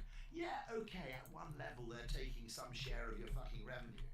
But then the other thing is, I think you guys in the media world who stole all the bloody money, basically, from the creative agencies, which is where it properly belongs. Okay. And you became the first port of call, okay, right? And that's sometimes good and sometimes bad, but they need to be considered in parallel. So the separation of media and creative was an act of total self-harm on the part of the advertising industry. Never mind. Okay. I mean, the advertising industry is a bit like Meghan and Harry, which is every time they have a choice, right, they make the wrong decision. Okay, you know, it is the Meghan and Harry of the business world in that, you had Meghan Markle, they literally had the opportunity to be the royal family's diffusion brand, right? Yes. DKNY to the main machines, Donna Karan or Ralph Lauren Purple Label, right? It was the polo, right? Actually, it's an even better analogy, right? And they had that opportunity. And they threw it away by getting really angry about random shit that was made up, like saying you couldn't buy avocados in the UK. What's that all about? Right? Do you hear that? Oh, I'd never heard this. I think it was the royal servants who didn't like her were persistently just feeding her complete bullshit. Terribly sorry, no, we don't have avocados and there's no demand for them. Okay. I don't know, there's something weird going on there. Anyway, but anyway, you look at media, one of the things I think that's happening, right, is we're starting to define. Well, the great thing about fame is you discover customers you didn't know you could have. Okay, you know, a whole load of people. Okay, I bought this thing. Okay, now you can't market it this way. Samsung Galaxy Fold, fucking fantastic. It's turned off because I'm on a podcast. Okay, now I'll be honest with you, right? Okay, the whole thing is all about productivity and this. I'm fucking old, and I can't see anymore, and I keep going. I'm on this phone. Fucking hell does that say? Oh, I know. I'll open it up. Oh, it's nice and big. Okay. Now, you can't market it to old people, okay? But if lots of old people have heard about it, they'll go, oh, that's just what I've been looking for. Okay, I can finally do. Now, what I think is happening in media is now let's imagine if McDonald's, well, I think they've done this a bit, started saying it's cheaper to serve people on a screen than it is to serve people face to face. So in future, we're only interested in people who order on a screen, okay? You're losing a whole load of custom. Okay, slightly less efficient, slightly less profitable custom, but who knows, okay? Byron Sharp, okay, you want to sell to as many people as you possibly can, that's how big brands grow, right? And your occasional customers are really valuable, and your occasional customers will go, what the fuck's this screen? Can I have a Big Mac, please? Okay? Now what's happening in the media world is you're defining your customer base by who will click with ads in low-cost channels. You're not actually saying who could potentially benefit from having this product or service. Let's go out and use whatever media is available to go and find them. And in some cases, it'll be a bit expensive. American Express was built on direct mail, right? Okay, not a cheap medium, but you know, I mean, most charities actually exist because of physical direct mail. Instead, people are optimizing for efficiency, not for opportunity, and they're going, we're only really interested in these customers we can get really cheaply. Now, it's hardly surprising that marketing's in crisis if people think that the main function of marketing is to be as inexpensive as it possibly can be, rather than to be as effective as it can be. But that is literally, strikes me as being a self-fulfilling prophecy. you'll start to define your customer base by the people who'll click on your ads in inexpensive ways, rather than those people with whom you can embark on a profitable relationship over time by becoming part of their solution set. Yeah, and it's often a misquantification. Like often the media that looks like it's performing best on a really simple analysis, let's say is branded search, or you're on Amazon and it's someone who puts in Alchemy or the Choice Factory. What that measurement doesn't do is net out who's going to buy it anyway. It's often a very expensive tactic if it was measured properly.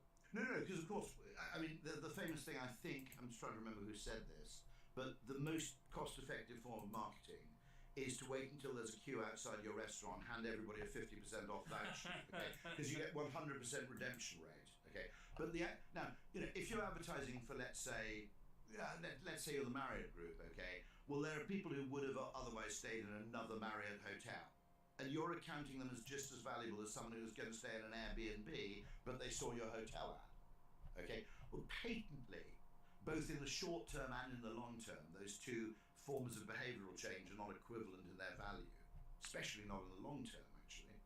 Yeah. But you're treating them as though they're completely, the same. Yeah, and it leads to all these. Actually, one of the consequences of this is that you probably know John Sills and his work and the foundation, all their work on customer service being in crisis. That's because it's very hard to quantify quickly the value of customer service improvements. Whereas it's very easy to quantify bottom of the funnel interventions. Well, like your analogy of you would call it the doorman fallacy, which is where you define the value of the doorman as someone opening the door, okay? And you bring in McKinsey or something, and they go, well, you pay your doorman X thousand dollars a year. We've defined his role as opening the door. We'll replace him with an automatic door opener with an infrared device where the door slides open when people walk up. And then, by the way, did you know this? Consultancy firms engage in something called a gain share agreement, where they are entitled to a percentage of identifiable cost savings. Now, as Roger Martin, I know I quote him a lot, but he's the heir to Peter Drucker. He's a guy who's a strategy guy who fundamentally believes that value is created on the shelf, not in the factory. Okay, that's the way to describe him. He's brilliant and proven and done a lot of work with A.G. Lafley, P&G. I mean, fantastic guy. But the doorman fallacy, what you're doing there is the consultancy then comes in and claims 8% of the identifiable cost savings.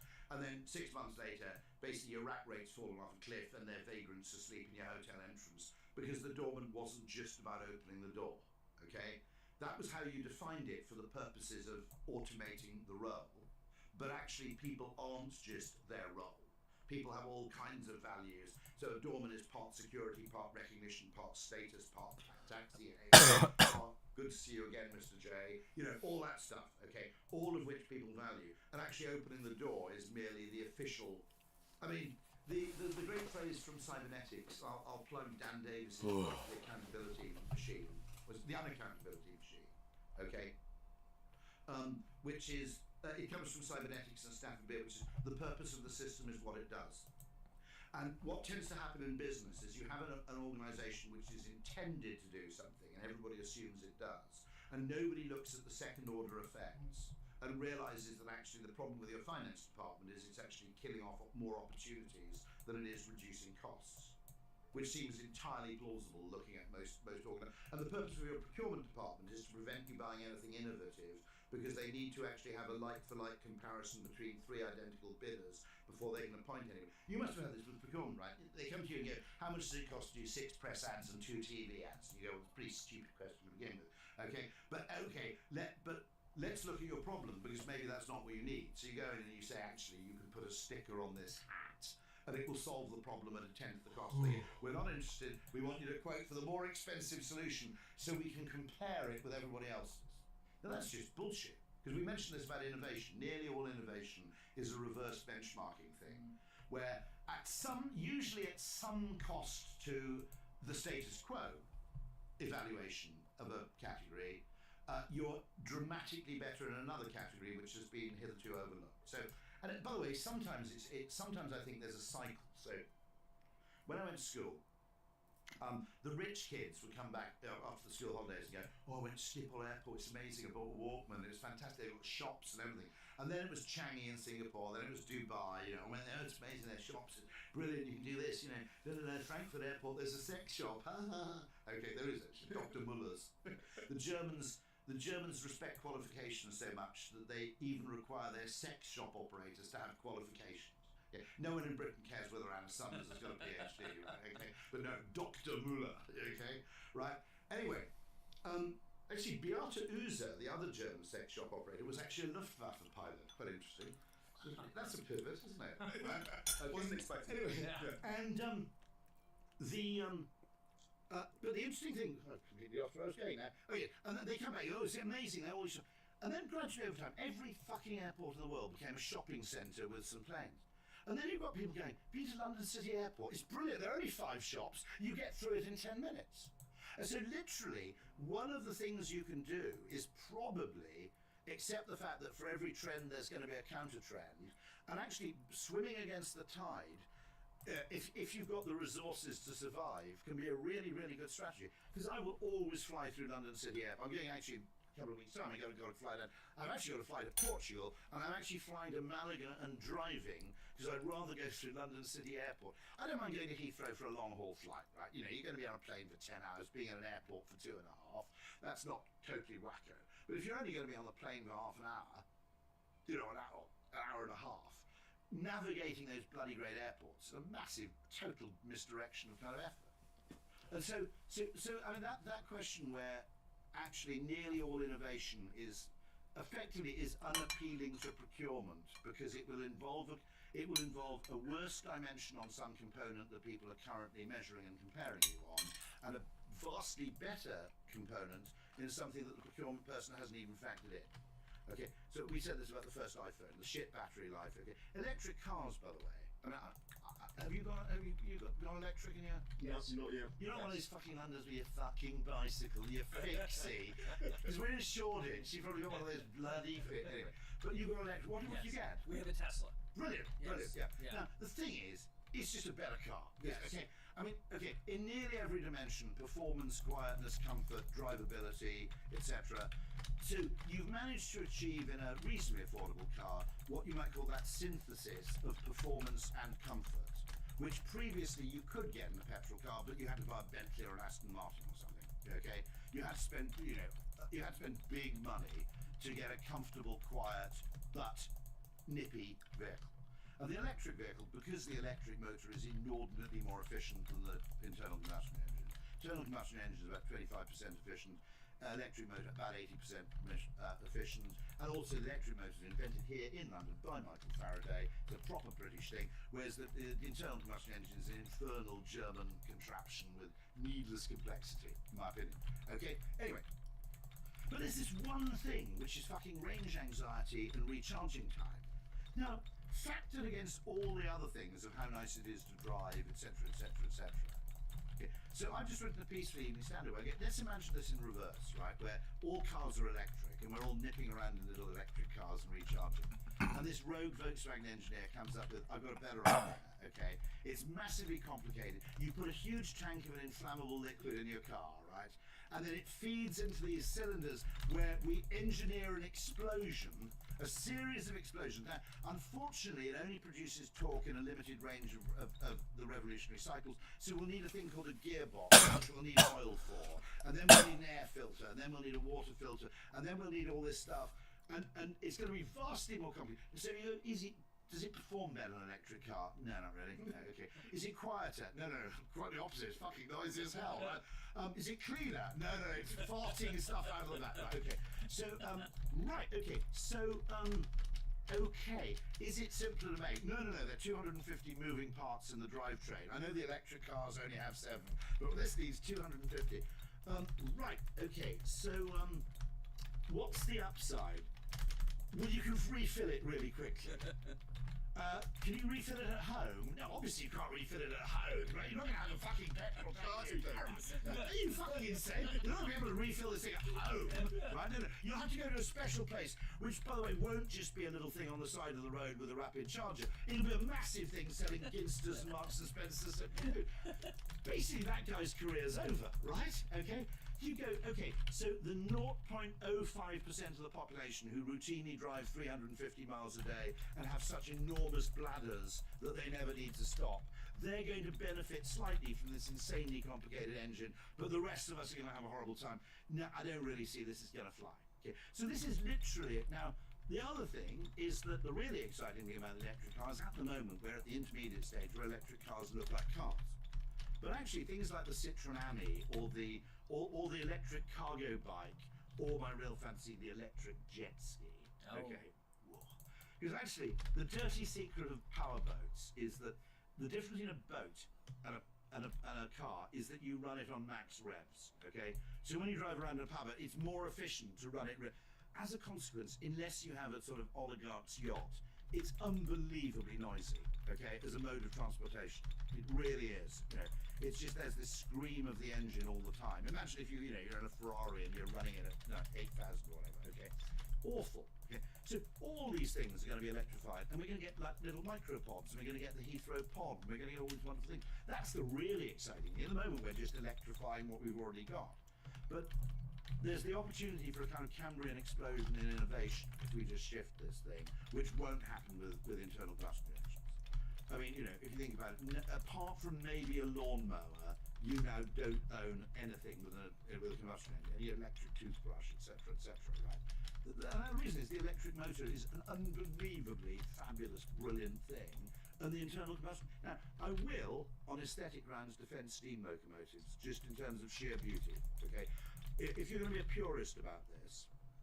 But then you realise that car people, I mean, I love Top Gear. I thought it was a fantastic program. I thought it was brilliant. It was as much about friendship as it was about cars. The whole thing was magnificent, okay? But the one thing that really drove me crazy is when they test electric cars and they drive them till they ran out of power.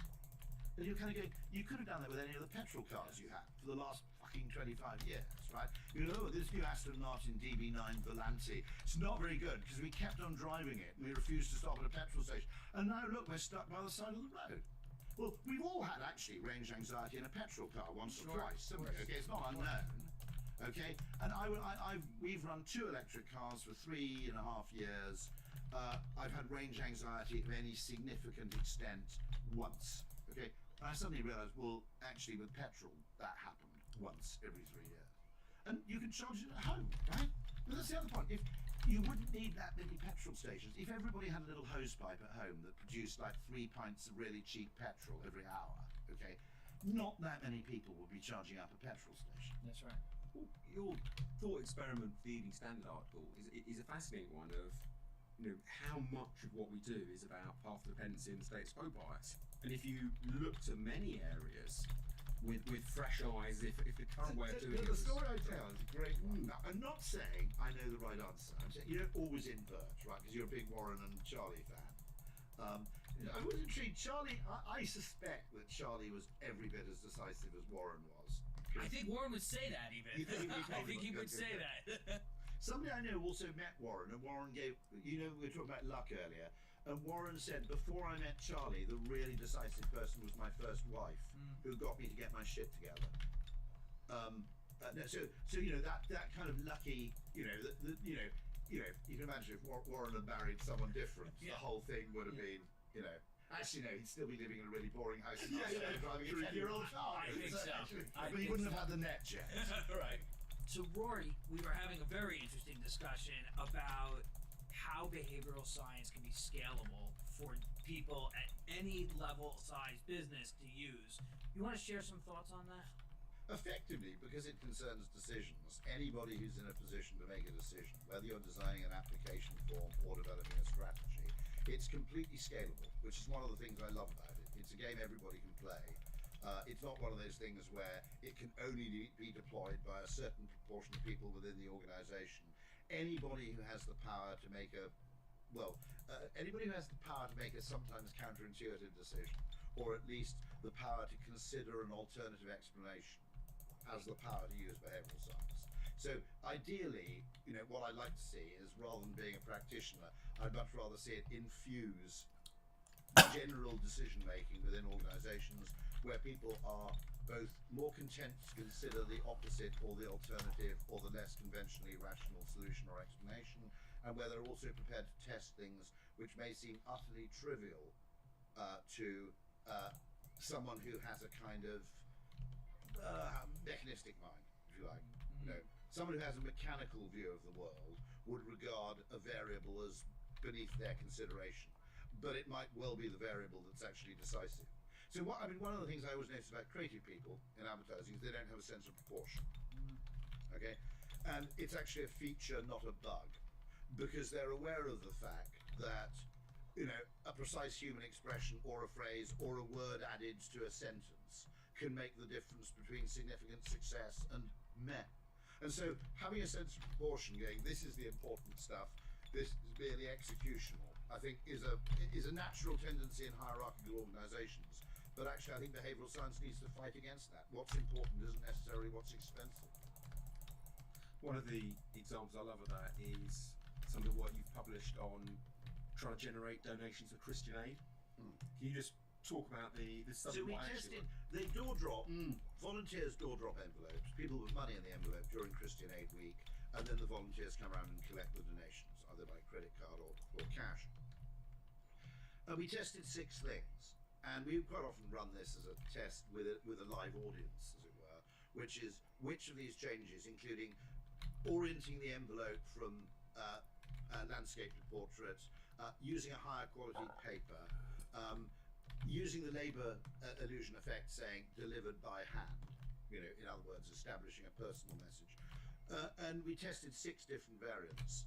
And what's interesting is the only one which was mentioned in gift aid, which is that the government actually boosts your contribution, so that for every £1 you give, you're actually giving £1.30 or whatever.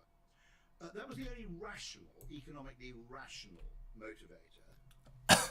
Fascinating that actually depressed response and depressed the overall donation level. By contrast, 2 or 3 of the entirely trivial seeming things, including the reorientation of the envelope, by the way, that increased donations by about 14%, using higher quality paper. Now you can imagine, in a charity, it's really, really hard to make the case without an A/B test for using better quality paper. But it communicates to people at the tacit level of, what's felt without being thought.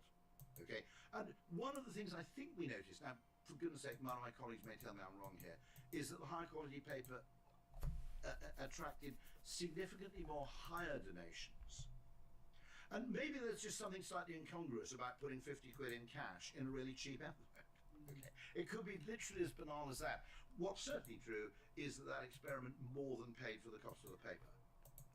And so there's a tendency to engage in, because economics is effectively Newtonian, and therefore there are single right answers in economics, it's often very convenient for any group of decision makers in business to pretend that econs exist and pretend that the world is Newtonian, because it's very, very quick to get instant acquiescence and agreement, because everybody's singing from the same rather boring song sheet.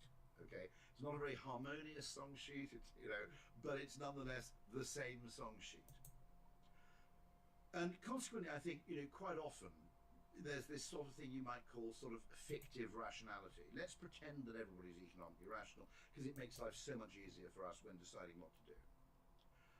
And what's so fascinating about that is we tested things which, in some cases, people go, well, that's, you're effectively adding irrelevant information to this envelope. My propensity to give to someone in Africa should not be affected by the fact that the envelope was delivered by a volunteer by hand, okay?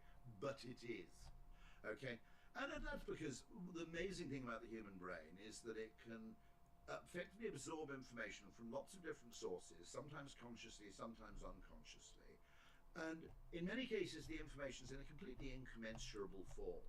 Okay, and yet we somehow resolve this into either action or inaction, or in some cases a perverse reaction. And fundamentally, because the brain does not really work through additively, okay, multiplicative maths is much more helpful here, because there are tiny little things which seem as though they should be actually utterly irrelevant, which turn out to be weirdly decisive. The beautiful idea of this, there's a very, very good marketer he's actually currently the marketing director of Prezzo, who is the Mark McCulloch. And we were talking to a chain called Chaiwalla. And one of the things we both said is, obvious, Adams, people will look at that name and they'll assume you only sell chai. A lot of people don't like chai or aren't in market for chai. One thing you need to do if you're any kind of food restaurant that isn't McDonald's is you need to make explicit on the awning or on the outside what it is you sell. If you sell burgers, say burgers. If you sell pizza, say pizza. And so the guy, very good guy, very good younger client, said, we're already changing that. We're going to put Indian Street Food Cafe on the front. And Mark McCulloch, this is why it's a joy working with the kind of people you sometimes get to meet, said, actually I'd put Indian Street Food and Cafe. He said, now you've got two things. People who like Indian street food and people who like cafes. Yeah. Okay. Whereas if you're an Indian street food cafe, people go, I don't like Indian street food, so I'm not going to go into that cafe. Now, that addition of a monosyllabic word, multiplied across their 100 locations, is going to make a difference. And it's one of those things where, it's always joyous when somebody basically makes a point where, for the first 10 seconds, when he first said it, oh. You see what I mean? Yeah. And it's that wonderful discovery of things which I can only describe as obvious in retrospect. And by the way, with all those Christian Aid experiments, we can all post-rationalise why they were. Okay? Actually, they may not even be the real reasons.